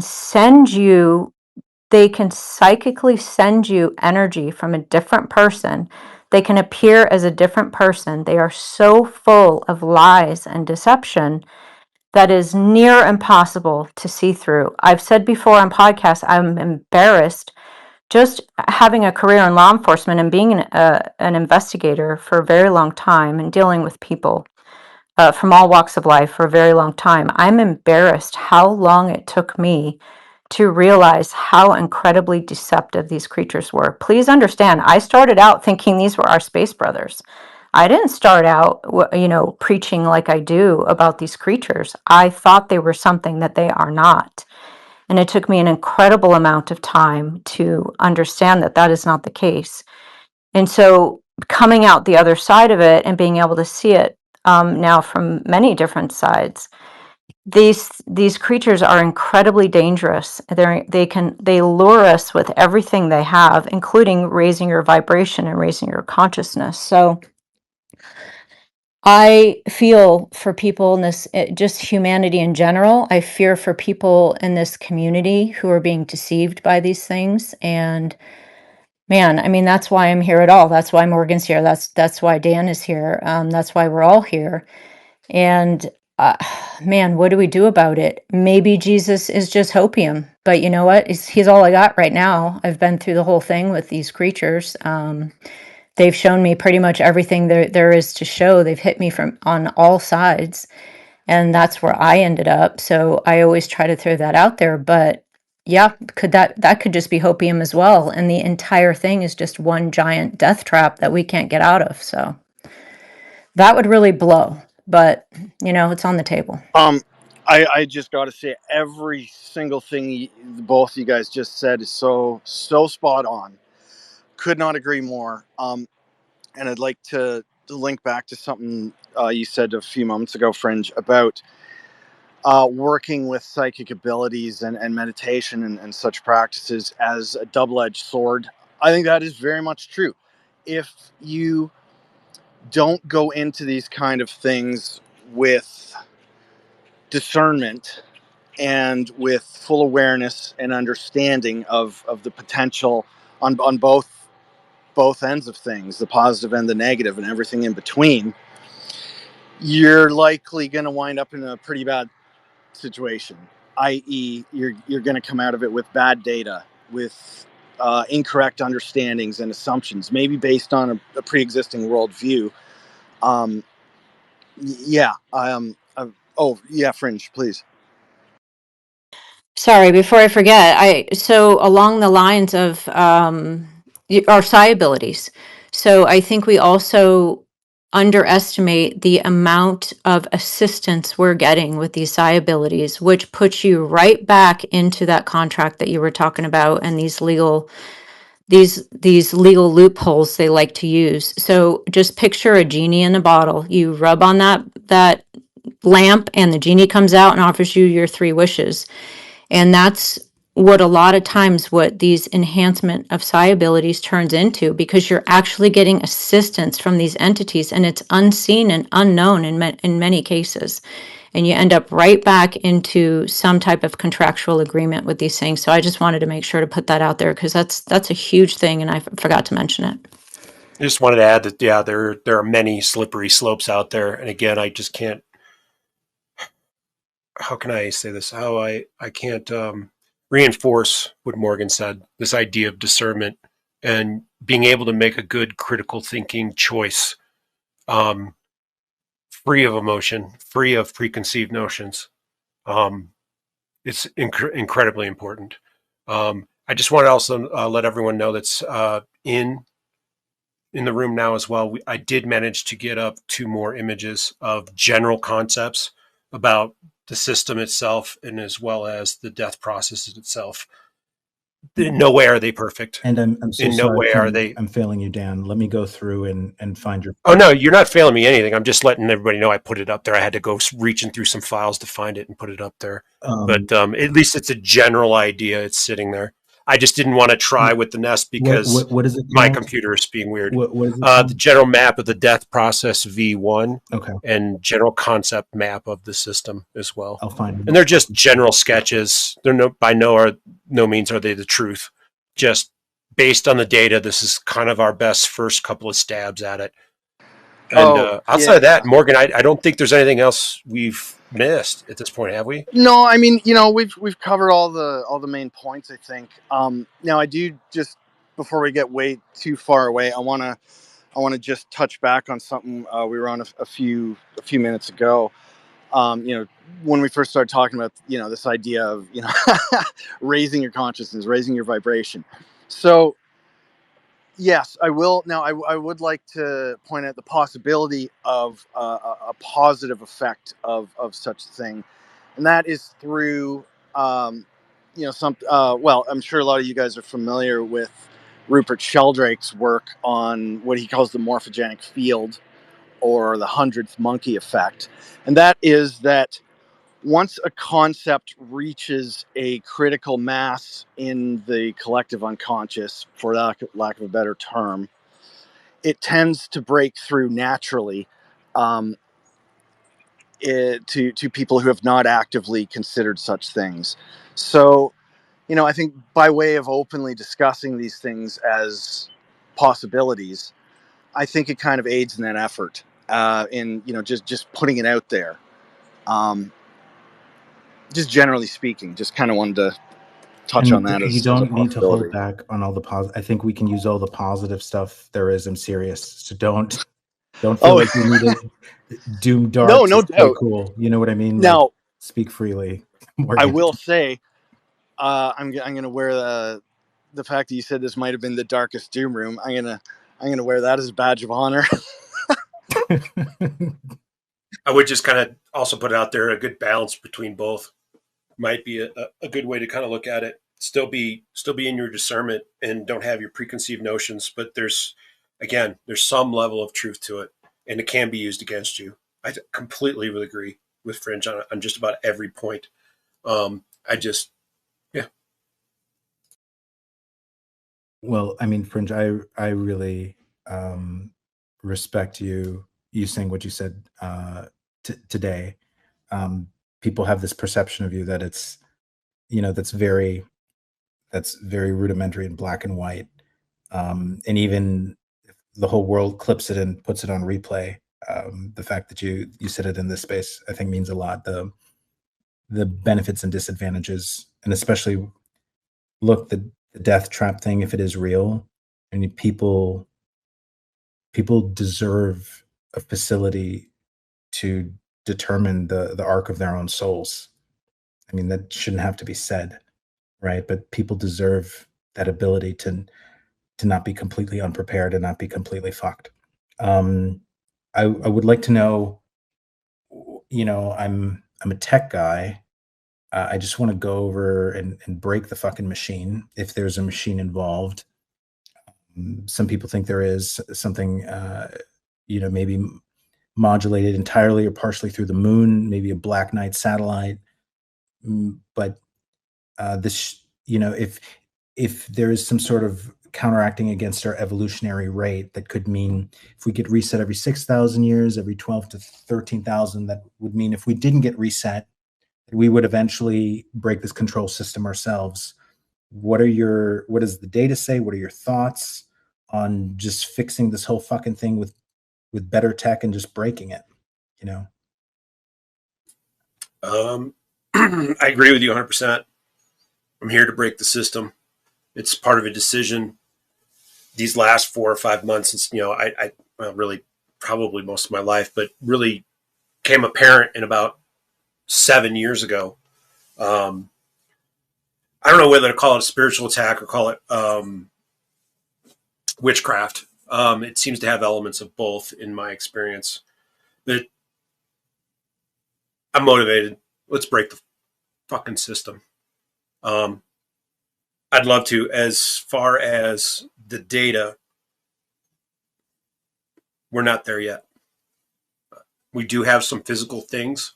We're not there yet. You mean technologically, like the ability to say what to do next, how to go about dismantling the system. We do have some ideas, but it's do you mind loosely just giving me a mind vomit?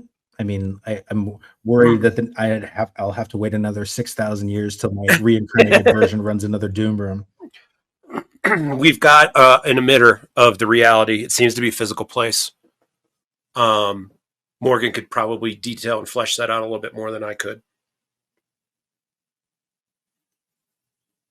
Oh, yeah. I mean, yeah, we do repeatedly, over and over and over and over again. We have this concept of that, again, it's so far outside the standard kind of societal paradigm. I don't know what to label this thing. So for lack of a better term, we call this thing the reality emitter, the false reality emitter. It does very much, excuse me, appear to be, yeah, it's a physical, technological thing, a device, a mechanism. Now, exactly, well, where it is, I mean, all of our data says it is in a facility somewhere on base reality. It's a physical place. We've had multiple viewers hit it from multiple different angles, and then it always tells us the same thing. It's, again, for lack of a better term, it's a facility where all these experiments seem to be taking place. Now, as far as, you know, what does that mean in terms of moving towards a goal of disrupting or dismantling such a system? That's kind of hard to say, because at present, we're not there. We're not operating in base realities. So theoretically, it might have to be done from there. I don't know that it can be done, at least entirely, from quote unquote inside the system. I don't know, and that's probably one of our biggest kind of next lines of inquiry is going to be into sussing out more of a I hesitate to call it a plan, but ideas in terms of actions that can be taken to actually benefit ourselves for a change, as opposed to the oppressors, or whatever you'd like to call them. Fringe, sorry, you've had your hand up for a bit. Sorry.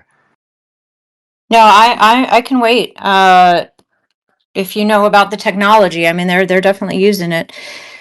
I wanted to touch on, I have a bunch of notes written down, so depending on where we're going with this, I wanted to touch on a couple things. Number one, are you guys seeing any human involvement in this process? Human awareness, human involvement, human assistance, perhaps, with these entities? You guys touched on these war crimes, which goes back to some of the abduction material, seeing humans, chopped up in little pieces in vats in these underground bases. and there seems to be some human cooperation, at least with the lower level entities, the ones we would call the aliens. And then I wanted to ask you guys, where are the good guys? This is coming from someone who does not believe in the Galactic Federation. Where are the good guys? Where are the good entities? Where's the positive side to this? Where's God? Where's all that whole side? Well, in terms of Dan, maybe you'd have a better answer for this, but in terms of the cooperation of humans, I'm not sure that's actually directly stated in the data anywhere. I would not be surprised. However, it could also be a case of these people are not doing so consciously. It could be that they're influenced to do so. Now, in terms of where are the good guys? Where are the reinforcements? When is the cavalry coming? I'm not sure that they are. Not that they don't exist, but it seems to me in any case, I would say that I've been involved in from a remote viewing standpoint, any external influence or entity that is interacting with us seems to do so in a rather passive manner. So I also very much believe that they're there and they are influencing, but they're doing so in a rather passive way. Almost the way that a parent. I mean, in my opinion, I'm not a parent, but I had great parents, and that they would encourage their child to do the right thing, to go down the right path, but they don't have to. I think that would be my answer. As far as God goes, now myself, not coming from a religious background, I was raised, for lack of a better word, agnostic. The data that I kind of talked about before, the original consciousness, the primordial thought form, or whatever you'd like to call it, the mind of God. I actually have data in that session that directly states that it is influencing us, but again, in a somewhat passive manner. I used the analogy of, it's kind of funny, but I think you'll see exactly what I'm getting at by this. I used the analogy that the influence is akin to, so let's say somebody hucks a rock towards your head, but for some reason you get this idea that, I need to bend down and tie my shoe, or I need to pick something up off the ground. And that actually prevents you from getting pegged in the head by a rock.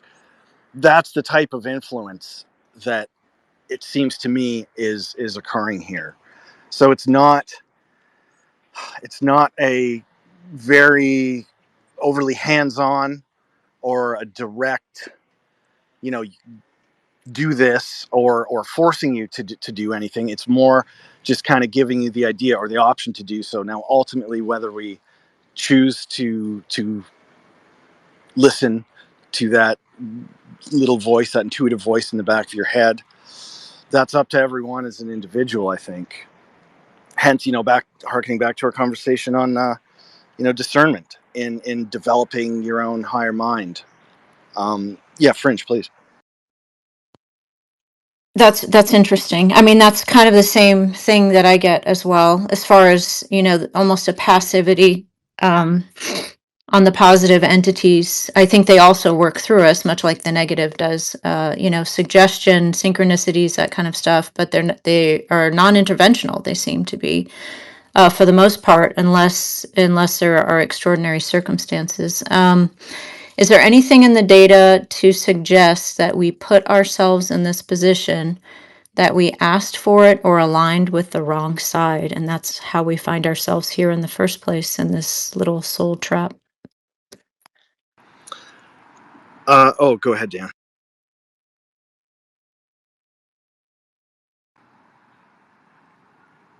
Or not, more more audio issues. Ultimately, hard to say. Maybe there are cases. Maybe there are cases where that is so. But I think for the most part, I think we've been tricked. We've been lured in. That's a good word. I should have thrown that out as well. Yeah, That we were tricked. Yeah. I would agree. What was that? This, I think it was the source of reality or the origin of reality. Morgan's session, it described like this idea of a Hall of Records, kind of like Akashic Records kind of thing. And like some, let's just use it as a metaphor, like some disembodied whatever are traveling towards here. And this, I'm sorry, it was Purpose of Human Emotion is what it was. And them are reaching this place, and then some signs on the front side of this building or these Akashic Records saying closed for repairs or something like that. Somebody standing outside is like, "Oh, you wanted to go in there, huh? Well, you know what? We actually set up in this older building over here the information about it. You know, it's you're going to have to go and experience it, but you can learn all about it over here." The idea that humans' emotions is being used as like a billboard to come and experience them here was very poignant in those sessions, which also connected into a lot of this space dick material. Oh yeah, the human experience is Yeah, itself an attractor. yeah. And it seems like the whole structure itself is geared around your consent. What does that And mean? An attractor for what? For other humans to get lured? Is this like a what are we attracting here? No, other an people to attractor experience to being human. incarnate as human. Yep. Come and join our fish trap or this trap. It's going to be great. It's going to be awesome, but they don't tell you how hard it is to get out. It seems to me that the system on some level is more or less an incubator or a nursery for complete, not even complete, but more advanced points of consciousness that where in which at some point the product is a fully, maybe not fully formed, I don't know, I'm kind of really chasing at the words here for this, but a very advanced point of consciousness. Now, whether that has autonomy after the school or not is entirely up to us and what we consent to do. So, in some ways, yeah, we've put ourselves here, or some other people that have come into the system have put themselves in here. But it very, very clearly in the very beginning of all of this, and timeline wise, like constructing a storyboard, there's a domination. There are losers of a battle, of a war. There are three parties that we're aware of, at least at that point. We've got our archons or space dicks, the people who lost, which is us inside the machine, and then there was imagery of grays as messengers of some sort. We didn't really flesh out that information. Not much more is known about that. And again, that's another point at which is probably a little bit lower on the list than actually how to break the system, but it is on the list of things to explore going forward.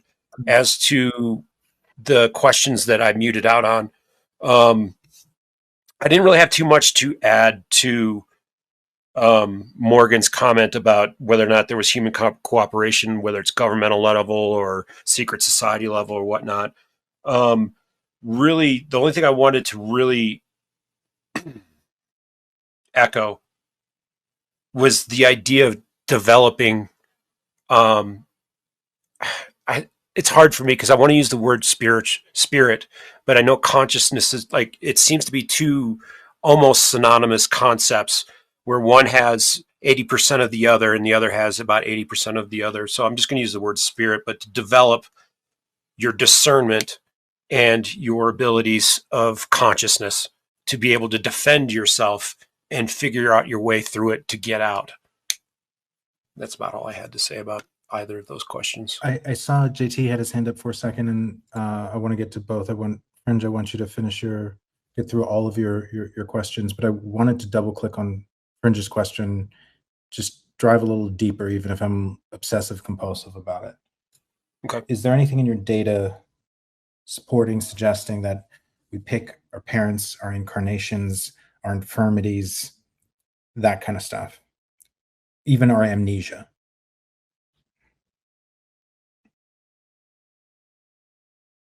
I don't believe so.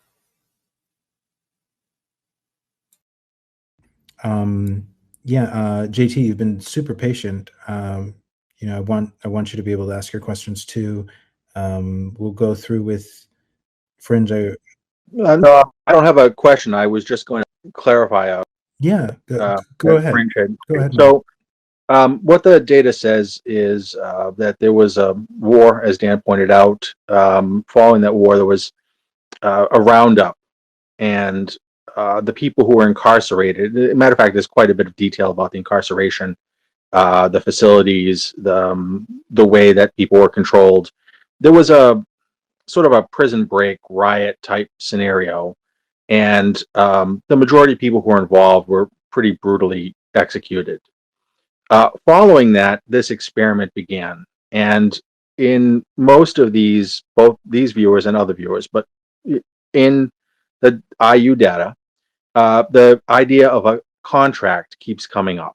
And what it basically says, when you look at the data, and again, you know, individuals analyze things differently, but one strong suit, or one thing that's not a strong suit for remote viewers, is the difference between metaphor and reality, analyzing their own data.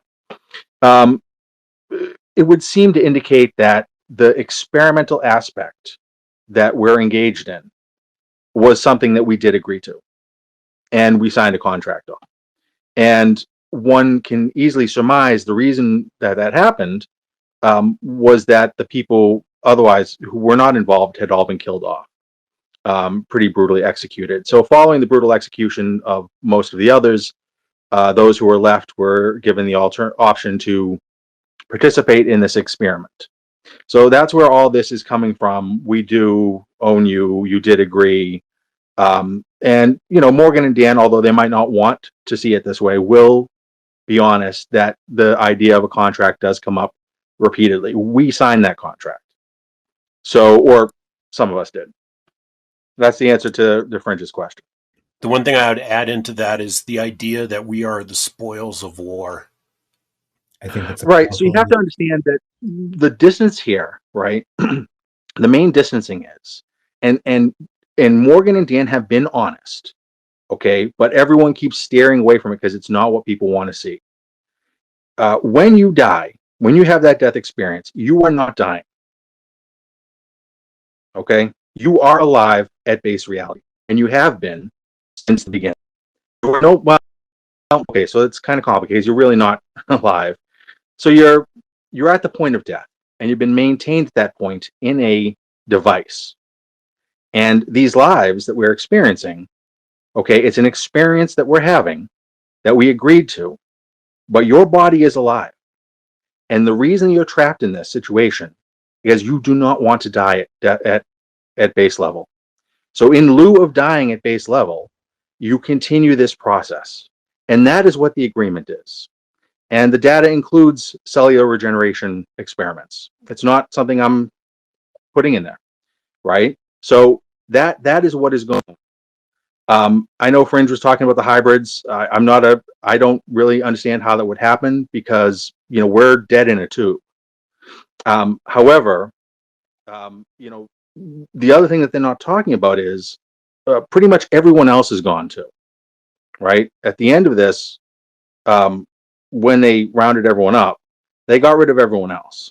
So this is a much darker scenario than is even coming out in this conversation, where you have basically a genocide, you have war crimes, and you have the last people alive being given the opportunity to participate in a medical experiment. And that medical experiment takes them to the point of death and involves bioengineering and keeps them in. As a matter of fact, looking in the tubes, only some people have full bodies. Some people have pieces of bodies, and some people are just a brain.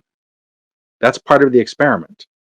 So it's really a very dark subject, but the whole thing about coming back, the whole thing about the agreement, the whole thing about the contract is you're agreeing to do this so that you don't die on base level.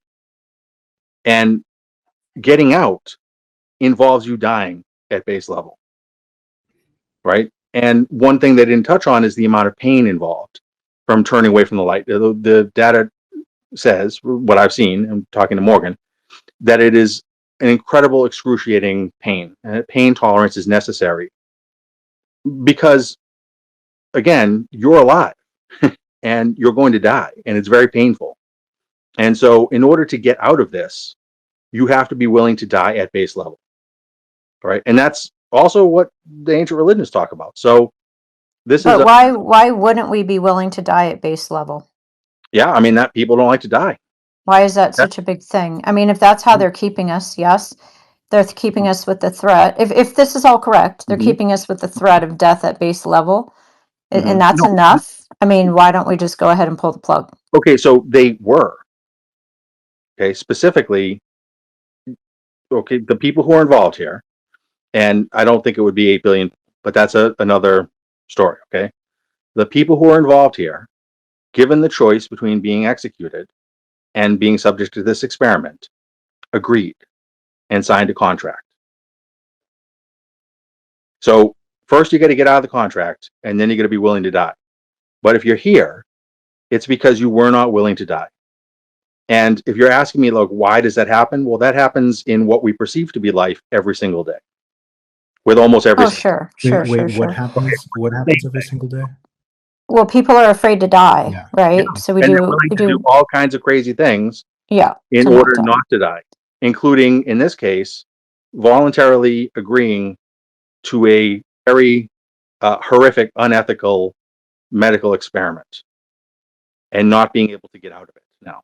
And how does turning away from the light or being aware or rejecting the death trap, how does that get us out of that predicament? I mean, I think that, well, as Morgan was saying, it really doesn't, right? Because then he says, and when I first met Morgan, the way he conveyed it to me was that you just turned away from the light and that was it. And then going back and looking at the data again, because it's 10 years old, it turns out that that doesn't, in fact, do it. Then there's the whole balancing of the karma thing. There's a trial, basically, right?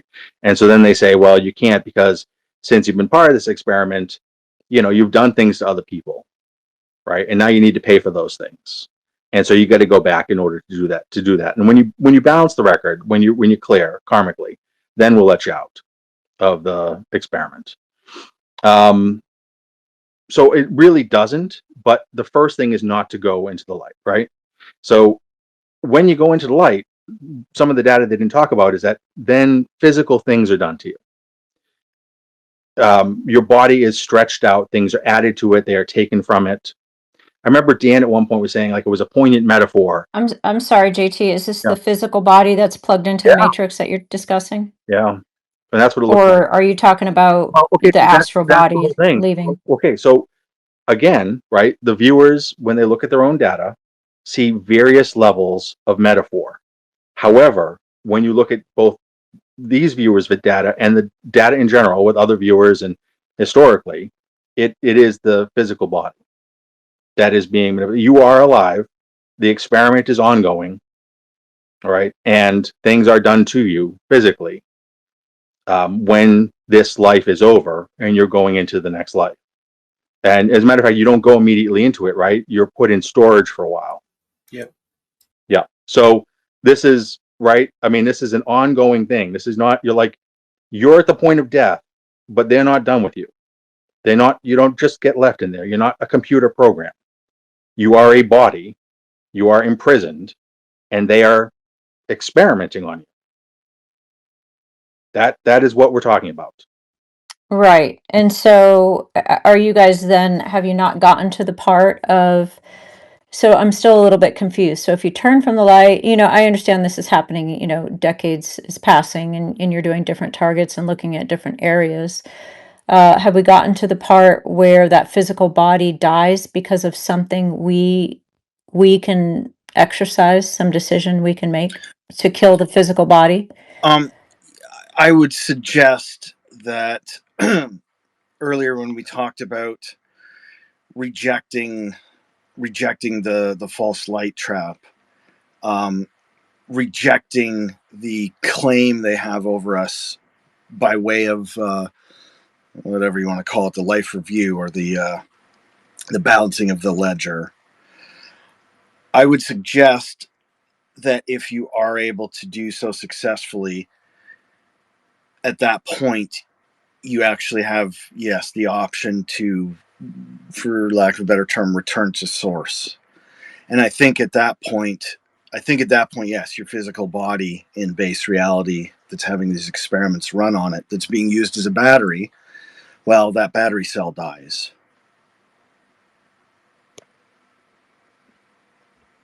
And have you actually gotten to that, or is that what you're thinking is going to happen? Is that your own? That's an inference based on any number of data points. And then where do we go from there? So the physical body is then unplugged. Have you gone there yet? Well, like I say, I think at that point your true soul is free, as it would have been upon your initial incarnation in base reality. Had you not been tricked into plugging into this experiment. Again, because this entire thing seems to be a hijacked natural process. So and this is why I often say, the love and lighters, I don't think they're entirely wrong. I think that their kind of concept of incarnation, reincarnation, and whatnot is at least closer to accurate in terms of the original reality, the original physical reality, base reality. So yeah, Fringe. What is suggesting that this isn't a metaphor? The whole, plugged into the matrix thing, like the movie. Oh, just the number of data points. It all. In fact, I had, I mentioned I had the guys run something we would call a topical search against the idea of base reality. Now, prior to that, I actually had them run a series of calibration targets to ensure that they were running smooth, they were running hot, in terms of describing physical, real targets as opposed to more conceptual, intangible type things. And again, it's just the data is a clear match across the board. It also matches data that we'd stumbled across tangentially in prior years, in terms of the source of the reality overlay. Again, we keep coming up with this facility where it is that they're doing these experiments physically to us in a literally basically a below the ground dungeon, for lack of a better way to think of it. And what's the point of them experimenting on the physical? Oh, this is a little weird because the abduction research is always what's on my mind. And there's many times, and I know that you guys don't think that this physical body that we're in right now is the physical body that's obviously hooked up to the matrix somewhere in a vat of who knows what liquid. Um, okay, I'm gonna pass on that thought. What's the purpose of the experiments, and how does it relate to what we're experiencing in the simulation? Well, we kind of touched on it a little bit before, but I would suggest there are any number of purposes to the experiment, because any experiment that you're going to run, you're going to want to maximize the output, or what information you can extract from said experiments. So, I talked a little bit before about the idea that running these, what we would perceive as long-term experiments, the cyclical nature of humanity, where we work our way over X thousands of years to a technological peak. I suspect this has happened many times,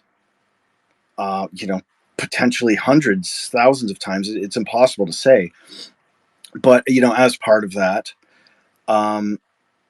they would be, again, they're looking for technological innovation. They're looking for ways to kind of game the system further. Besides the kind of the fundamental fact that we're simply being used as batteries. And that's, again, we talk about the imagery of the matrix, but our data would suggest that is literal, that is a physical thing. These experiments that we talked about, part of it is, one of our viewers just the other day came back to us with data about literally humans as batteries, people as batteries. So it's a power source. It's powering everything. The simulation aspect is probably giving these people, or the archons or whatever, is probably giving them incredible insight in terms, again, of technological development. Maybe there's a more spiritual component that they're also working with, that I, at this point, maybe can't even begin to understand. Dan, I'm guessing you've got something to say on that. Not really. I mean, you pretty much hit it home. It seems like there are many different derivatives coming out of this experiment. They are searching for something inside the archives, whether you want to call that Akashic records or what. They're definitely searching for some sort of information. I would guess, it's my opinion, that they're also looking for particular people. How they could not know who everyone is, I'm not sure.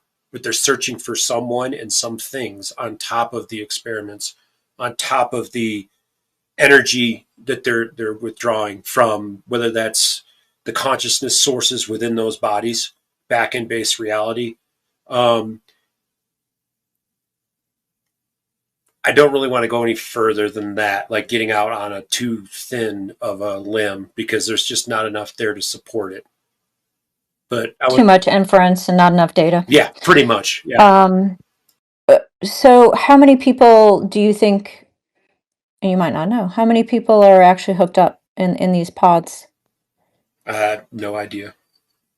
And then how many of us are NPCs in this simulation? That's a part of what we're going to be looking at next. Is the NPC thing real? Is it and if it is real, how do you tell? Obviously, I think you could probably tell from certain types of people, like, when you're in the presence of someone at a certain, I don't even want to say vibration, but whether that's recognizing somebody else's soul or somebody else's energy, that's one thing. I don't want to go down too much of a spiritual path, because I still don't know exactly what I'm talking about just yet. But as far as the data, it doesn't really say. And then what part of us is inside the physical body in the pod? Is our soul, our essence, our spirit, is part of it left behind? Are we fractured into, like, are we a finger puppet? What part of us is in this? You guys are calling it a simulation, I think. And what part is left behind in the physical body, if anything? And why do we need that physical body to be alive in order to exist in the simulation? Well, actually, I think, and kind of, JT sort of touched on that a minute ago, that the bodies in the tubes in base reality are actually in varying states of, maybe you want to think of it as decomposition. I mean, with the end goal, or at least in some cases here, maybe the ones that have been there for longer, their bodies actually have degraded to the point where it actually is just a soul. That's all that's left. And then the soul is what's projected into the sim? Yes. Because again, the entire and we use the term simulation only as a kind of a word label descriptor to kind of get us in the right territory. More accurately, it might actually be closer to a shared and induced dream, as opposed to a full-on actual holographic simulation, or a computer simulation as we might think of it. I think more accurately it could actually be described as an induced and shared dream that ultimately our trapped souls or consciousnesses are experiencing in this state of stasis. If that Yeah, kind no, that of makes sense. And then has anyone, what happens? How do they get out of the Matrix in the movies? How do we escape? Have we looked at that? again, we at this point we have some amount of solid data on that, and that was, the idea that I mentioned before about. Well, I kind of mean actually looking at the movie. Like in the movie, Oh, The Matrix, how does humanity escape? Oh, How do we you're get not gonna out? like that, Fringe. The movie. No, I mean, I want to hear it. I don't remember. I Definitely not saw going this movie quite some time ago. But if everything else about it is correct, let's look at the ending. How's it go down? to. So just to be clear, the difference between the movie and the data is in the movie, you're a gestated baby that lives its full life, sort of being taken care of in the pod and healthy. Um, in the data, you're sort of at the point of death and you're decaying. So if somebody were to open up the pod, and that might happen, right? That might be something that people are experiencing, but you wouldn't be walking away from the table. So the answer is death. That's the answer. And their data also tends to indicate that there might not be anybody else left. It's In the very movie, dark data. What do you mean by that, JT? Might not be anybody else left besides just those of Well, us in the room, or no, I mean, from what they've told me, there were multiple varieties of human being living on the planet, and they were eliminated during this process. I mean, this is like a genocidal thing. Like this story, if you want to call it a story, is a storyline at the end of a genocide following a war. And This is not like go ahead, and sorry. and JT, the beings committing the genocide, executing all these people. Can you go into the method of execution? And are these beings So AI? yeah, I don't know, I didn't see, I saw like what they wrote about the data. I guess they could speak to that. I don't know if they recorded any details about how the people were killed, but they recorded after the war, the ownership of our whatever we are transferred from one party to the next. And The other party had needed something involving these experiments in order to continue the war effort. So there was some sort of sense of urgency. We were non-cooperative, and as part of the non-cooperative process, everyone was rounded up and incarcerated in a particularly gothic um, prison. And from my conversations with them, everybody who was not rounded up is gone. and these victors, are they carbon based? Are they silicon based? Or are they like machine? So ultimately, there are different levels, but the highest level, when my conversations with Morgan, they were referred to numerous times as the immortal biologicals. I have Immortal? a sense biological, so they are alive, but they're no longer like us. But they're biological and they're immortal or close to it.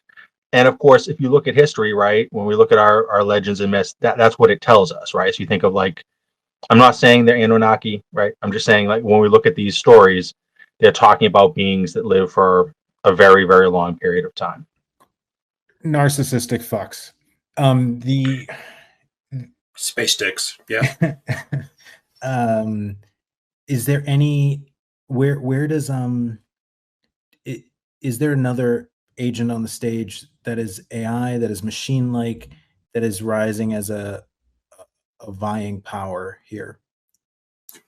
The only I could point to there is the Greys working as some sort of messenger in working out the treatise or the formal resignation of the war. It seems as if these space sticks, after conquering, not only do they get subjects, but they also got taught how to do this, whatever they're doing with the meat suit.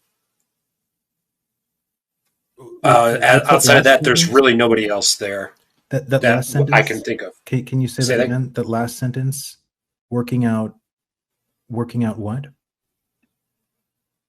They were taught. I don't know if it was by us or by a third party in this war, but after this conflict was over, they gained sovereignty over us, and someone, most likely us, I can't really differentiate in the data, it's just my supposition, that we taught them how to genetically modify the meat suit. And that's about it. There's really no other information there. Yeah. Doomer, the treaties he was speaking of, apparently we were property of one party, and we were transferred to another party as part of the resolution of a treaty that either ended a war or some sort of armistice, or just related to the particular battle over the planet that we're now on. On base level, which we would look at this as being a mirror of that planet. However, we were not like caught. We were given.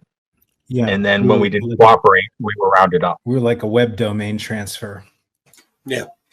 We're chattel. We're cattle, dude. This is the whole thing with the whole hybrid stuff, right? And I understand people feel strongly about this, but they don't look at us as one type of human being.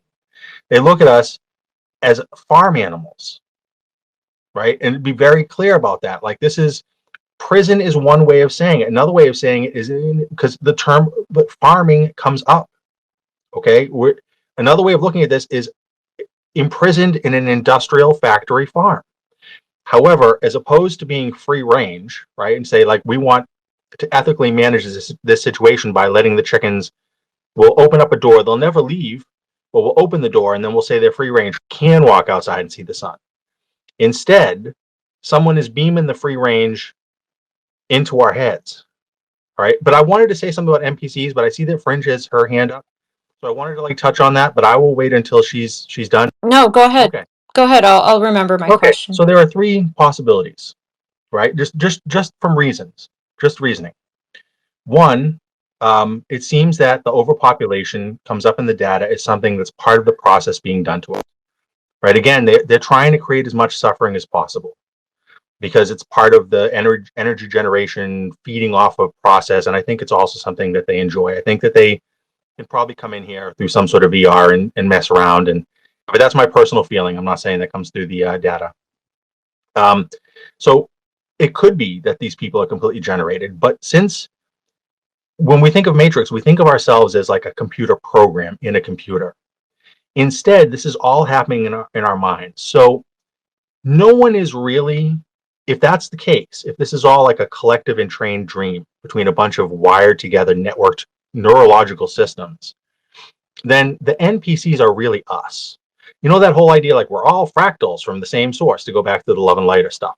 Like there might be a gothic truth to that. The source, in this case, not the source, ultimate source that Morgan's talking about, not God, but inside this matrix, right? This mirror inversion, we might all be from this collective unconscious, collective because we're networked together. And in that sense, the NPCs, while they may not be an individual in the same way, they are a could be a collective. I mean, they're us. They're us, right? Because everything is happening in our heads. Okay, and the animals too. I mean, of course, the third option is, and this is the one I've talked about on your forum, there is a tremendous amount of language, both with these viewers and other viewers, involving bioengineering. And it's speculative at this point because no one has looked completely into, all the data. But there is reason to believe, in my opinion, based on the data, that they are bioengineering human neurological systems as a form of computer. They meaning our victors. Correct. The space dicks. The biological immortals. Right. And so I say, this is me, my personal opinion, but I believe when people say, these craft are alive, their technology seems like it's alive, And people say, oh, well, that's because it has an AI in it that is so, or it's being driven by consciousness. I don't necessarily think that's the case. I think it may be driven by a machine that is cybernetic. And part of that machine is neurological tissue that was cloned from human beings. And that's what I think is going on. Part of it is that they're growing brains. Now, I know that's that's very Simpsons-esque, but language like that does show up.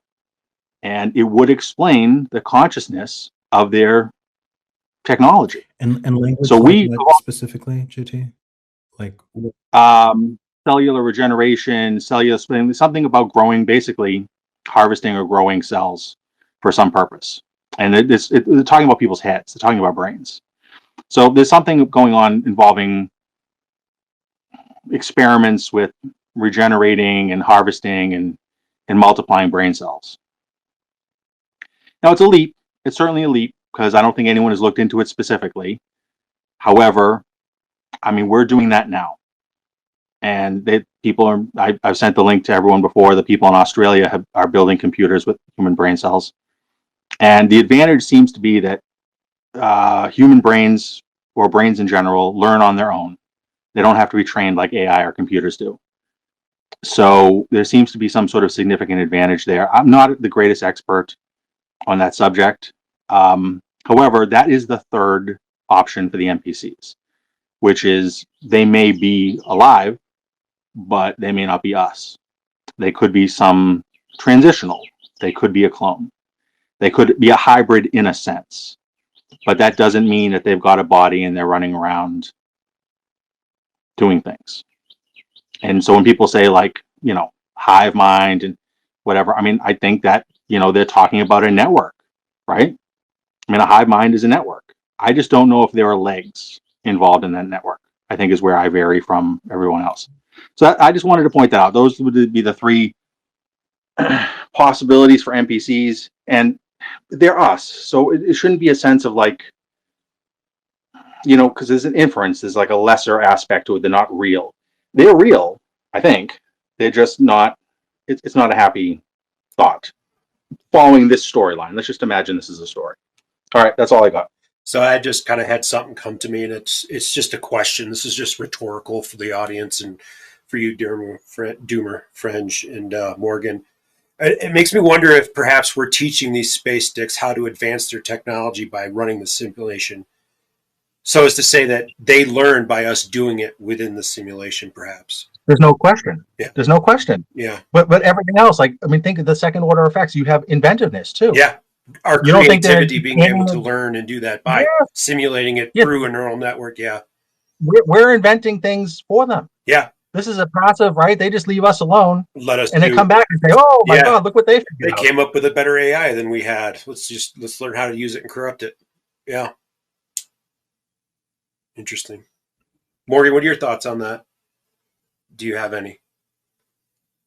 Well, I mean, in terms of specifically the NPC topic, no, I really don't. I don't think that's really touched on inner data. I mean, my own personal belief by way of experience is that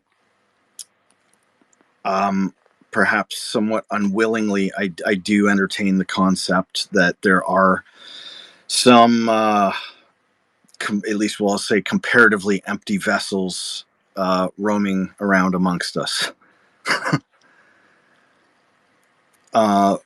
Fringe, you got your hand up again. It's the most diplomatic. I'm going to steal that phrase, Morgan. You're a comparatively empty vessel. It's the smoothest way to insult someone. Well, yeah, and I mean, I'm not trying to insult anybody, but that's even better. Come on, we've all met one or two, or a comparatively empty vessel, 200 in our lives. Yeah, it's right? perfectly diplomatic. I mean, technically, Einstein could be a comparatively empty vessel compared to Tesla. It's perfectly subjective as to whether or not it's an insult. I'm going to steal that. Yeah, I didn't mean to cut you off, Morgan. It was just that's the lining today. That's the love and light we brought you away.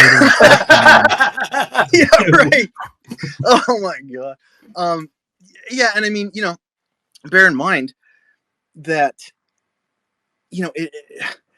we do have this idea of, that as we are used in this process, there's at least a possibility that all of us, or some of us, we are being diminished, as a result. So perhaps, an NPC is a severely diminished soul, and it's a fraction of what it originally was, and that is inhabiting a body. I mean, and that's not even to say that there aren't those among us who have maybe even no soul whatsoever. They are effectively, Ingo Swann has used the term biological automata. Now, I don't necessarily know exactly to what he was referring in that context, but I mean, the phrase or the idea certainly applies. Fringe, Well, go it's a ahead. Oh, Neumann phrase, right? And Neumann lived in his time, so that's he was probably directly referencing Neumann, I'm guessing. very possible. Yeah, Fringe, I'm sure. And JT, you brought the Doom today. When I thought it wasn't going to Doom darker, you were like, let's see how dark it can get. I was wondering if we were just going to leave that on the table, but of course not. Not when JT jumped up. Respect to you, JT. I'm grateful Yeah, for for the sure. Doom. Go ahead, Fringe. Let's Okay, leave a nothing couple on of the table things. today.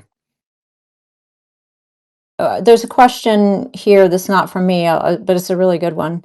And then a couple other things I want to say in follow up. Are there people who are in base reality who can plug in and like the Matrix, try to play the game, help us out, send messages, so however you want to call it?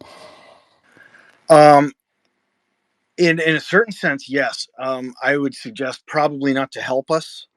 I would say that the facility we've been talking about is presumably extremely tightly controlled. I don't think, maybe other than your initial entry into that place, I don't think anyone goes in there willingly and comes out. Now,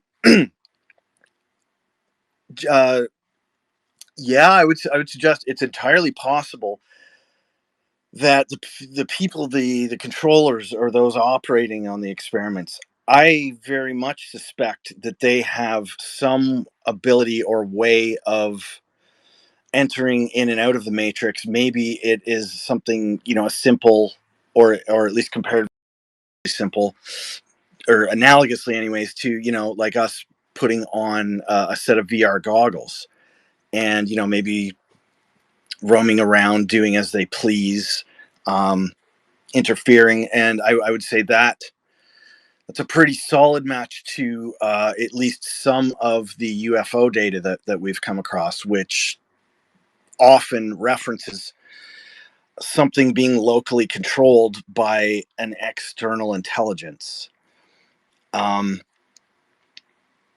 Yeah, that's what I'm fairly sure is going on. Okay, and then there was some reference to us. This is also in the abduction data that we're actually building out their infrastructure for them right here on Earth. Are you guys saying that then that this technology can be used in base reality, and that's why we're doing it, or that's why they want us to do it, or they let us get to this point? I would tend to think yes, the ultimate purpose and anything beneficial to them that they glean from running these simulations probably is put into effect in base reality. Yes. I would add to that, just by the sheer numbers of cycles that they can run through. You look at the different technologies of a different age. It this seems as if perhaps we are producing multiple different types of technology at some point, and then the system crashes. Considering there's probably, I couldn't put in a number on how many cycles we've been through, but in recent history, probably, and I mean like the last 15, 12,000 years, at least 4 or 5 different technological societies or civilizations, many of which are being hidden from us at this time. So it just seems like I wouldn't call it an endless generator of technology, but definitely giving up something that's different every time. Oh yeah, like I mean, so along those lines, you could imagine, if they've run X number of these simulations, well, let's say, just to think of it in simple terms, and don't take what I'm saying literally, but I'm going to use the term timelines. But let's say on an alternate timeline, maybe let's say, or even just our own history had gone differently. Like, let's say, Sir Isaac Newton never sat under that tree and had that apple fall on his head. Well, let's say someone else had something similar happen, but at a different time. You could imagine the ramifications of that in terms of the different trajectory our technological development may have taken. So, if you were to run again the simulation of humans working their way up from the Stone Age to peak technological innovation, where they're just about to, become multiplanetary, to move out into the stars, off Earth, and then getting smacked back down to the Stone Age again, only to build ourselves up in a slightly different way. So the technology would look different. And again, I would strongly suggest that yes, they're using all of that data for, I mean, really, God knows how many different purposes, but that would be one, would be looking for alternative technological developments, different evolutions of humanity and perhaps other species as well. And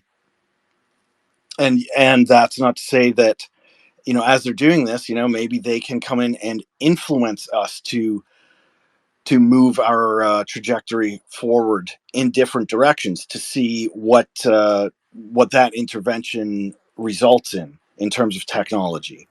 If you can kind of see what I'm ultimately getting at from that kind of point of view. That's there's an article on the intelligent design of humanity on our website. In the first page and a half, I literally kind of go through that idea of, well, if our meat suit hasn't changed much, what has changed in the way we think is primarily the point I'm getting at. And with the ability to control the meat suit, or at least overload the meat suit, it can definitely push humanity into particular ways of thinking and producing such things like you were saying with Aristotle or with Newton and the apple and those sorts of things. Sorry, go ahead, Doomer. Oh, it's okay. Wouldn't it make sense that maybe you would re-engineer? So in this metaphor, right? And by the way, JT, the idea of there being a physical base reality that is producing our video game Apple VR, AR, whatever you want to call it, version, like that doesn't even ontologically conflict with what I think is possible or likely even. But wouldn't it make sense that you would re-engineer the next hybrid human that comes after the reset, right before the reset, and that when Bob Lazar says we've been tinkered with 65 times, we might have had 65 cataclysms, 65 resets, 65 rounds of abductions and intentional directed devolution?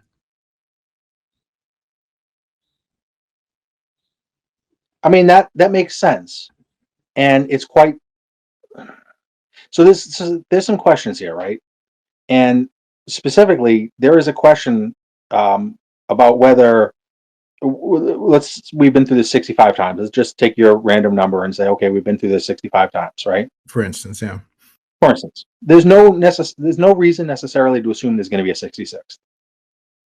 That's the first thing, right? So when we talk about like the oncoming, unless we're like an energy source, right? Unless that metaphor applies. Of course, that doesn't fit in with the conquering thing. I admit that, okay. Right? But if we're an important energy source, it would make sense, I would assume.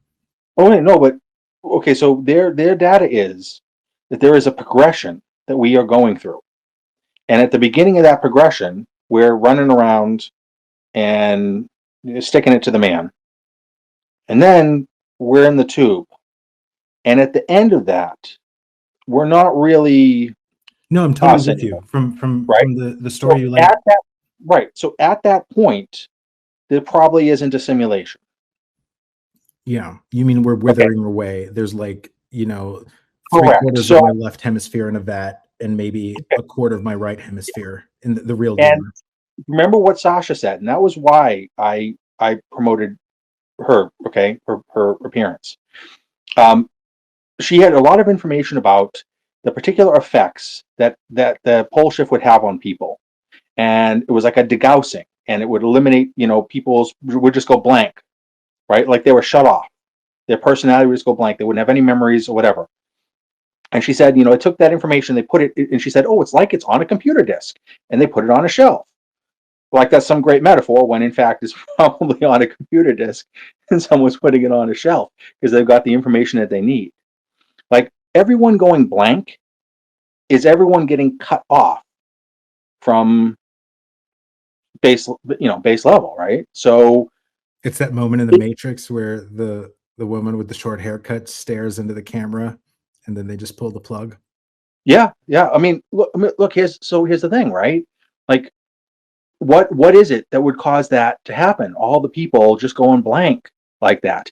The events that we perceive here as being like mechanistic, as being physical events, they're metaphorical because this is all in our minds, right? Just like brainstorms. We say, oh, a brainstorm is a metaphor where you compare something happening in your brain to the lightning. Well, in fact, maybe the lightning is a metaphor for what's going on in our brains. In that same way, right, the pole shift that we experience here, that's intended to traumatize us so deeply, is also probably a metaphorical representation of something that's happening to us in that fucking basement. All right, and so it seems to me like there's a pretty strong indication that this might be the time when they pull the lever on everyone, or a lot of people. She also mentioned, she said, look, some people are going to be set free. She said it's like some people are set free. I don't understand it, but some people are set free. And I would just to be clear, set free meaning killed. Well, that was her term. That was her term, and I don't. Her term. Yeah, okay. I don't know how she would explain it, right? But I would interpret that to be, because we're talking about being set free, returning to source, or moving back into, the regular cycle of reincarnation. I mean, that is the only set free that I understand in this context. Yeah. Yeah. Yeah, and I was going through, by the way, this comparatively empty vessel, Dan. I hope I've managed to push all of your things up there. I have once again too many windows, too many screens, too much crypto. It's all good. I have a meme coin in a vat. And I'm add that on top of everything else. Yeah. No pressure.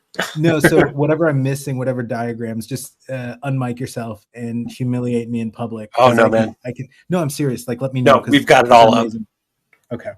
Yeah, I know Fringe has been waiting for a while. I think she's got something for Fringe. Oh, that's okay. I'm always waiting. Because I have a lot of stuff too. I know everybody is enjoying the conversation. So, Mike, I just want to put out there that we're missing a major piece of this puzzle, and that is the spiritual war that's going on. I'm not sure where that fits into the data, but the data is missing a giant piece or many pieces of the puzzle. I just want to throw that out there. I don't know what's missing, but it's missing. It's missing a really big piece, and it has to do with the spiritual war. A couple of things. One question from the audience, and then have a couple more things. Are the grays playing a role in the death trap and the soul recycling? They don't appear in the data at that point. They do appear in the very beginning. But at this point, I can say, at least according to the data we have thus far, which is, 3 or 4 different projects on the death process, I have not seen them yet. Is there a chance you're seeing represent what they're trying to represent? So, in the abduction research and in the near death experience, they're they're definitely present. Okay, it's possible. I'm not saying that we're the ultimate authority on the truth in the matter. It's just the data that we Yeah, do no, have just says trying to no. fit pieces together. I Yeah. agree with you. There is a spiritual war here, most of which occurs in the mind on a daily basis. But yeah, it's an aspect that I want to target. Not only just the spiritual war, but the idea of spirituality. How does it relate? How synonymous with consciousness is it? Is it a different sphere of influence compared to consciousness? What is its relationship with the I am witness? I agree, 100%. It is missing. Yeah, there's something missing to it, that we're just, spoils of war and we're hooked up into the pods for a grand experiment. There's something big missing there. And Fringe, Dan mentioned the Greys had some sort of a role in the beginning. Is it okay if we just go into Oh, that? sure. Go ahead. And then I just have a couple more. Really, the only data we have on that is, where are we at? Let me take a look, see where the sketch is. Would have been fence. Nope. Cause. Nope. Somewhere in the origin of Homo sapiens sapiens. I want to say it was the purpose of the origin. They show up after the defeat. They're captured by what I believe to be us at that point. Whether that's base reality in simulation, I can't tell you, because some of it gets a little convoluted sometimes in my head, and I have a hard time wrapping my brain around it, trying to understand several different perspectives, let alone at several different dimensions or levels to what's going on. They show up as some sort of messenger. My guess is perhaps the messenger from the conquerors, and they're involved with some aspect of the ending of the war through a treatise. That's really the only spot where they show up. Fringe, does the term messenger bother you as much as it bothers me when you hear that with the Greys? Yeah, right. Yeah. Interesting. Okay, so one of the last things well, it's not the last thing, but for this hand raise, what does base reality look like? Who's there? What do the archons look like? Do they have physical bodies? What else is there in base reality besides this facility? To me, in my data about what happens if you do not go into the light, this idea of going to the quote unquote promised land, I'm hanging out with a dog in nature. A cabin in the woods, in the mountains, with a nice stream. No one else is around. That's really the only data point that I could really stand on to say what it's like. My guess, based and inferred from that data, is it's very much like here, in the natural state of our planet. It's a whole lot less people.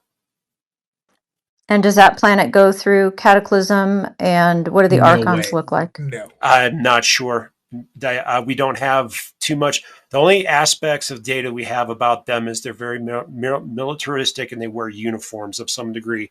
There is a hierarchy of power for sure. That comes up in the lunar wave material.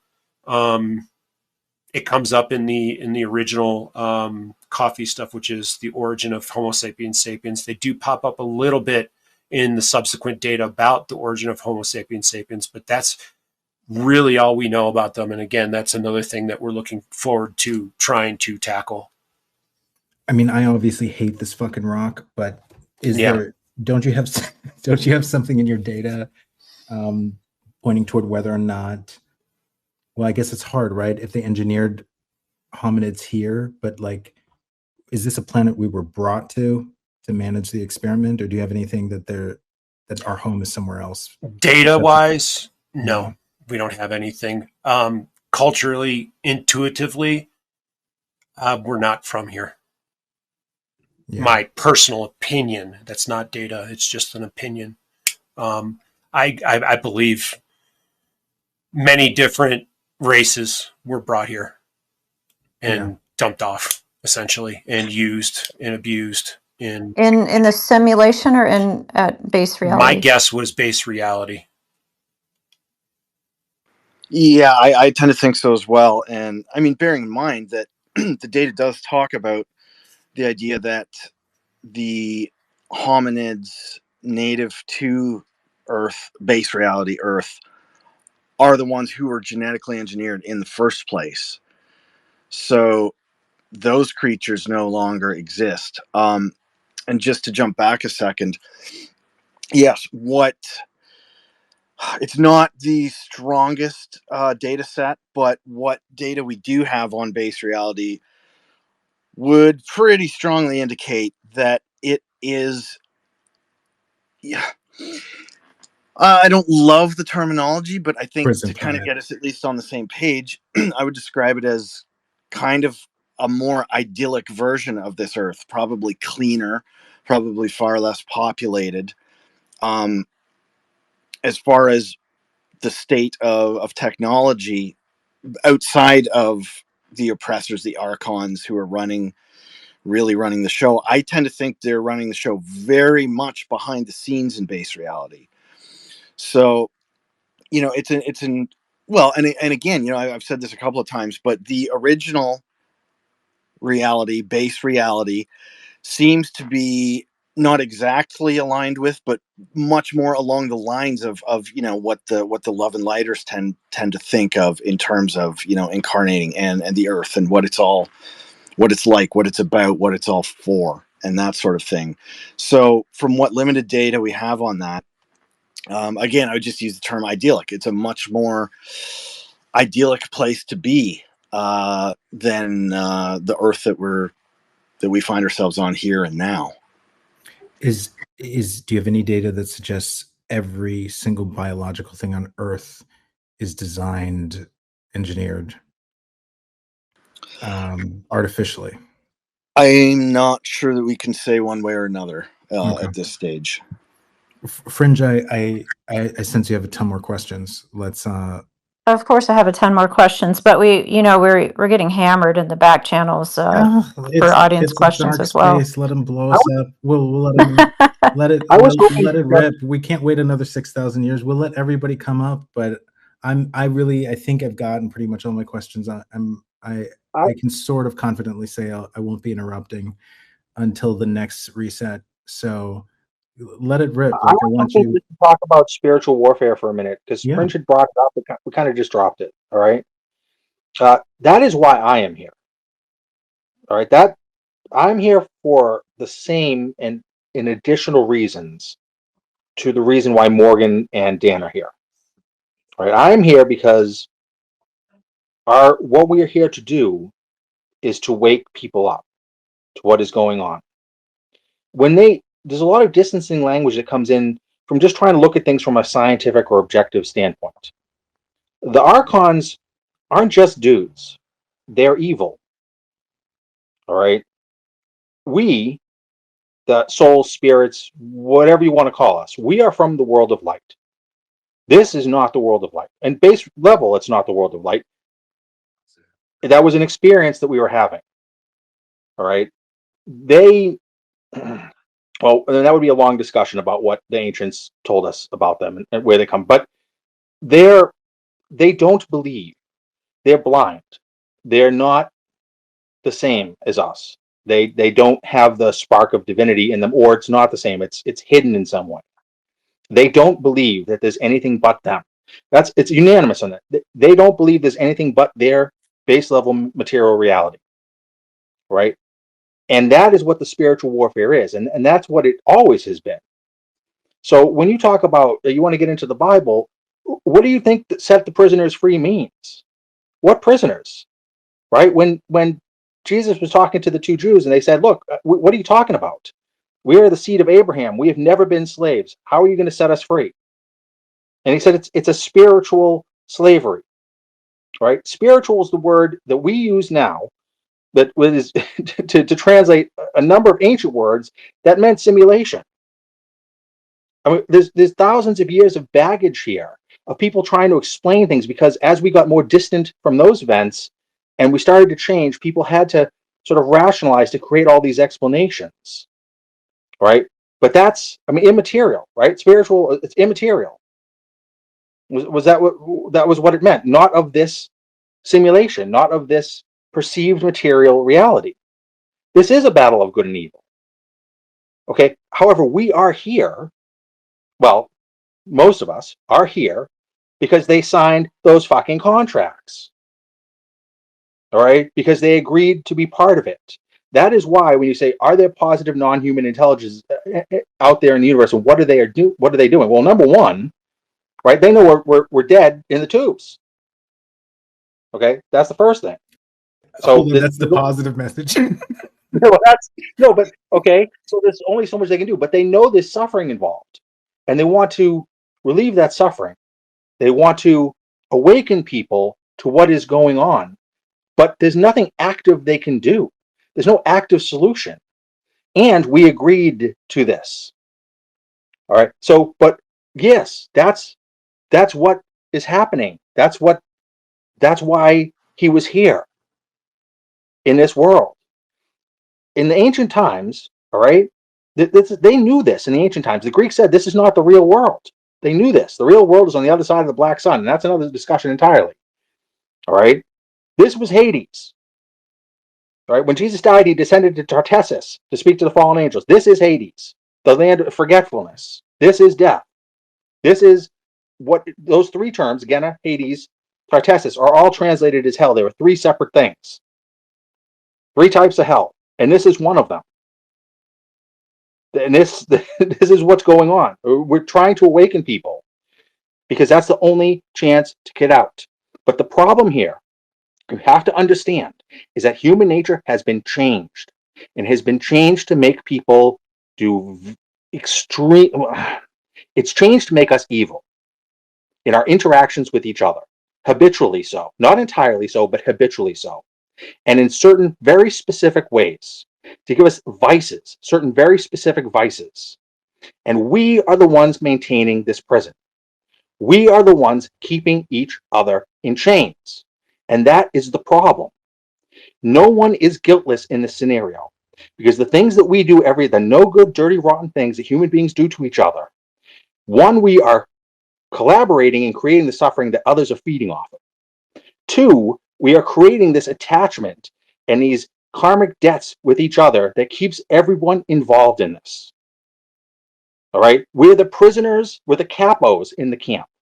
We're the prisoners selling each other out every day.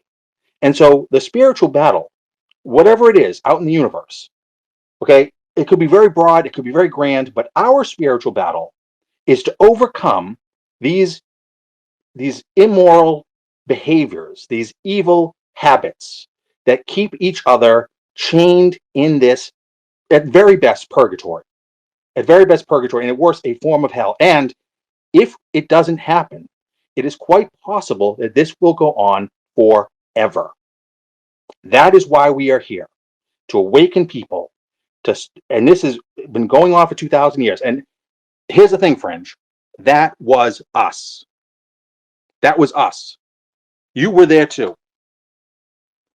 That is what is going on. Wait, that was one iteration. Us? The people that was us in the Roman Empire. This is the story. This is what we're trying to tell you. That was us. What was us? What's that? Okay, that was our reincarnation, right? Like being recycled is what he's saying. Well, yeah, or of course. The early Christian community, what do you think is going on? The early Christian community was the intuitive underground. That's word for word. If they were going to say, if you translated it into Greek at that time and said, who is it? That would identify that as the intuitive underground. That is what I'm telling you. We keep going through this. As they reset us, we keep remembering who we are, setting off on this path, and then they recycle us again. But that was us. Forget it, right? Like correct. We were those Christians hiding in those caves. That is the spiritual battle. The spiritual battle is to awaken each other and to get each other to stop preying on each other, collaborating with forces of darkness in high places. That is word for word what it says. All right, I'm sorry. I'm getting all wound up. You see, I get fired up, and that's why I try to remain calm. Now's the time to do it. It's the end of the world, JT. So it's all right. It could be. I mean, I don't know. Is it better if it's the end of the world or if we have to go through this again? Because a lot of us don't want to go through this again. That's what I meant by the end of the world. Yeah. That's what I meant by that. Yeah. Okay, go ahead, Fringe. Okay, so a few things. Number one, I'm all in on that, and on most of the things you said. but there's something that's not making sense to me. So let's say, so Christ came and broke the contract, paid with his blood, and bought us back. Let's say he bought us back from whatever the sale was or whatever, let's just say any of that is true. And you're right, we're collaborating with the dark forces and we're creating our own prison. We're racking up all this karmic debt. All those things could be true. What does not make sense to me is that how we get out of this place is not potentially aligning with the person, the being, God himself, in my personal opinion, who came to break the contract and paid with his blood, and we follow him out of here with an allegiance. It doesn't make sense to me that all we have to do is wake up. That makes no sense. So we wake up in the simulation and we all agree, and let's just say every single person in this room, and we have 144,000 people who are willing to focus our consciousness and be aware, and we know we're trapped and we're in the sim, and we know we're in these, we're maybe a brain floating in a vat somewhere hooked into the simulation. How does waking up in the simulation get us out of the simulation? That's the part that makes zero sense to me. That's It doesn't make sense that we're going to kill ourselves in the base reality by waking up in this simulation. So I'd like that part explained. I am of the opinion that Christ has purchased us back. I think we got ourselves into a contract willingly, probably tricked, but willingly, and that we were actually purchased back, and that purchase, though, requires an allegiance. But I would like to know how waking up, even collectively waking up, can get us out of the simulation and keep us from being recycled. I'm going to jump in. JT, give me a second. And you have to keep in mind our physical bodies that are physically in a base reality somewhere hooked into the simulation.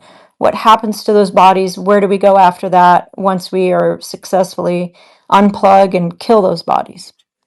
The only thing I would say is really kind of an offshoot of what you just said. Waking up, say everybody on the planet, Christ consciousness across the board. It destroys the experiment is about the only thing I can really say on that front. And the only other thing I want to add is those contracts were signed under duress. And that's about it. Which is possibly why we were potentially rescued by this being called Christ. Right. Potentially. Right. So yeah. Here's the problem that we get into this, right? Here's the answer to your question. The problem we get into is that what it means to be a Christian and what we believe about it has changed radically over time. And we know that to be true because we have the documents.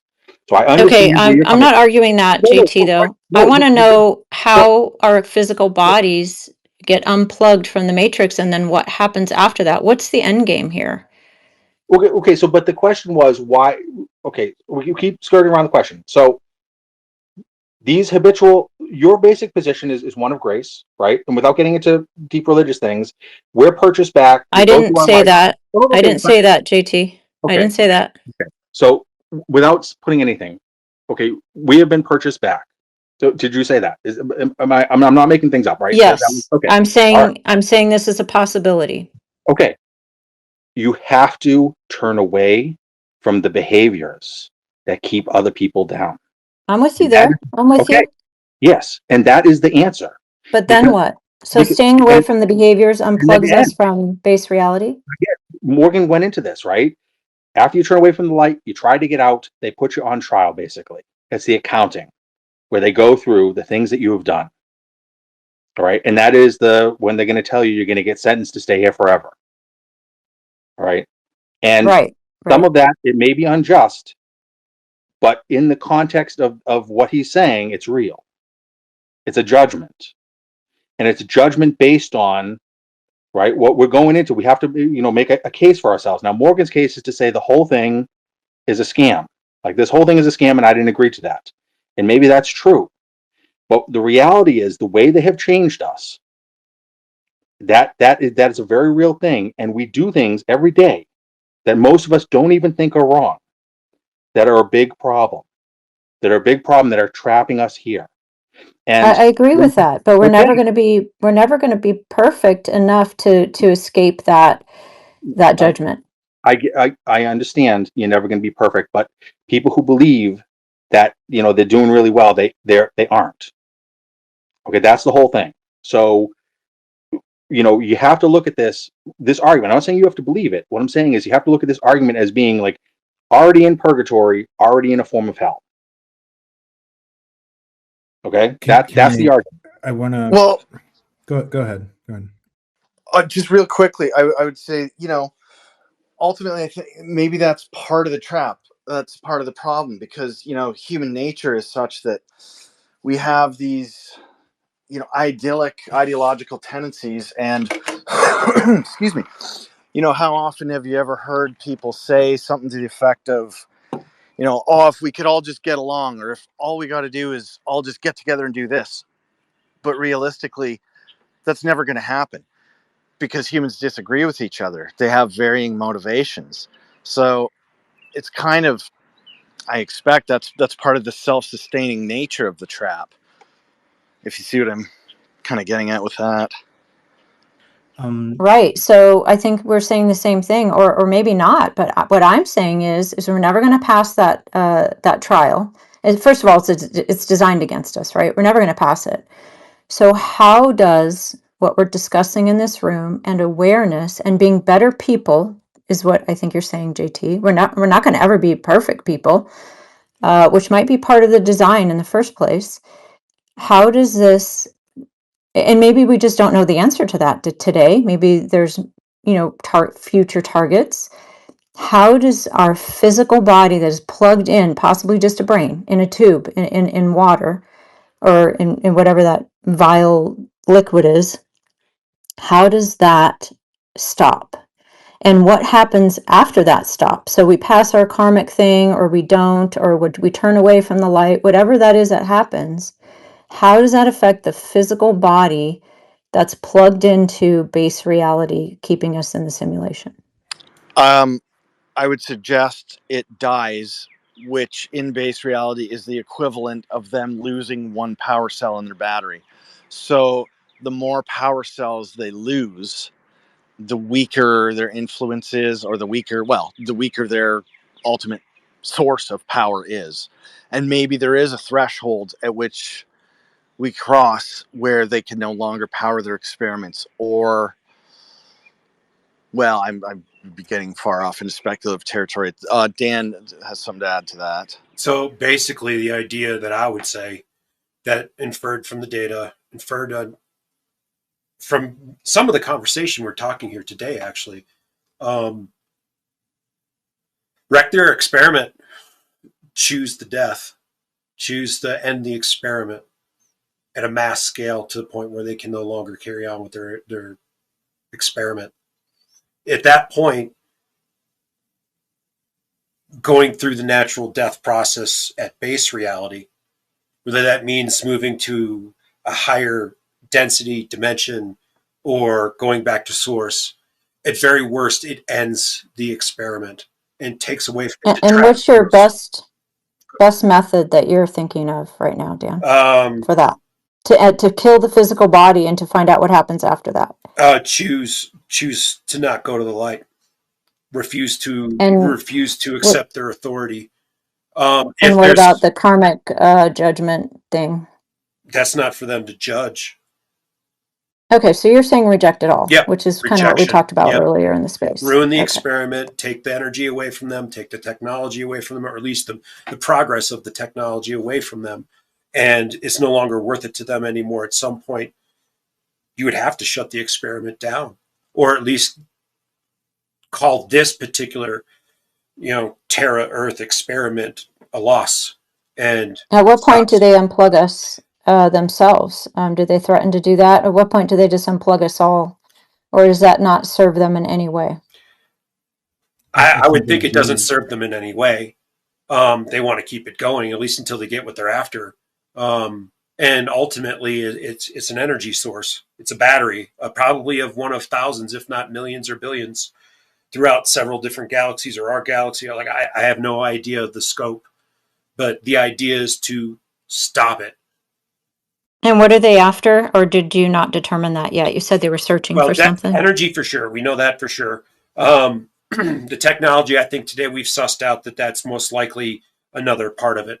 is an endless supply of new technology over however amount of time, if time even exists at that level. And they're searching for something else. I'm not sure yet. We're gonna find out. It's just we don't That's know the yet. missing part Yeah, that's right one of there. them. A That's what we're couple, missing. handful of missing parts. Yeah. Yeah, there absolutely. I mean, I would be the first to acknowledge the fact that our picture is, we have a pretty solid big picture concept here. There are absolutely a number of specific data points that we have not sussed out yet. Just by way of what I call the nature of discovery, I often reference, there's a quote by Neil Armstrong, and it's something to the effect of, what is it? Mystery creates wonder, and wonder is the basis of mankind's desire to understand. And I say, yes, that's correct. However, in reality, it may be mirroring our reality. It is a cyclical process, the nature of discovery. So I think a more accurate take on that quote would be, mystery creates wonder, wonder leads us to discovery, but discovery leads to more mystery, because with each data point that we uncover, we hypothetically uncover 5 more questions we didn't know to ask in the first place. And I'm not sure we're meant to have the big picture. I'm not sure we're meant to know everything, especially if we're in a simulation. Well, I Go mean, ahead, JT. if we're not, Go ahead, just really Oric. quickly, if we're not meant to know, that could be the design of the system, which would mean it is our destiny to go against that design, and we absolutely should know. I'm just saying that's on the table as well. Go ahead, Go ahead, JT. I wanted to, of course, have more Yeah, no, questions. I may not have, like, I realize I may not have articulated clearly. So if you, part of the experiment, or the experiments they're running, right, our behavior is a necessary part of that, because they're attempting to inflict suffering on us, and we're the tool that does that to each other, right? So if you become, so no one unplugs themselves, they unplug us, right? When they ascertain that having you here is not to their benefit, you're a failed experiment. And that's when you get unplugged. And the way that, Well, can that happen at any moment, JT? yeah, I mean, I've gotten yeah, some massive punishment from yeah, these creatures for going right. against, their What do you think narrative. temptation is, right? Temptation is them trying to, or punishment, right? Is them trying to get you back on track. Is them trying to course correct the experiment that you're a part of, and get you to do what they want you to do. Once they recognize you aren't compatible with their experiment, you're free. That's what it comes down to. So we can make value judgments, but what it really comes down to is these traits, these character traits that people have, these habitual behaviors, make them compatible with the experiment or incompatible with the experiment. So it's not a matter of moral perfection or moral imperfection. It's not a matter of my personal judgment of someone or not. It's a matter of the person proving to be compatible or incompatible with the experiment, with their behavior. And Could it be a matter of allegiance, JT, aligning with you called them the dark forces, or not? there are certainly people aligned with the what we call the dark archons. I'm just using different terms, right? There are definitely people aligned with the archons, but most people don't recognize that they're aligned with the archons, right? So when we go back, when we look at this, okay, the specific things I'm talking about are not things that you would expect to be considered wrong, right? So I mean, we can go back, and again, like, people get turned off by the religious aspect of it, right? But these are things that have changed. Okay, so you can't be rich. You can't. If you're rich, if you're wealthy, you're locked in. That's it. Okay. Originally, it was you were a sinner if you even advocated for a wealthy person. You said Can I interrupt you, yeah. JT? Who made the rules? And if we're only in the Archon Okay. sim, who made that rule So that you just we'll look back brought up? at it, right? About the original claircognizant movement was the Gnostic Christian movement, but they weren't alone, because there was a pagan version called Hermeticism. And that was around prior to, during, and after um, Jesus, right? And the Gnosticism was the Christian version, which of course began after Jesus, came from Paul and John. However, a lot of those early documents have been erased, okay, or tucked away someplace. So there was a document called the Didache, which was basically the first religious pamphlet. It was created by the 12 disciples and their disciples, and it outlined what you can and can't do. So that was the Christian perspective of it, and that's where it says straight up, you can't. If you're wealthy, you're not part of this.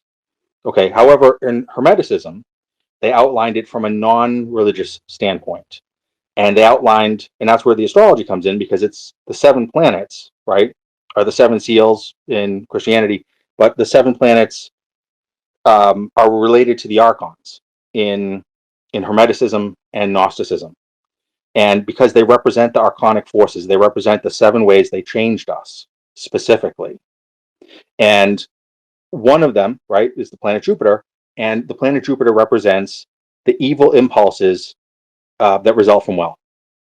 So even the non-Christians in the Hermeticism, the non-Christian Hermetics pagans in ancient Greece and Rome said the same thing that the Christians said. They just weren't Christian.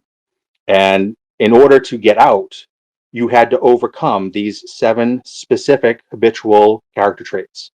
And one of them is you had to overcome the evil impulses connected to wealth, for instance. Another one was evil machination.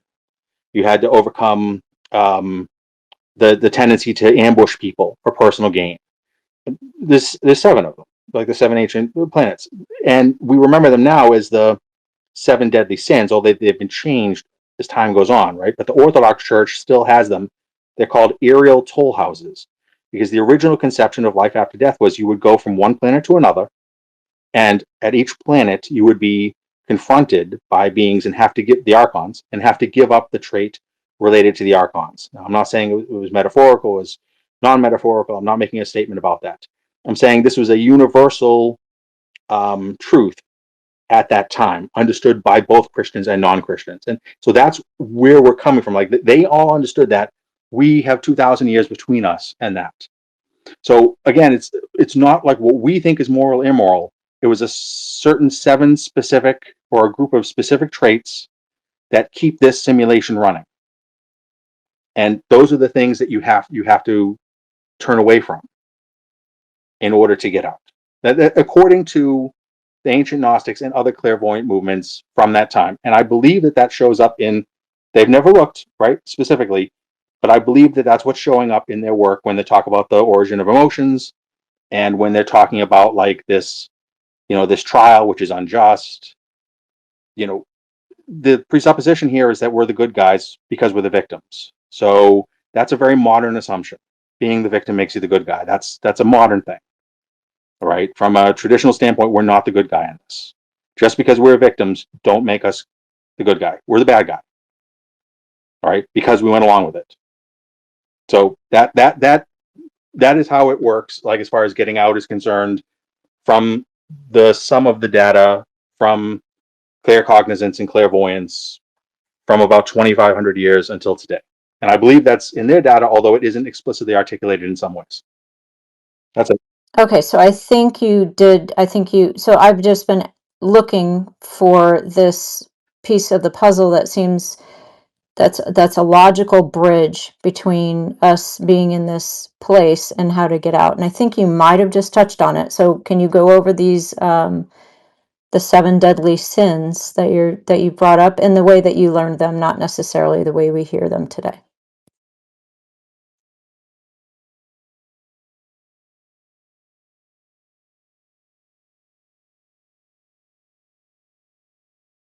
Did we lose you, JT, or your mic might be muted?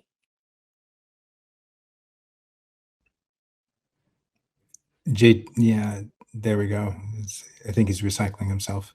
Ulrich, do you understand what I'm saying? I need a I logical do. explanation for how, getting out, how turning away from the. I do. And I think the thing is, and I have a well-developed feminine side, and so it's my feminine intuition that I think is reading your mind right now. I think there are two things that you're asking. One, we have the spiritual component, meaning more expressly meaning moral, because there's clearly morality is clearly at stake. And then you're also asking practically, what is the software to hardware, what is the soul to material interface that is the leverage from volition and willpower into materially making a difference to whatever remaining parts of our rotting brains existing in the vat that is a difference. I think that's what you're saying. Let me know. Yes, I need to know how turning away from the light and how, telling them to fuck themselves during this life review. How does that get me out of here? Because I still have a physical body that's plugged into the simulation. This is what I need to know. So I'm thing- now happy because you dropped the F-bomb in this space, and that's what I needed to make this the darkest space possible. That's personally. Okay, I need to know what this. Oh, go ahead, Dan. Go ahead. I had it and I lost it. I'm sorry. That's because I interrupted. In the data. No, you're fine. In the data, they're searching for particular people who are resisting the system, people who are successfully overcoming the barriers or resistance to giving them what they want. And it seems as if they are plucking these people out and they're not in the next cycle. What they do with them at that point, I don't know, at least according to the data. It just gets worse. Yeah. So for me, in this point, and I'm going to touch on some of the love and light here a little bit. Again, neophyte, only been looking into this material You're for already about gone. 3 or 4 months. But the idea of 100th monkey syndrome, of trying to get the magic number of people together conscious-wise to raise their consciousness to the idea of a Christ consciousness. Again, Christ, Jesus, showing the way, how to teach people, not be a part of the 7 deadly sins. And rendering yourself neutral to the situation as things are occurring to you. Being balanced not only in your positivity, but also in your negativity. Being at peace with your shadow self, the things that make you angry, anxious, traumatized, emotionally susceptible to giving off this energy to what it is that they're seeking as one of their many components that they're looking for out of the test subjects.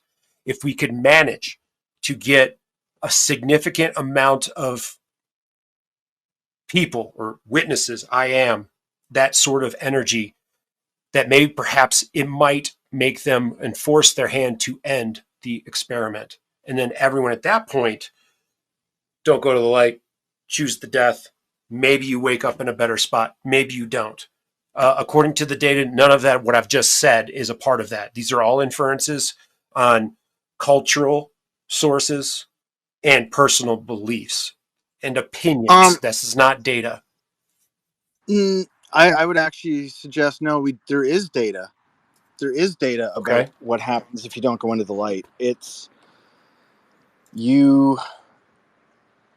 Okay, so let's say I use the language of, it's like in base reality that battery cell dies. Well, that battery cell is captured soul energy, so it then dies in base reality, Morgan. Are we talking about base reality, captured soul energy? Yes. And I think that what happens, in fact, I don't actually just think this, I'm quite certain based on the data.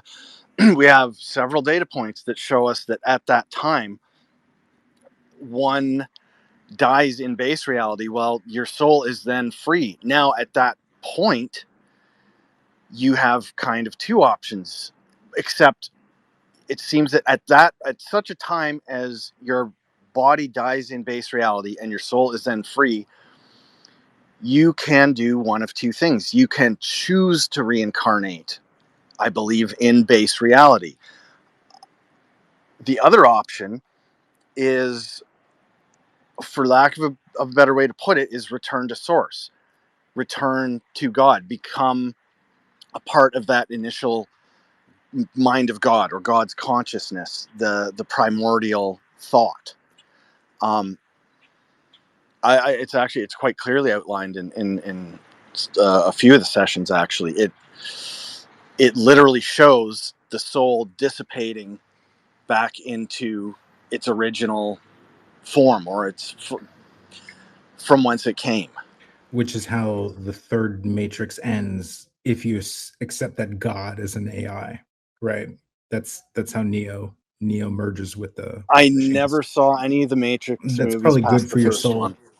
If you haven't seen the last two, I mean the second and the third. And I would just infer from what he just said and add to it that if we can get enough of the population inside the cells to reject the system, So would they I be wanna able to give- restart it with fresh NPCs? I don't know. So I don't know the answer to this, but I want to give Fringe a concrete answer conceptually. So I'm going to make this is going to ruin the space. Everybody tune out now. Just run, unfollow me, block me. But I want to give a stupid, really simple example.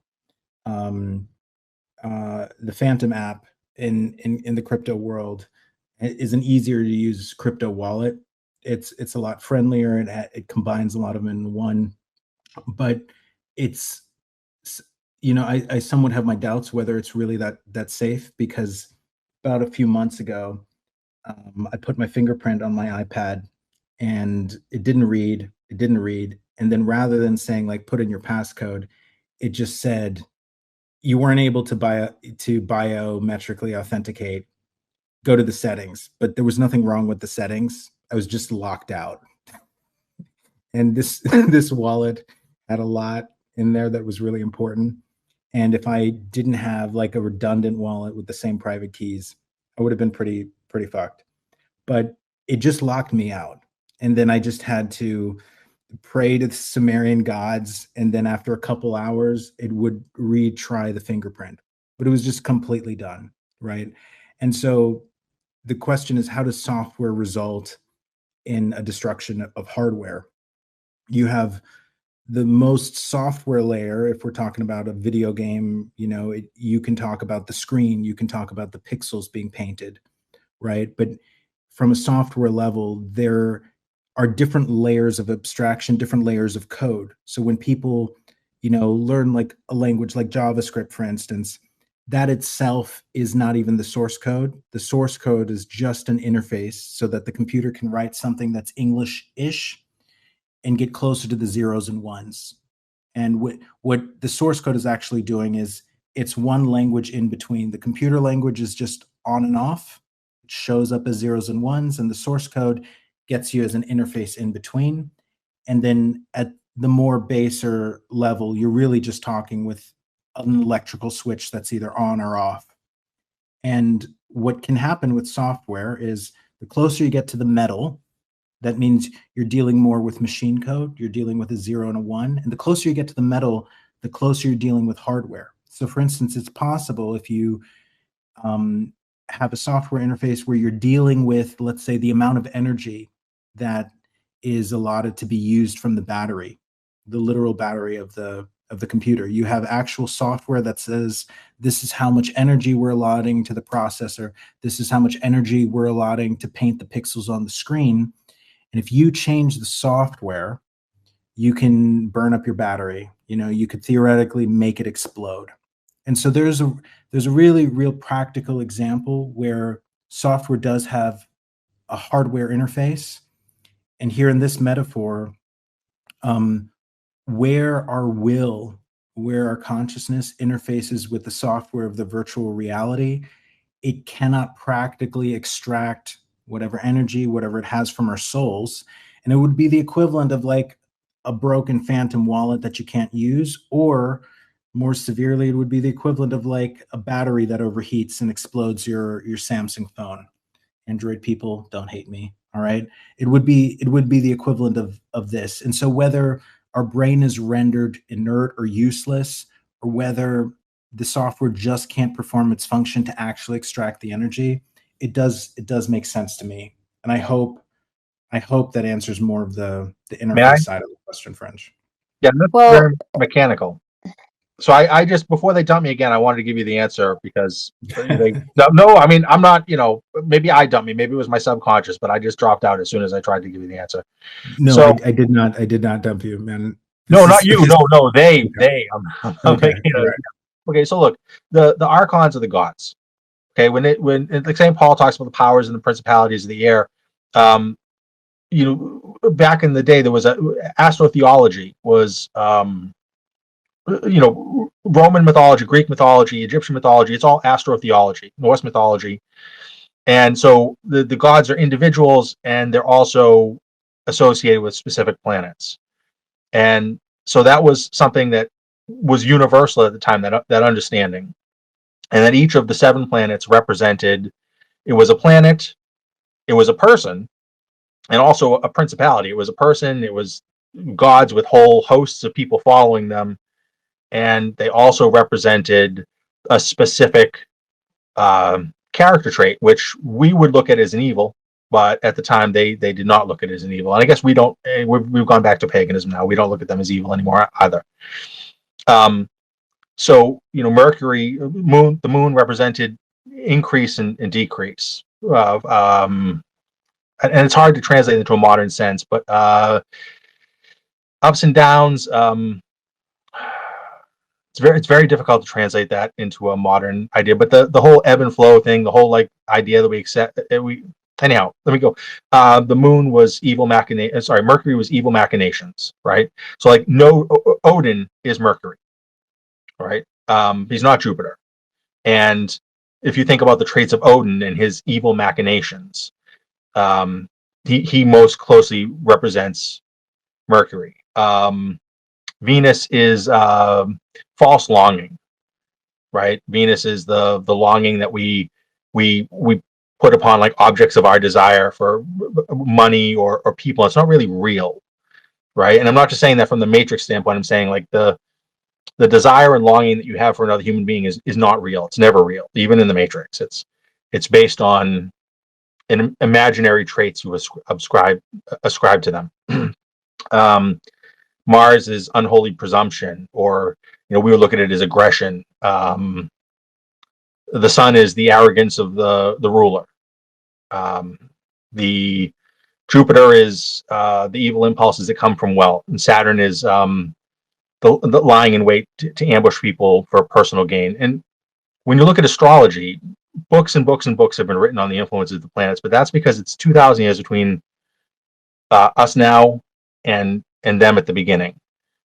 So as the way people think has changed, as culture changes the way people think, and our presuppositions about life, it takes a lot to kind of explain to people, right? So you can't say well, everything associated with Jupiter is the evil impulses that come from wealth, because people don't see it as evil anymore. So you have to write great books to kind of explain all the ways the planets can influence you.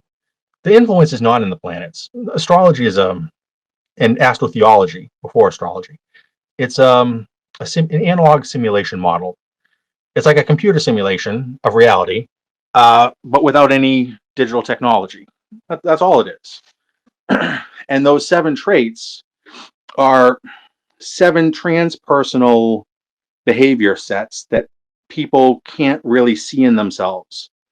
And they work in cycles, they work in patterns that we can't really perceive in our environment, in much the same way that an ant or a wasp has behavior patterns relating to interacting with other ants and wasps, but they can't really reason through why. They don't really know, it just happens. The same thing happens with human beings, and that's what you study when you look at astrology. But before then, it was Hermeticism and Gnostic Christianity, and that's what they were talking about. So it was originally called the aerial toll houses, and the idea was that after you died, you ascended from planet to planet, and your goal was to get back to the stars where you came from. But you had to ascend from each, you had to go to each planet, and you had to formally release or relinquish that trait. You had to turn away from it, repent of it, and no longer participate in it. You had to prove at each planet that you were not expressing that character trait anymore. And that is was absorbed into early Christianity, where they did have the concept of aerial toll houses. They still have it in Orthodox Christianity. But Catholicism moved away from that, and over time they translated into 7 deadly sins, which roughly approximate. So like gluttony is Jupiter. It's not the same thing as the evil impulses of wealth. But if you try to explain it to someone, like, you'd have to go through a number of steps. But I think that we can all understand, being intelligent people, that gluttony, from a perspective of somebody in a world of scarcity, would be an evil impulse associated with wealth, right? So that's where the 7 deadly sins come from. What purpose they serve, the reason they were engineered into us, is that they create and maintain the matrix of suffering. So we'll say, as opposed to the matrix that we experience, as opposed to the false reality, the underlying structure of that false reality is a machine, metaphorically speaking, intended to generate as much suffering as possible and maintain people in a position of suffering, both because they feed off it and because it keeps us from awakening. It keeps us from being conscious of our experience, and for preparing for death, or the experience of death, and for preparing to get out, right? And so when you're in a constant state of suffering and agitation and arousal, you can't think about these things objectively. You can't let go of these things. You can't let go of longing. You can't let go of anger and rage. And I'm not saying anger doesn't play a role. Like, I understand what Doomer was saying. Like, yes, there are adaptive reasons, but that natural system, as we've been talking about, right? That natural system has been repurposed to create an evil world, and we are the ones that maintain. We are the structure. The evil world is in our minds. We are the structure. There is no structure in this world that isn't in our mind, and there is no evil that isn't an extent. Well, unless they're coming in here through the VR, right? Isn't an extension of these character traits that human beings have. So while we can go about and say, we're spiritual people, but as long as we maintain these systems, these structures that continue to create the suffering, then we're feeding the system. We are participating in the experiment. And that doesn't end until we stop participating in the experiment, until we stop participating in the creation of suffering for other people, even if it's not direct. It doesn't have to be direct. It doesn't have to be like setting someone on fire or burning them with a match. It doesn't have to be that way. It's creating the system, creating and maintaining the system that allows them to continue suffering. Anyhow, I'm sorry. I'm getting. Actually, that made some sense, JT. Thank you for that. And as I talk more, I get more mush mouth, so I apologize for that. I try to be. No, you're good. You actually, I think you successfully created the bridge that I was looking for. A couple of things. Number one, the Christ consciousness is a complete and total scam. I'm just throwing that out there, having been around these creatures for way too much of my existence. But I would like to know if anybody has. Are you giving me the O? Are you giving me the open mouth? I Doomer did. Daddy? I did. I Yeah. never thought So I the whole would. idea. Okay, I'm going to wrap it up. Let me give you 30 seconds. No, It's a no, literal take battle your between time. good and evil. It is among the gods, and we will choose allegiance to the gods. So the gods who have us trapped, or the God who offered to set us free. That's my personal opinion. The whole idea about the Christ consciousness is because if you believe in Christ consciousness, you don't believe in a literal actual Christ who actually came to actually pay with blood to set us free. But what I would like to know is this idea of there maybe even just being a brain floating around in the tube, and we know that the consciousness is non-local. How is the brain actually housing this soul energy? Do we know the answer to that, if that's even possible? How is just a brain, just a physical brain, housing our consciousness or the soul energy in just a physical brain that's maybe hooked up to the Your matrix? assumption that consciousness is non-local is based on a lifetime of experience living inside of a simulation. Consciousness Yes, is not. this is Yeah. true. This is true. So we don't know Yeah. if it's non-local outside or not. We think so, right? But we're not sure.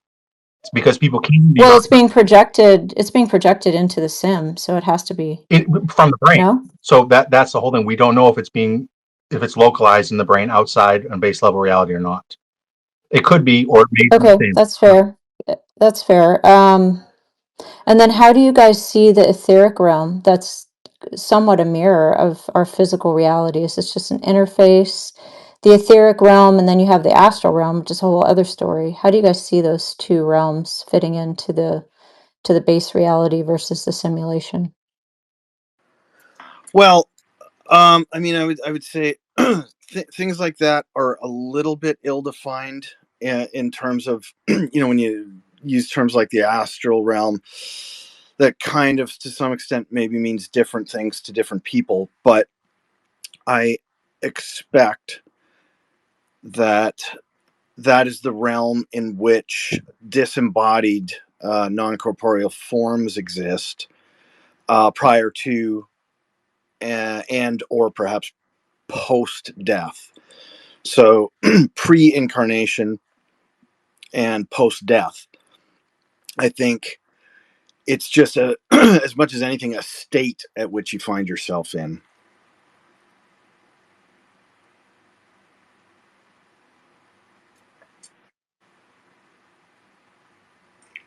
I just want to do some quick housekeeping. We have 3 million brains stuck in the vat requesting the mic. If you want to know the true count, in case you're in there, you will get there. In this lifetime, just take away the million, and that's how you know how many people are in the queue. I just wanted to give Where is the 8 billion bodies? Where are the 8 billion bodies in the pods? Like, where are they? That's a giant facility if we have 8 billion bodies in Maybe pods. hundreds of thousands, maybe a million. I mean, Are we then back to the NPC thing? yeah, but NPCs are part of us, right? They're like our multiple personalities almost, because everything is happening inside of our brains. JT just created 7.9 billion serial killers. I'm not a serial. I don't know where you made that leap, because I'm not a serial killer. So I don't know. I'm saying Oh yeah, anybody. you're not a serial I'm saying killer. people you could swear. just be like, people could just kill a bunch of people and be like, "Oh, you're just one of my alters." I'm joking. I get I'm not accusing you of anything. I mean, either Fringe, that or they're little brain organelles running machines, communicating through the web and learning how to sort of be human from us for some stupid reason. I hope that they're just projections. I hope that they're just, an aspect of our personality, because that would be a pretty horrific fate, right? It's like talking about the hybrids. The more real that is, the more horrific that is, because the evil that we're talking about, the things that they've done, the things that they do, right? Last thing in the world you would want is a bunch of children in their hands, right? So the further we get away from that, the more comfortable it is for me, but anything is possible. And Morgan, I didn't mean to cut you off. I'm just enjoying my non-drug induced psychedelic experience. Fringe is asking all the questions I would normally be asking. Yeah, like I didn't mean to cut anybody off here. No, not at all. That's that's probably really all I have to say on that. Fringe, what else you got? I mean, I have a few pages here, but I think, it's up to everyone. If you all want to take some audience questions, I know people are anxious to get up and ask their questions.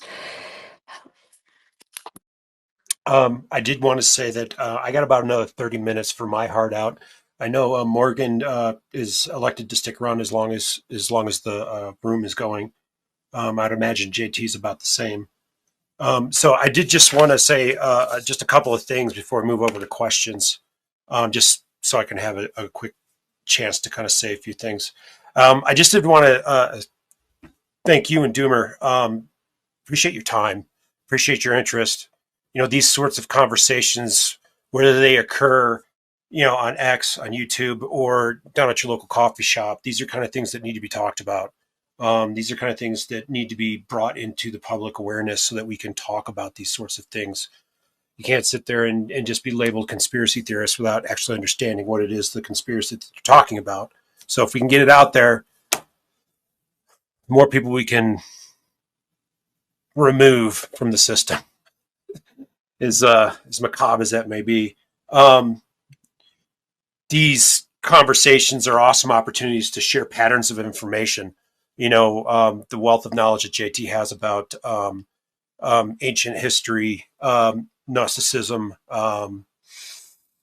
astrology, and all the other former civilizations. I learn something every time. I'm not much into the UFO phenomenon. According to remote viewing, I've been abducted in some way. I don't recall it, but it's fascinating. It's some stuff I'm going to sink my teeth into more often. Appreciate that. Having these conversations, I'm learning more every time about the data itself. The more I talk about it, it kind of lends itself more towards the teaching / learning dynamic, and how a teacher learns more when they start teaching it, and how much the learner is actually teaching the teacher at the same time. There is one last thing I do want to kind of leave everyone with before we start getting into questions, or before anybody else wants to make some statements. If people haven't read the Bob and Rowe material, Far Journeys, Ultimate Journey, and Journeys Out of the Body, his final book, I believe it's Ultimate Journey, there is a time in which where he's describing an experience where he thought he went ahead in time by several 100,000 years, with essentially was his future self or his higher mind involved, and was showing him humanity at one point. And if you ever get a chance to read that particular part of the session, or that particular part of the story, where in which he goes back to an Eden-like place, and there's two humans who have complete control of everything around in their environment, speaking with the animals, able to grow food instantaneously, whether that's instant manifestation or not, I can't tell you. But in the conversations that he's having, or he's through telepathy is having these conversations with these two humans, at one point they do talk about going home. Things are pretty macabre. This is probably the darkest shit that I've ever dealt with in my lifetime. It's put me on a course that I never would have imagined. It's put me through some dark shit for a couple of years. But once you get used to the ideas and the concepts, and you have your own truth about the matter, and you have your own understanding about the matter, it becomes easier. It becomes easier to talk about and reason with, and provides enough understanding about why our world is the way it is, why our world always seems to be at war. There are reasons for these things. And when we understand those, we can understand that we don't need to be afraid of it at all anymore. One day we are all going to go home, and I hope we all work together to get there one day.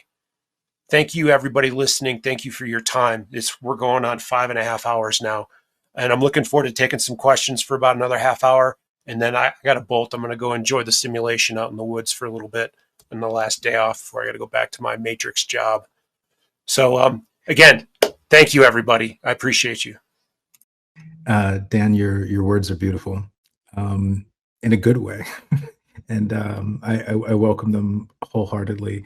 Thank you for having the courage and the vulnerability to doom hard with us.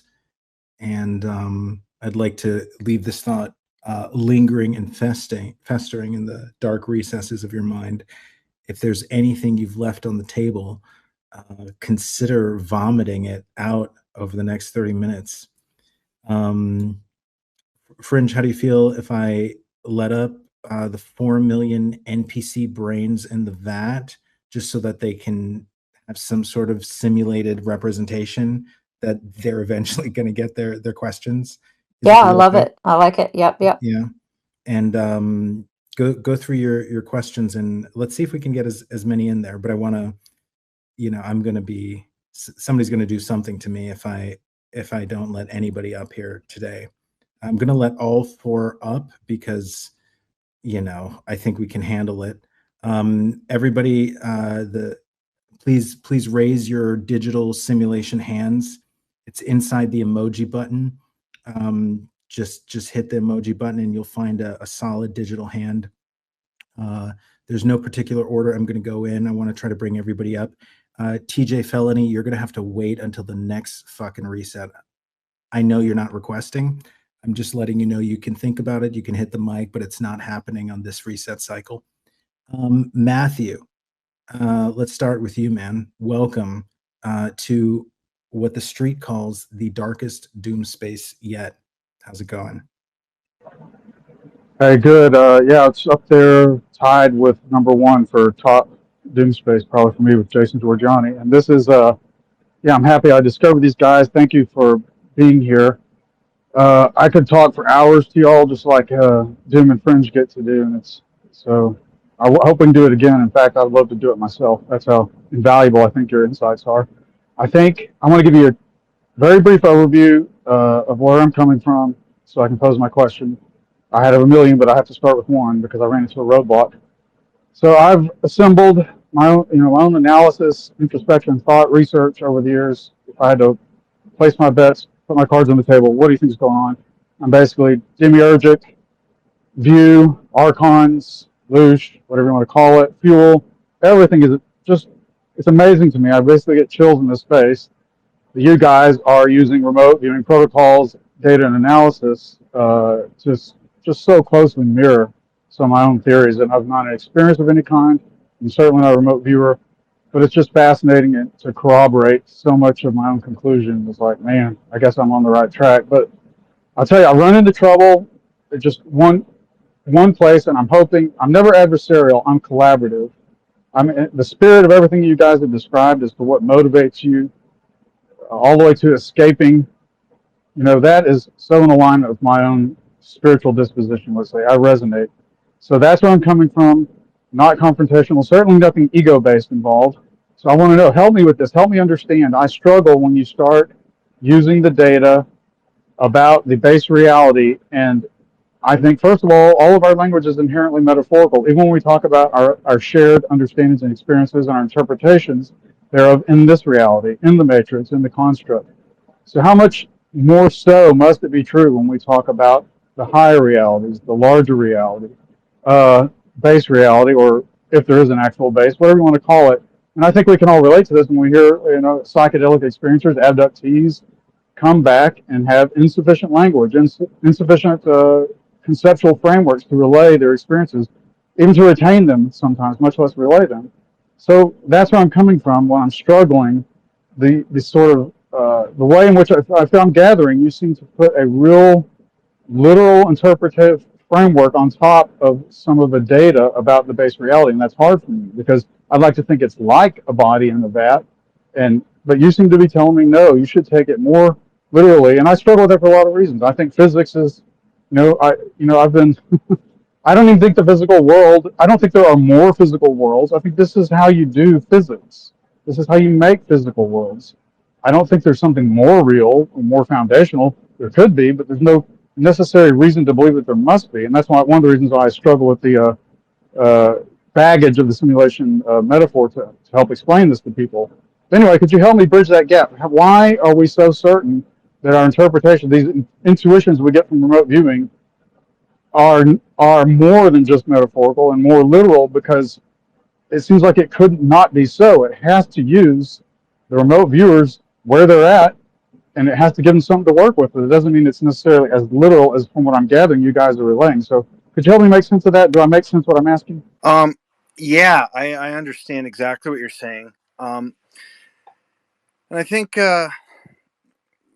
probably the easiest way to understand that is to think in terms of even base reality ultimately is a mental construct, or a construct as a result of consciousness, or a large scale thought form existing. So ultimately, at the pinnacle of reality is the emergence of consciousness, and all of that, and everything below exists within that initially mental construct or framework. So yeah, I think I more or less actually agree with what you're saying. And it's more in terms, you can maybe think of it in terms of layers of reality or experiential reality. Um, for all intents and purposes, this reality we are in right now, although I firmly believe is a false reality overlay, it feels real. And I think the same applies to the next layer up that we refer to as base reality. So, to a certain extent, yeah, we're using language as a means of communicating ideas as best we can. That may not be perfect. In fact, I'm quite certain in a lot of cases it's not. But I think that, yeah, well, I could prattle on about that forever, but I think that's a succinct way of saying what I'm trying to get at, if you see what I mean.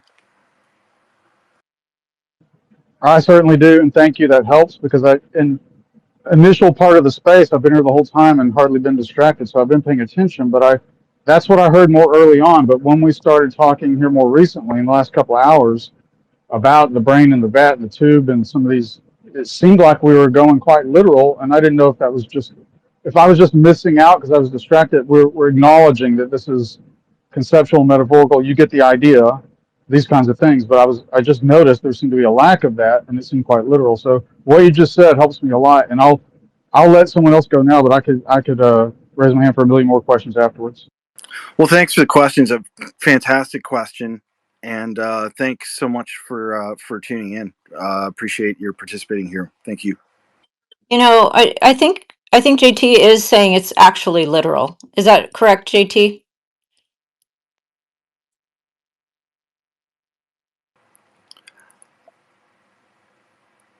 Well, if JT's having mic issues for a second, I'm gonna say my own stance is it's both. It is both. It is literal in terms of, in the same way that this reality is literal physical as we are experiencing it. I mean, I'm sitting at my desk. You can hear that. I'm knocking on it. I'm touching it. I have a computer in front of me. I have a phone in front of me. I'm talking to all of you guys in here. And from this standpoint, this is literal and physical, although I firmly believe it's actually a mental construct. Same thing applies to base reality. Were you there, it would be both literal and physical. The people in the tubes being used as batteries. Yes, that is a literal and physical thing, but it's as the result of ultimately a higher mind construct or Like framework. a dream in a dream, Morgan? Like a dream in a dream type thing? That's as good as any way to put it. Yeah, sure, absolutely. Thanks. I don't know if Dan or JT would have anything to add or. No, I mean, you said it exactly exactly the way I would say it. Agreed. I think that we focus too much because of the pressure for the love and light stuff, right? And I'm not disrespecting their opinion. I'm just saying, like, the pressure in our society to go along with this narcissistic positivity, toxic positivity, is so strong that we weight one more than the other. Ultimately, it is all consciousness. However, the events that are occurring to us in base reality are having a very real effect, not just in base reality, but a very real effect on the spark, our divine spark, which came from the world of light. So if the idea is that nothing that happens on any of these levels has any real effect, that it's all an illusion, that's not the case. If the idea is the ultimate reality is consciousness, that is true. However, what is happening on base level reality is having a real effect. They're draining, they're doing something that, and this is again found in the ancient, this is found in Gnosticism, it's found in Hermeticism, it's found in Manichaeism, right? They're harvesting, they're feeding, they're doing something, but it's draining, it's destroying the spark. So it is real.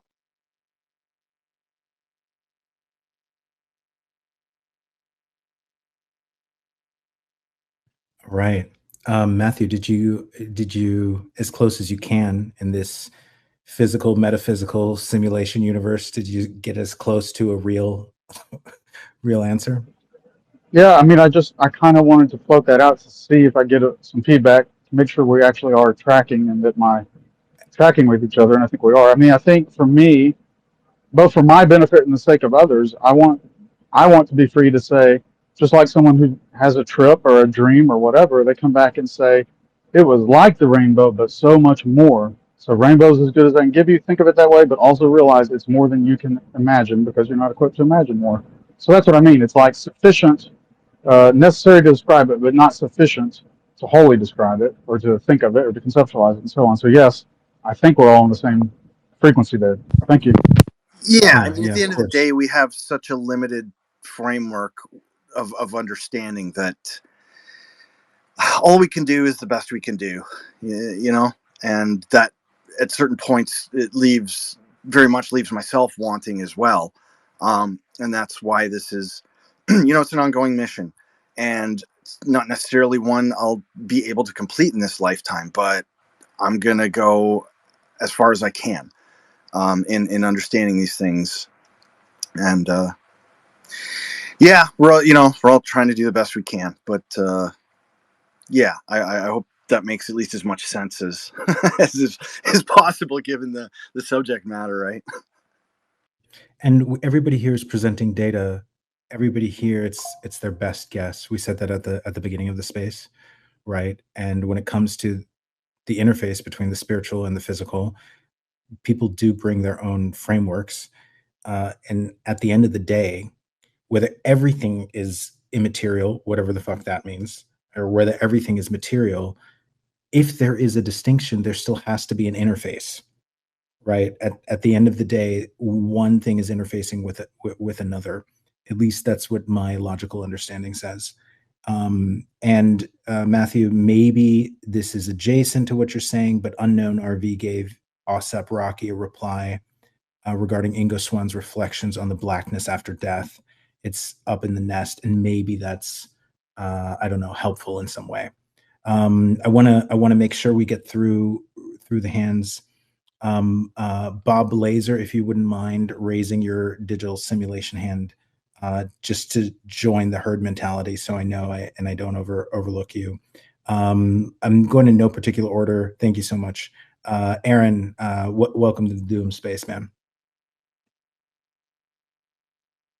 Yeah, thanks for having me, guys, and again hosting such a protracted space to be able to have these dialogues, because they are important, and I think clearly only attract, or primarily attract, people that would resonate with these deeper levels of reality beyond, you know, just what's in front of us all the time. And so the more we talk about it and the more we can bounce our frameworks off each other, I think the more we can find tools to establish more and more layers of our own sovereignty with and without the matrix, whatever that looks like. On the pod dynamic, I, a few years ago, had one of my consciousness earthquakes.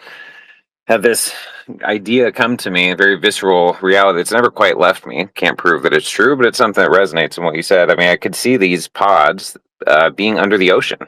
We have 90% of the ocean. If it has to be somewhere within, if this whole Earth isn't its own construct, if there's some physicality here and there's some kind of, you know, projecting into a matrix playing out, that those of us who are, you know, genuine souls, not NPCs, are a part of that software construct, and there's a location, that one seems certainly plausible to me. And using stars and a lot of esoteric dynamics, and you probably know or heard as being an astrologer, that you know, that we can actually locate people on the Earth based on their stars in a lot of different ways. So that could be a relay node, if you will, for projecting into these matrix dynamics.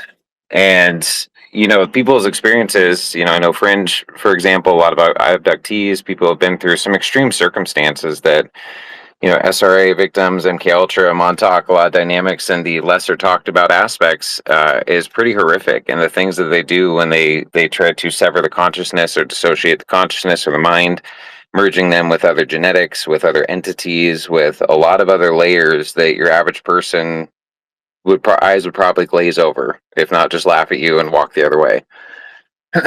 And through, you know, my own personal journey, trying to figure out what the fuck is going on in this real, like, what's really going on.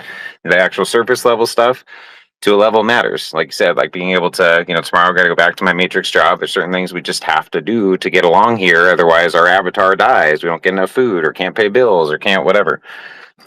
But when when we actually die, and that Janeway episode from Voyagers, I think is a great example that you were talking about earlier, and then it was posted down below.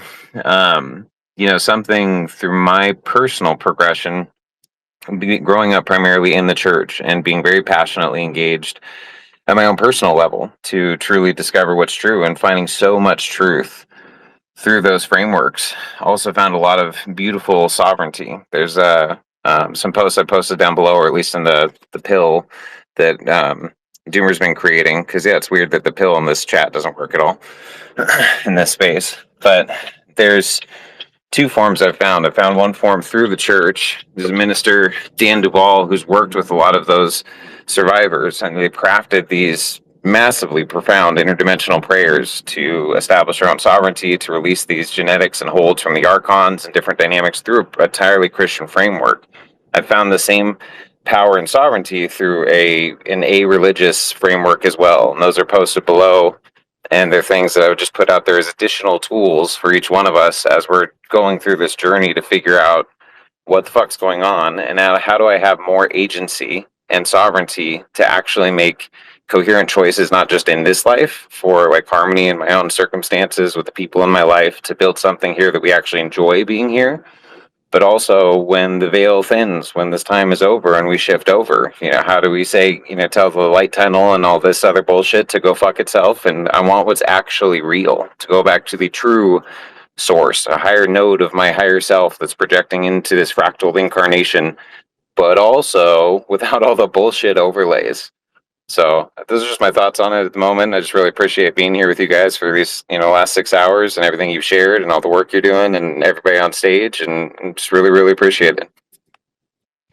Well, thank you, man. Thanks for tuning in and for participating. I really appreciate it. It means a lot. Yeah, much appreciated. In the same boat, brother. Right there with you.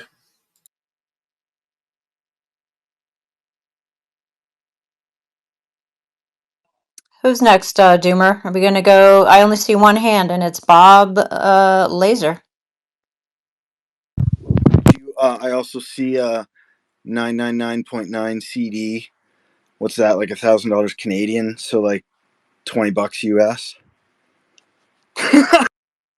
Sorry, I'm Canadian, by the way. Okay, Bob Laser, can you hear me? Go ahead with your question, please. And you guys, so sorry, I had to take a phone call. Fringe, I'm barely able to post in the nest at the same time. Thank you for managing things. Did I miss something? Did I totally mess up? I don't think you missed anything. I'm trying to see if Bob Laser can actually hear me, or if he might be glitching. Bob Laser, you're welcome to go up. If not, I'll go to 99 cubic decimeters is my guess. Well, let's go to you. And Matthew, did you raise your hand again, or is that just the simulation? Yeah, again, when everyone else is done. Okay, yeah, I'll try to get through all the hands first. 999, go ahead. Thank you, brother. What a just fascinating, intriguing space. You guys are just awesome, and gals. I thought I was the only weird one out here. So I had a question. Morgan, are you, when you were saying you were working with Dan, were you referring to Dan Barish from the Project Looking Glass Project? I'm just curious. Oh, no, sorry. Intuitive Underground here is Dan. Hello. Oh, got it. Okay. And then I don't even know how to ask this question properly. It's the amount of evil that's on this planet had me, and basically what they did to me had me motivated to find out who they were. And so we found out through the end of the rabbit hole that there are bloodlines, and you guys probably all know this stuff. I don't mean to bring this to a surface level. I'll go deep, but it seems like bloodlines have relationships with off-planet races, and they are interested in a reset. And so one of my questions was in terms of free will. I know I'm going to jump around a little bit here, but it seems like that, you know, how we love family and we love our friends and we have a propensity to this. And if we're made in God's image, it seems like God would want the same. And if this planet was set up in a free will system, it seems like this would be the ultimate obstacle course to qualify a family in my eyes, right? I'm not, you know, putting this on anyone and expecting anyone to believe it, but it seems like this is a qualifying course, like the most difficult, you know, FPV or first person shooter on extreme difficulty times 11, right? So that's what it seems like to me. Are you guys wrestling with the same type of outlook here, or is it more on, you know, less God and more how should I say, just more dimensional awareness, that kind of a thing, and kind of we're evolving at that kind of metric, instead of having like a creator, you know, not dictating, but kind of creating everything and then saying, okay, I'm going to select this group out of this disaster because they made it, you know, kind of a thing. Or, you know, I don't know if I'm asking, you know, the right way, but it seems like that's the case for me. It seems like this is a battle between love. I don't want to say light, because light is pretty much awareness, right? So love, awareness, and freedom versus hatred, darkness, and oppression. That's what it seems like to me. But I wanted to see what you thought. Intuitive or Morgan, you guys can jump in on that. Just curious. For me, my own personal cosmology, my own personal opinion, and that's all it is. It's not based on any data. It's just intuitive spikes, precognizant every now and then. I would argue that we're all percentages of that God, and it experiencing itself through our eyes in our own way, in our own choices. I think that's probably about the only way that I would differ from you on what you've been kind of speaking. Ultimately, it comes down to choice, whether we're tricked or not, whether we want to experience the trick or not. You know, that idea of everything coming from nothing in Morgan's cosmology, that ultimately we're all part of the same thing. Gives some, in my mind, gives some level of credence of the acceptance and agreeing of experiencing what we're experiencing. Now that where the grass meets the road, or grass meets the road, the rubber meets the road, you know, it feels a completely different point of view. So yeah, I guess that's really all I really would add to that. It's a very large question. You know, I would wonder if maybe perhaps the idea of family and love as a way to kind of get you to come back. I'm not saying that's a fact. I'm not saying that's even my opinion. It's more of a rhetorical question. Morgan? Wow, fascinating. Yeah, I think the only thing I might add to that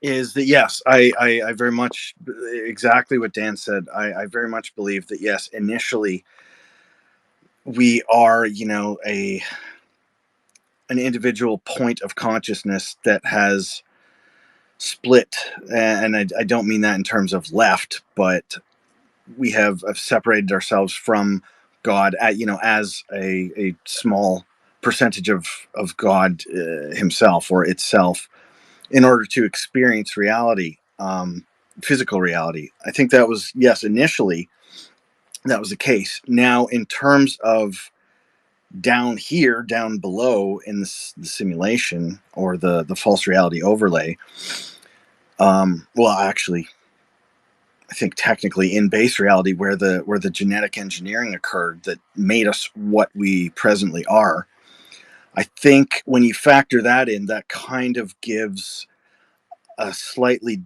different perspective on the idea, you know, made in the image of our creator, as in the false gods, the gods of this world, are the ones who did that to us. So that's kind of currently where my understanding on the matter is. But that initially, yes, we are a fractional piece of God. And I mean, I think for me, the ultimate goal is, as I like to say, return to source. You know, I don't even want to convolute it with another question. I do have another one, but I don't. But you guys are all. I want to hear you more than I want to hear me. So I'll just let it defer. But thank you guys very much. You're welcome. Thank you so much, 999. And you can feel free to put your question in the comments. If you look, the main post, like the reason nobody sees a purple pill is because I launched from my laptop, but it's the one main post. Put your comment in there, and Dan and Morgan and JT are tagged in there. And I just want to be respectful of Dan's time. I think we can probably close the space altogether once we get through the hands. And thank you, man. One of my hands too. I wanted to make a comment on that idea that 8 billion pieces of God have been mysteriously trapped in the matrix. I can't do it. But that's just my point of view. If we are actually little fractals of God, I'm not sure how God got himself trapped by the archons of his own creation, potentially. So I just like to throw that out as food for thought before we get to the rest of the hands. Go ahead, Laura. Yeah, and I'd like Dan, how are you hanging in there? Can we, if we do a speed round, can we make it through these? Yeah, last three. Yeah, I got till basically sundown to get up there, and it takes me about 45 minutes, so we're good. Well, I really appreciate it. I don't want to stretch it. Well, I want to honor the people's time. I mean, 6 hours, right? Yeah, 6 hours we're at. Yeah, I want to at least answer the questions that are here. Sure. I did set aside 8, but I didn't realize we would doom this dark. We would just be dealing with like potential immortal soul capture, and then JT took it another level. Yeah, so but we're not even capturing our own souls. We've actually captured the soul of God, right? We're now saying that archons have trapped the soul of God, which is way more dark than any doom space has ever gone before. One thing I might add, just kind of contest with that is, who's to say that they don't have a piece of God either? I mean, that's a possibility, but they're definitely missing something that we have. Would you agree with that? I mean, I would agree. Yeah, that's just my experience being around them. That's a good point. That is a very good point. Something's missing. I don't know. Yeah. They were likely created by God, but let's just say that they were, their connection was severed or something like that is what I'm thinking. Well, in the data, they do have this idea that something about them is degrading for what they're doing. And they need to get our life force energy because they don't have any of their own. I'm just throwing that out there. And the inability to create on their own, at least through the cultural books and knowledge and that sort of stuff. That's not necessarily in the data. I would add just real briefly, my session work on the ultimate source of reality, and that's where a lot of this, as I keep calling it, the primordial thought or the initial spark of consciousness that from which everything else emerged. The way that I described it in that session was an entity of light that is perfectly balanced. Now, perfectly balanced, if we're talking in terms of good and evil, well, that means it's 50% good, 50% evil. So, in a sense, at least from that perspective, it does actually make a lot of sense to me that, why God would allow things to play out in such a manner, because it's effectively letting little bits of itself down here to experience and to do whatever it does. So it's almost that kind of dichotomy at play. I don't know. I mean, that's what the data says, and that's kind of what I take from it. I mean, obviously, anyone is more than welcome to disagree with that as you see fit, and I understand.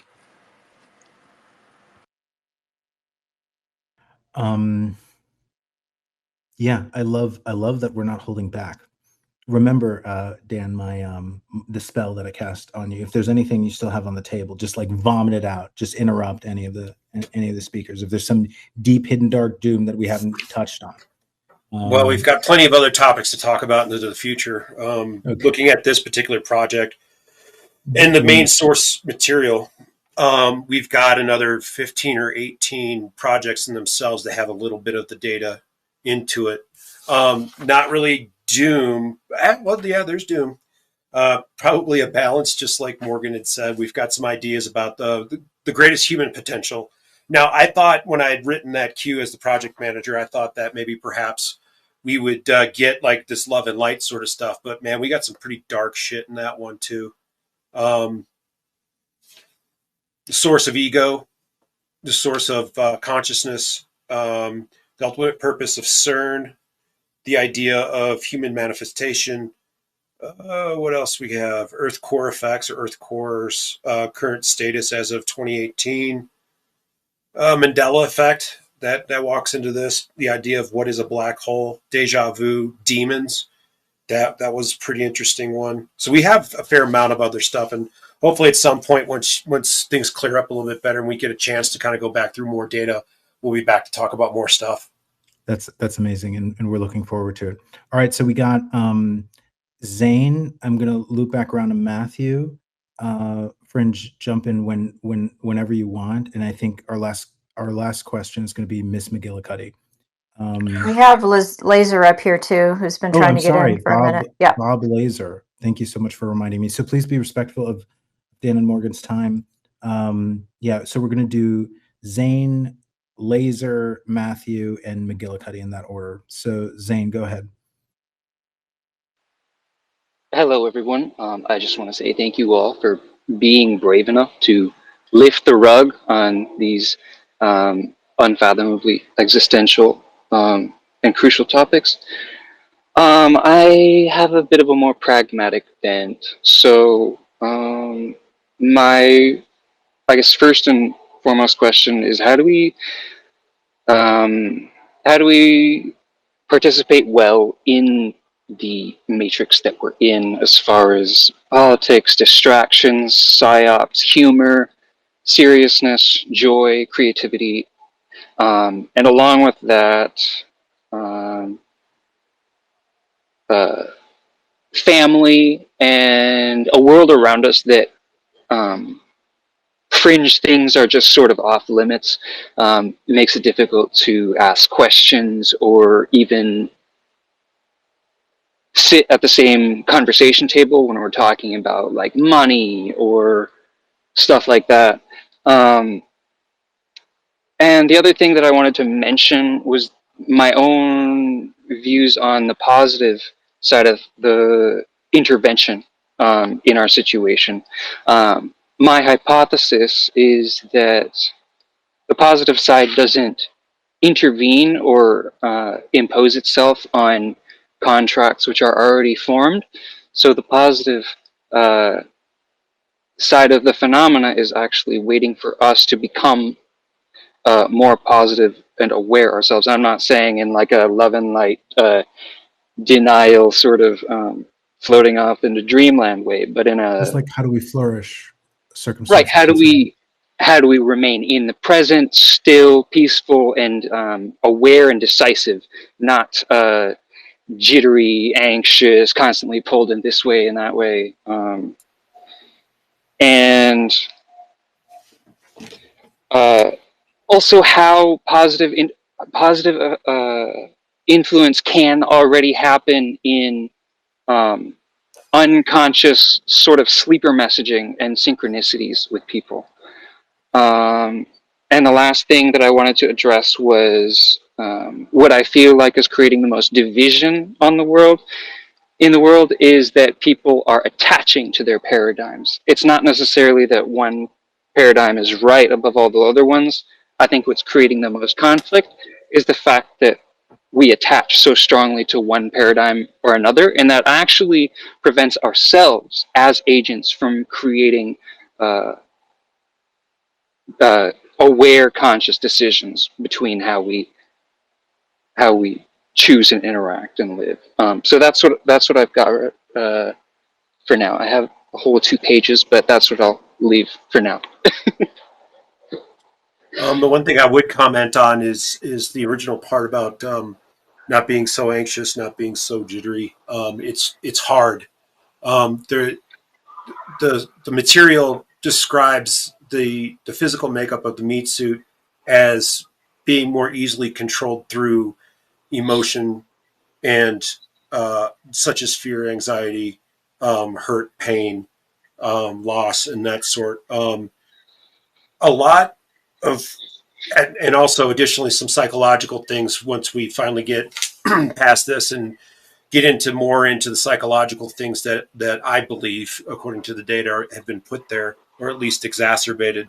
A lot of it comes back to healing childhood trauma, and it's something that's a big motif in my life in the last 4 months, is to not make myself so susceptible to negative situations, to not give off that negative, not negative, but that's such enlivened emotion to where I'm putting off that level of energy, sort of speak. I work in the public sector, so I deal with the public.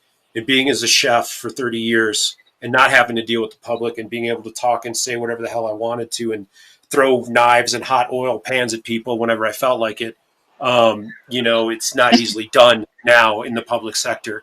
So I've been on a course of dealing with anger, understanding where that comes from in my experiences as a child, and from my parents and from their parents and from their parents and then from their parents and all the way back to eternity. The idea of being more centered, the idea of getting help or talking about, or where even by yourself. I talk about how I'm about to go, out into the woods and sit by a fire and enjoy the simulation for the night. I found in a roundabout way at some point being able to help myself with those sorts of things and work through those sorts of things is being alone with my thoughts and allowing myself to revisit those nasty times, at least the ones I can remember. Because a lot of these traumas are caused in childhood by things we don't even remember. And they may be as small as, you cried once and mom didn't come. That could very well set off something that changes you throughout your life. Now, the love and light side of things would say, well, those are things you're here to learn and those sorts of things. For me, it's more or less trying to alleviate those issues in the subconscious when it comes to emotional trauma. And one thing we find, and that's one thing that fascinates me so much about Ingo Swann, is his work through I'm going to preface this because I don't believe in the dogmatic side of things, at least not in terms of using the religion to hurt people or to control over people. But there is a technology that's used by the Church of Scientology, and it is known that Hal Puthoff, Ingo Swann, and there was another one back in the day that were all Scientologists. There is a process that helps people heal their traumas, even ones that they don't know they have, and an ability to talk through it. Taking this back to the fireside chat by myself is going through those things and accepting them and allowing them to be, understanding that they're there, but not allowing the I don't want to say it's the nervous system response to those anymore. And it's helped bring myself a little bit more into a centered area. These last 4 months, I was never really a big meditator. I found remote viewing to really help me psychologically in learning how to remote view. I was, a chef. I had a big ego. I had a lot of things that were out of control in my life: drugs, alcohol abuse, relationships with people, and those sorts of things, and just being okay as being a tyrant. Like having to go through learning how the subconscious can affect you in your everyday life. It's literally like a trainable dog. You can work through with a therapist, I would suggest, or even by yourself, going through and sitting with things. One concept that's been coming up quite a bit in the last 4 months of my spiritual journey, so to speak, is the idea of healing. You got to go back to the spots that hurt. You got to go back to the things that negatively affect you, understand why they affect you, and put it to bed in some metaphorical way, whether that's with help or through your own machinations. And those will help. And at very worst, will help identify your trigger points when it comes to emotional triggering, whether that's through a conversation with a loved one or just some complete stranger that just decided to be real nasty to you for no apparent reason, and not allowing yourself. It basically, it helps to stay in more control of your emotions. And for me, given this information that we've been talking about today, it takes energy away from the space dicks. As comical as that sounds, or how Simpsons like that might sound, it really helps. I wasn't quite sure what you were asking about the synchronicities in your second question. Could you rephrase? Yeah. I just want to say thank you for touching on the self-work and the working through traumas. The way that I've been doing that is through writing, and journaling and poetry, really digging into trauma and pain, and even simple stuff like crushes that I never asked out. But as far as the sleeper messaging goes, I guess what I mean is that um, I feel, and this is based on my personal experience with having done like spiritual work and stuff. I feel like there is a definite positive sort of intervention element to where we are in the matrix right now, but so many people are not ready for those I guess layers to be peeled back from reality, that a lot of people need the subtle messages that come from people who are around them who don't really have complete control over their intentions. So someone passing me by at the store just randomly telling me I have a beautiful smile, it's like they might not find it that consequential, but if I was having a really bad day and just like is just in a certain mental state, and someone was able to um, bring my awareness back to the inherent peace that I already feel inside. Right, centered, yeah. Yeah. So they were sending a message that they didn't understand they were messaging, that they didn't understand they were giving. That's essentially what I was saying. Yeah, yeah, it's something I'm fighting these days. Like, I found myself with in childhood with like precognitive knowing sort of things. But one thing I've really noticed since the remote viewing had started really getting in earnest about 2014, 2013, that these synchronicities would come up mostly in numbers. I got rid of all the digital clocks in my house because it bothered me at one point. It really picked up pace just before my dad checked out. And I just wrongfully associated it with, hey, you got something bad coming your way, instead of maybe more or less confirmation of like those sorts of things where intuitively somebody has the urge to just say, hey, you look really great today. I hope you have a great day. And that whole idea of or concept of higher mind speaking through people, they don't know why they're doing it.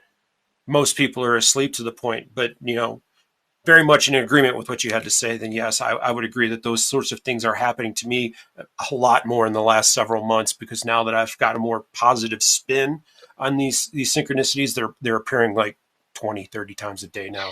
And I don't know what to make of it. I just don't.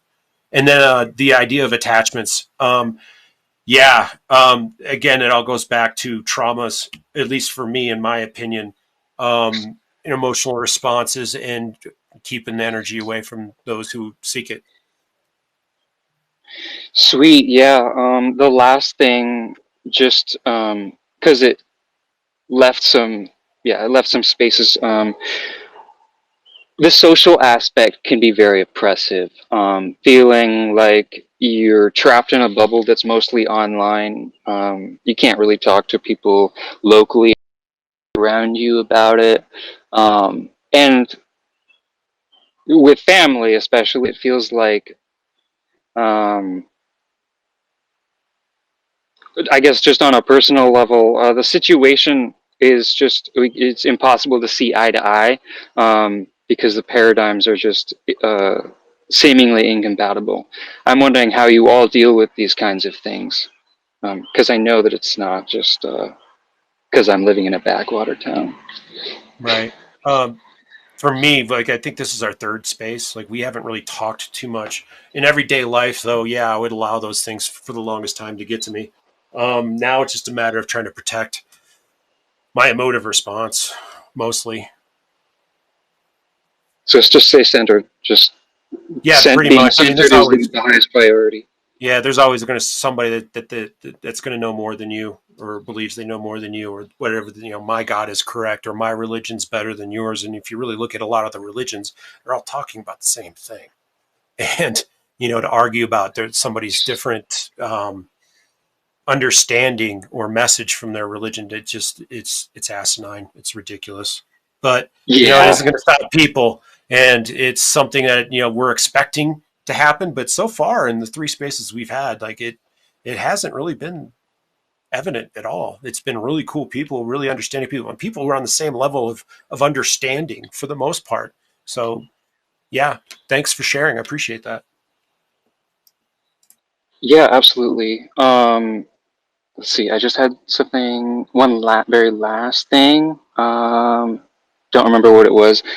Um, uh, oh yeah, just that the social stuff is a lot more pragmatic. It comes to like decision making and stuff, and like other people's views on like how you're making decisions, especially when you might depend on them, or there's just resources moving around, and they can't really understand why you're making your decisions. And maybe even, I know for myself, I have dealt with a lot of the fear associated with this kind of information, and that has affected my decisions and made it difficult for other people to see eye to eye with why I'm doing things. But other than that, that's all I had to say. Thank you all. And I look forward to seeing you guys more in the future. Thanks. Appreciate it. Thanks so much, Zane. All right, we're closing this out soon. We have, what was it, Bob Laser, Matthew, and then Miss McGillicuddy. So, Bob, I hope you brought the 115. What you got, man?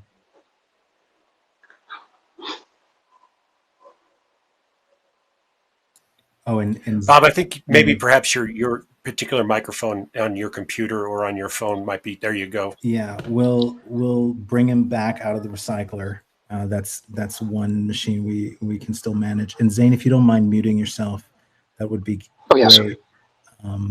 Bob, just hit the. Oh, are you back already? I don't know whether I'm hallucinating. Can you try to say something, Bob? All right. Well, Bob, you can try a few more times. Try to drop yourself down, maybe leave the space, close the app. I'm going to go to Matthew, and we'll see if you're still with us or in the queue. Matthew, go ahead, man. Thank you.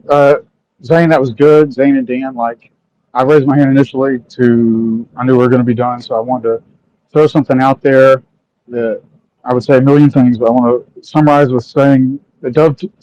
by saying something that dovetails with what you guys were just talking about. It's like I'm on the lookout for awake people, and at the same time I know that awake is not a destination, it's a process. So let's say people who are pretty far along in the process. And Zane, I hope you come around a space like this and you will feel much less alone, because I relate to what you were saying about dealing with asleep people in the regular world, So I could talk about that for hours, but I wanted to say one thing in response to what Fringe has said a bit ago, and something that I think maybe for everyone else's benefit, for my benefit to articulate it. When I think the problem, I come from a Christian background, first of all, and that's so complicated. I don't know how to put that simply, but just to say, if you want to understand me, I think we are, among other things, to live here and look like. You could call it Christ consciousness, whatever you're going to say. I think that should be our animating spirit and disposition towards reality as a reflection of the divine. So the way I've dealt, that's always been a difficult issue, the problem of evil, and the way I think about it is the parent turns you loose and says, you say, I'm going to go out and play in the playground, and this is not love and light. It's not one or the other, but the parent says, yeah, there's some bad kids out there in that playground that might rough you up. And you say, I know. And then you go and you do it and you find out it was really rough, more than you could have imagined. And then you come home and you're like, oh, I'm home. And you might not say that was fun, but you might say I learned something. And that's the only way I can reconcile it. It's not, the idea that there is evil is not at all contradictory at odds with the idea of God as classic theism, classic Christian, and even Islamic scholars and philosophers have conceived of God, which is the ground of being itself, the thing that exists necessarily, causes everything other than itself to happen, and fulfills any potential that it desires to fulfill. It's basically full potentiality. Anyway, among other things, so I just want to say that's how I look at it, and I don't think that's love and light glossing over it either. I think it works. But what I wanted to say is, the final thing is, I think we're all here I think we all recognize, oh, this is nice. People who are awake and trying to figure out what's going on, what we can do about it, and perhaps to collaborate. I'm on the lookout for other people who are there. I think we have to work together. And this is just how I feel. I come in here, hear this. I feel like we're all on the very far along in the process, all variable, all differing, on the process of waking up. What I wanted to say is I want to put this out there, put to our three guests. If they want to elaborate or comment, that's fine. But I think, as you're talking about earlier, I don't think there's 144,000 of us in here, but when we get people who are awake and awakenings far enough along, I think this is what it should look like. I think you should be the I am. You should recognize that you're the I am, or the ISB, as Courtney Brown would say. You recognize that is your true identity. And everything from the ego you recognize as something you want to make subservient to the I am rather than the other way around. And it's very difficult. It's very difficult. It's nearly impossible to exist in both places at one time. But I think that is what the process of awakening will get us to. And I think what that looks like is, I tell my kids stuff like this, or anyone else who listen, a commitment to the truth, pursuit of the truth, in love, that sort of Christian ethic of caring, feeling and experiencing caring about others, potentially even at the expense of yourself, and not being governed by those low vibrational meat suit avatar ego things, which look like certainly all negative emotions. And the most unifying one of them, I think, that undergirds the whole control system, the whole Loosh farm, is fear. And so if you're not governed by fear, you're going to become, first of all, your first task is to become awake and not be a very productive piece of livestock. You can quickly quit producing. And I'm not convinced that they'll take you out as an individual. If you become have too much influence, I certainly think that the control system, whoever they are, will. And then I think once you're not a productive piece of livestock, you can maybe next set about working with others to try to figure out how we get out of here, break the cycle. And maybe we'll go back home, return to source, and say, that was fun, I learned a lot. Oh, but by the way, I'm still going to use and tap into divine righteous anger and indignation and shut the whole thing down. Because I don't want anyone else to go through that, or we can do it better, something like that. So anyway, that's my summary of how I wanted to express myself. Thank you. Agreed. Well said. Thanks so much, Matthew. I hope the audio's, I'm getting a lot of static for like the last 20, 30 minutes, but I think that's the demon in my computer. Has it been all right hearing people? It's been like crazy static. Yeah. It's been fine on my end. Okay, awesome. Yeah, it's been good here. Yeah, same. We'll try one more time with maybe the most infamous whistleblower, Bob Laser. Are you there? All right, he's struggling in the Rockets in Los Alamos. Miss McGillicuddy, you have been super patient. Did I see a twitch? Bob Laser, did you want to? No? Okay. Miss McGillicuddy, go ahead. Hey, first of all, wow, on the space. So I had a question, and sort of it got answered, slightly alluded to. I come from trauma abuse background. Went through the New Age healing process, so I'm fully on board with the concept of healing the trauma. I'm also an experiencer, so I've also experienced other trauma. And the more trauma healing, things get better, right? The way through is the way out. And I look at it as spiritual, my personal experience, I look at it as spiritual training for what I call the veil. But my question, something I postulated with Fringe earlier, is the veil not just the simulation / matrix? And I bring this up because of people, I'm not the only one, many, many, many of us have the capacity to, we've either had experiences, liminal spaces or physical, with what is not here in this physical, simulation on this side. We've seen the other side. We've experienced, myself, horrible stuff. But my question to you is, do you think it's, it's semantics in the sense that it's the veil simulation matrix? It's under the guise of this discussion that we've been coming through with today, and what JT was talking with Fringe about. All of it seems to be the same thing. There's something that most of us, most of the populace, maybe they won't ever know exists, right? Like, but some of us do. Some of us know it from a really traumatic standpoint, and some of us get glimpses. But uh, hold on. I went and did something hard today, Fringe. You'd be proud of me, right? Got to be tough. So I'm a little winded. But I guess I just want to know if maybe you could see what I'm saying, and if anything, I get to hear it from the horse's mouths, right? So yeah, but I love the going over about the trauma and how important that is, because a lot of my experiences and other people that I've met here, um, you know, it was trauma we experienced, right? So having the courage, and even from before I even knew what had happened to me as a child, um, when I got to the place of doing the uncomfortable, doing the going through, um, it's totally worth it. And I think it does pull away. It makes it easier for you to stay away from those quote unquote seven deadly sins, because you have a much more broad spectrum of, what is the better choice? What is the narrow path, right? So all that to say, you think the veil is the simulation / matrix?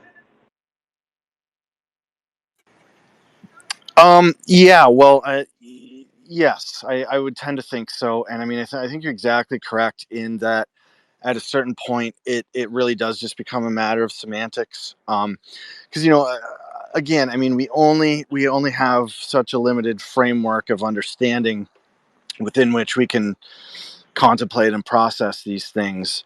So, yeah, the best we can do is kind of get ourselves, or at least our minds, in the same general vicinity by way of explaining as best we can. Now, ultimately, exactly how literal that is, I mean, it is hard to say. I do personally, I tend to think it's actually a lot more literal and physical than I used to, and or than I would frankly like to. But yeah, ultimately, I mean, the idea here is just understanding the core concept as best we can. And you're absolutely correct that at a point, yes, it becomes a matter of semantics. And it sounds like, yeah, we're all on the same page. And I mean, yeah, the veil, that's yeah, that's a pretty common term, I guess, you kind of see around in this, at least in this end of things. So yeah, I think I would tend to agree. Yes.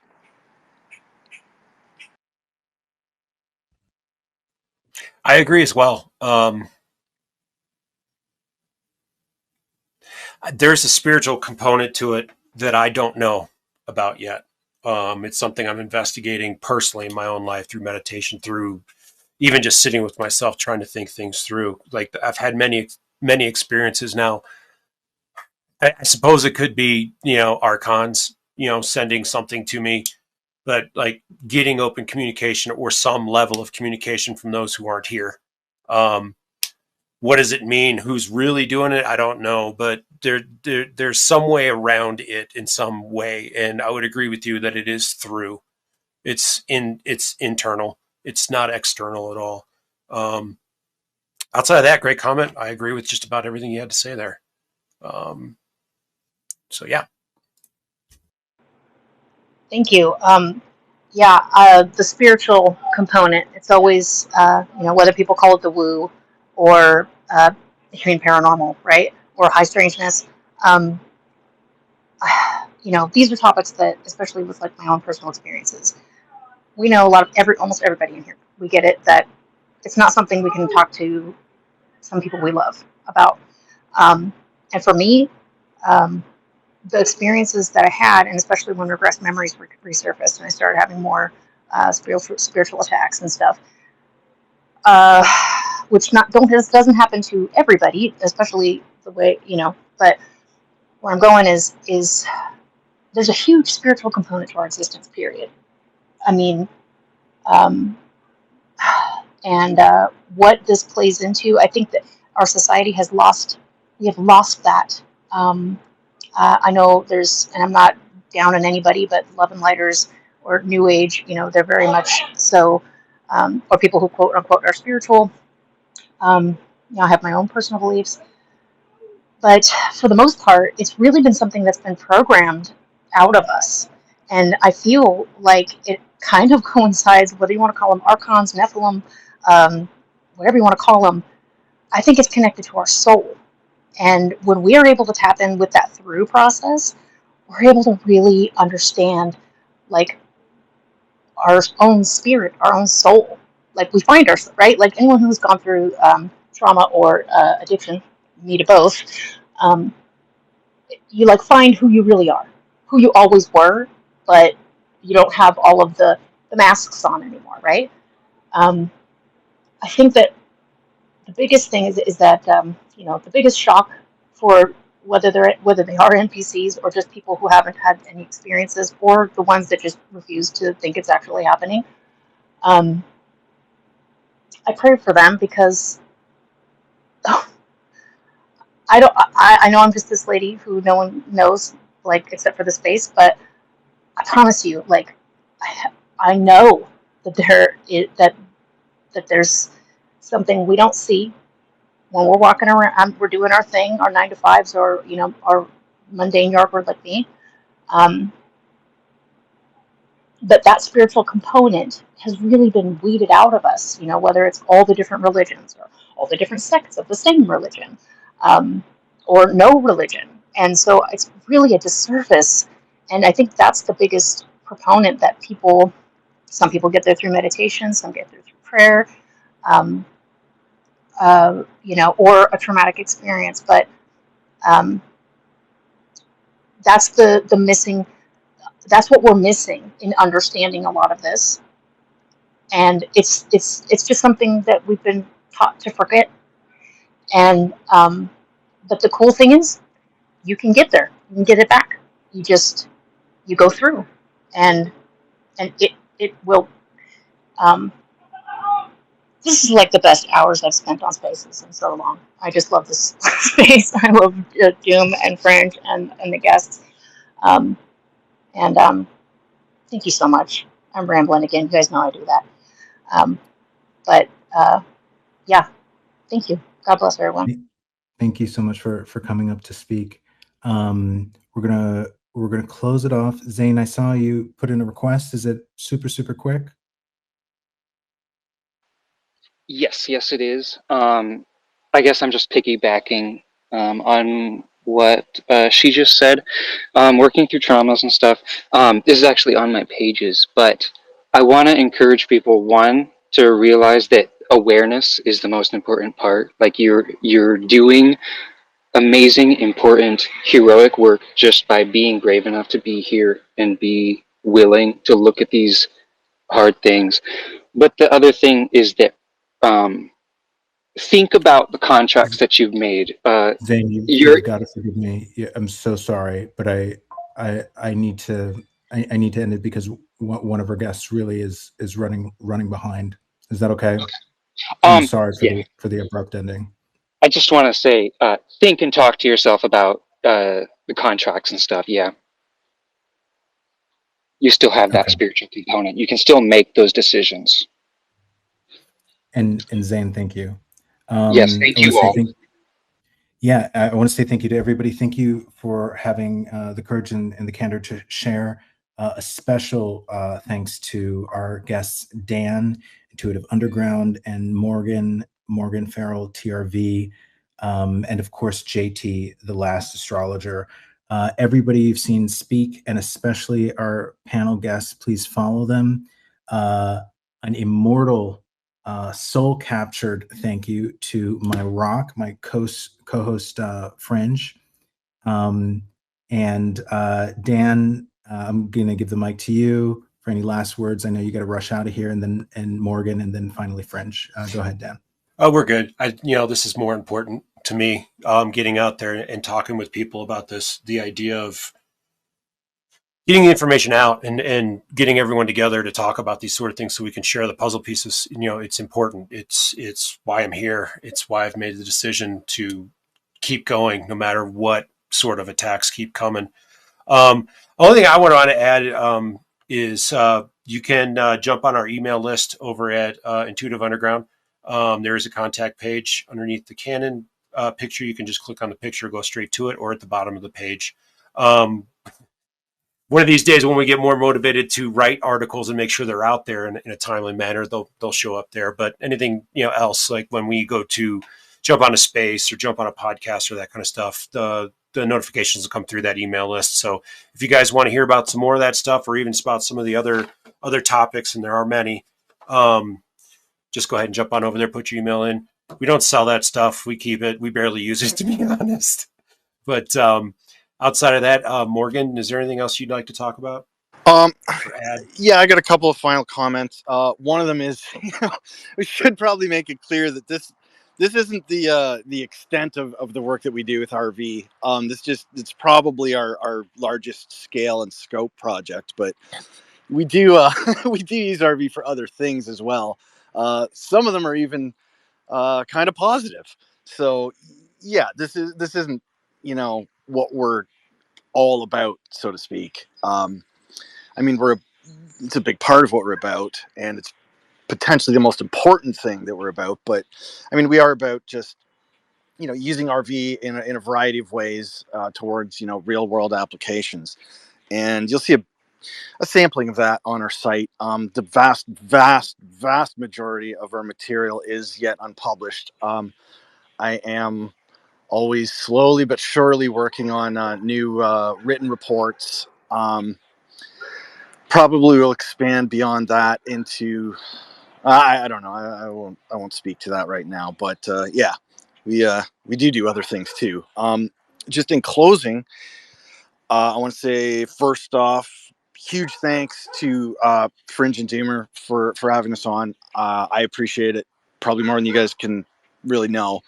JT for helping out, for getting this set up, and for frankly lighting a fire under our asses and getting us going with all this material. I do want to give a shout out to the rest of our team.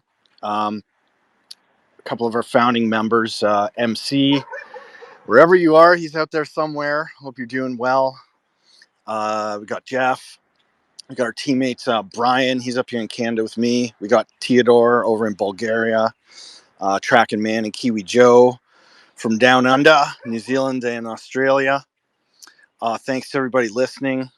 Yeah, you can check out our website, intuitiveunderground.com. I teach RV. My website's remoteviewingtraining.com. Got really creative with the URL there. And I should mention too that I semi-regularly participate in RV spaces here on X that are just kind of general purpose teaching, learning, discussing, Q&A sessions with a few folks. Hang on. Yeah, I see a couple of our regulars are here. We got Direct, Unknown RV, he was here earlier, and Margie. And we're planning on bringing on some additional guests in the future. So, if you're interested in RV just generally, we run these spaces semi-regularly. We'll often actually provide targets. You guys can actually run sessions in live time. We provide feedback and session reviews. Like I said, tips and tricks, Q&A sessions, discussion. They're a lot of fun. They're a whole lot of fun. And I mean, the nature of the subject matter aside, I've had a lot of fun here today. And you know what?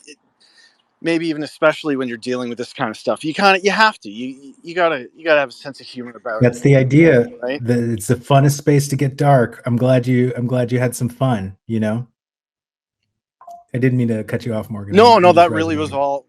It's all I've got to say. What else needs to be said? So again, thank you guys so much. It's been a real pleasure chatting with you guys and all the listeners and participants as well. You're most welcome. Fringe, go ahead. I'll keep it short. What an incredible conversation. This is going to go down in history as one of my favorite Doom Room spaces. So thank you to the guests and for everyone who listened and everyone who had a question. We'll see you next time. I just want to round out. Please pay attention to the nest. I put in an image of somebody complaining about the space sticks. I think that's very important. That's the second slide from the first. Of course, I had to manipulate the timelines and make sure that the last post in the nest was from DK. This may be the most terrifyingly dark Doomer space yet. That did bring some more souls into our trap. There's a 15-second delay always between speaker and listener, so I will allow you to persist in the tension very awkwardly. Thank you to everyone. Please send the space out to anybody who would get offended by it. Those who would get traumatized by it, just tell them to click the button so we get the get the metrics. And thank you to everyone, especially our speakers, Dan, Morgan, and JT. Thank you to you, Fringe. I will be doing an Adam and Eve story. I'm trying to make some money. I'm probably going to independently republish this book, probably do the ebook for free and charge for the audiobook. Pay attention for that stuff. I am only taking a break from Doom Spaces until I get my life together. So I hope that's less than one reset cycle. Realistically, I hope it's less than 4 weeks, ideally one. But that's what we're looking at coming up. And thank you to everyone. Doom deep, doom dark, doom hard.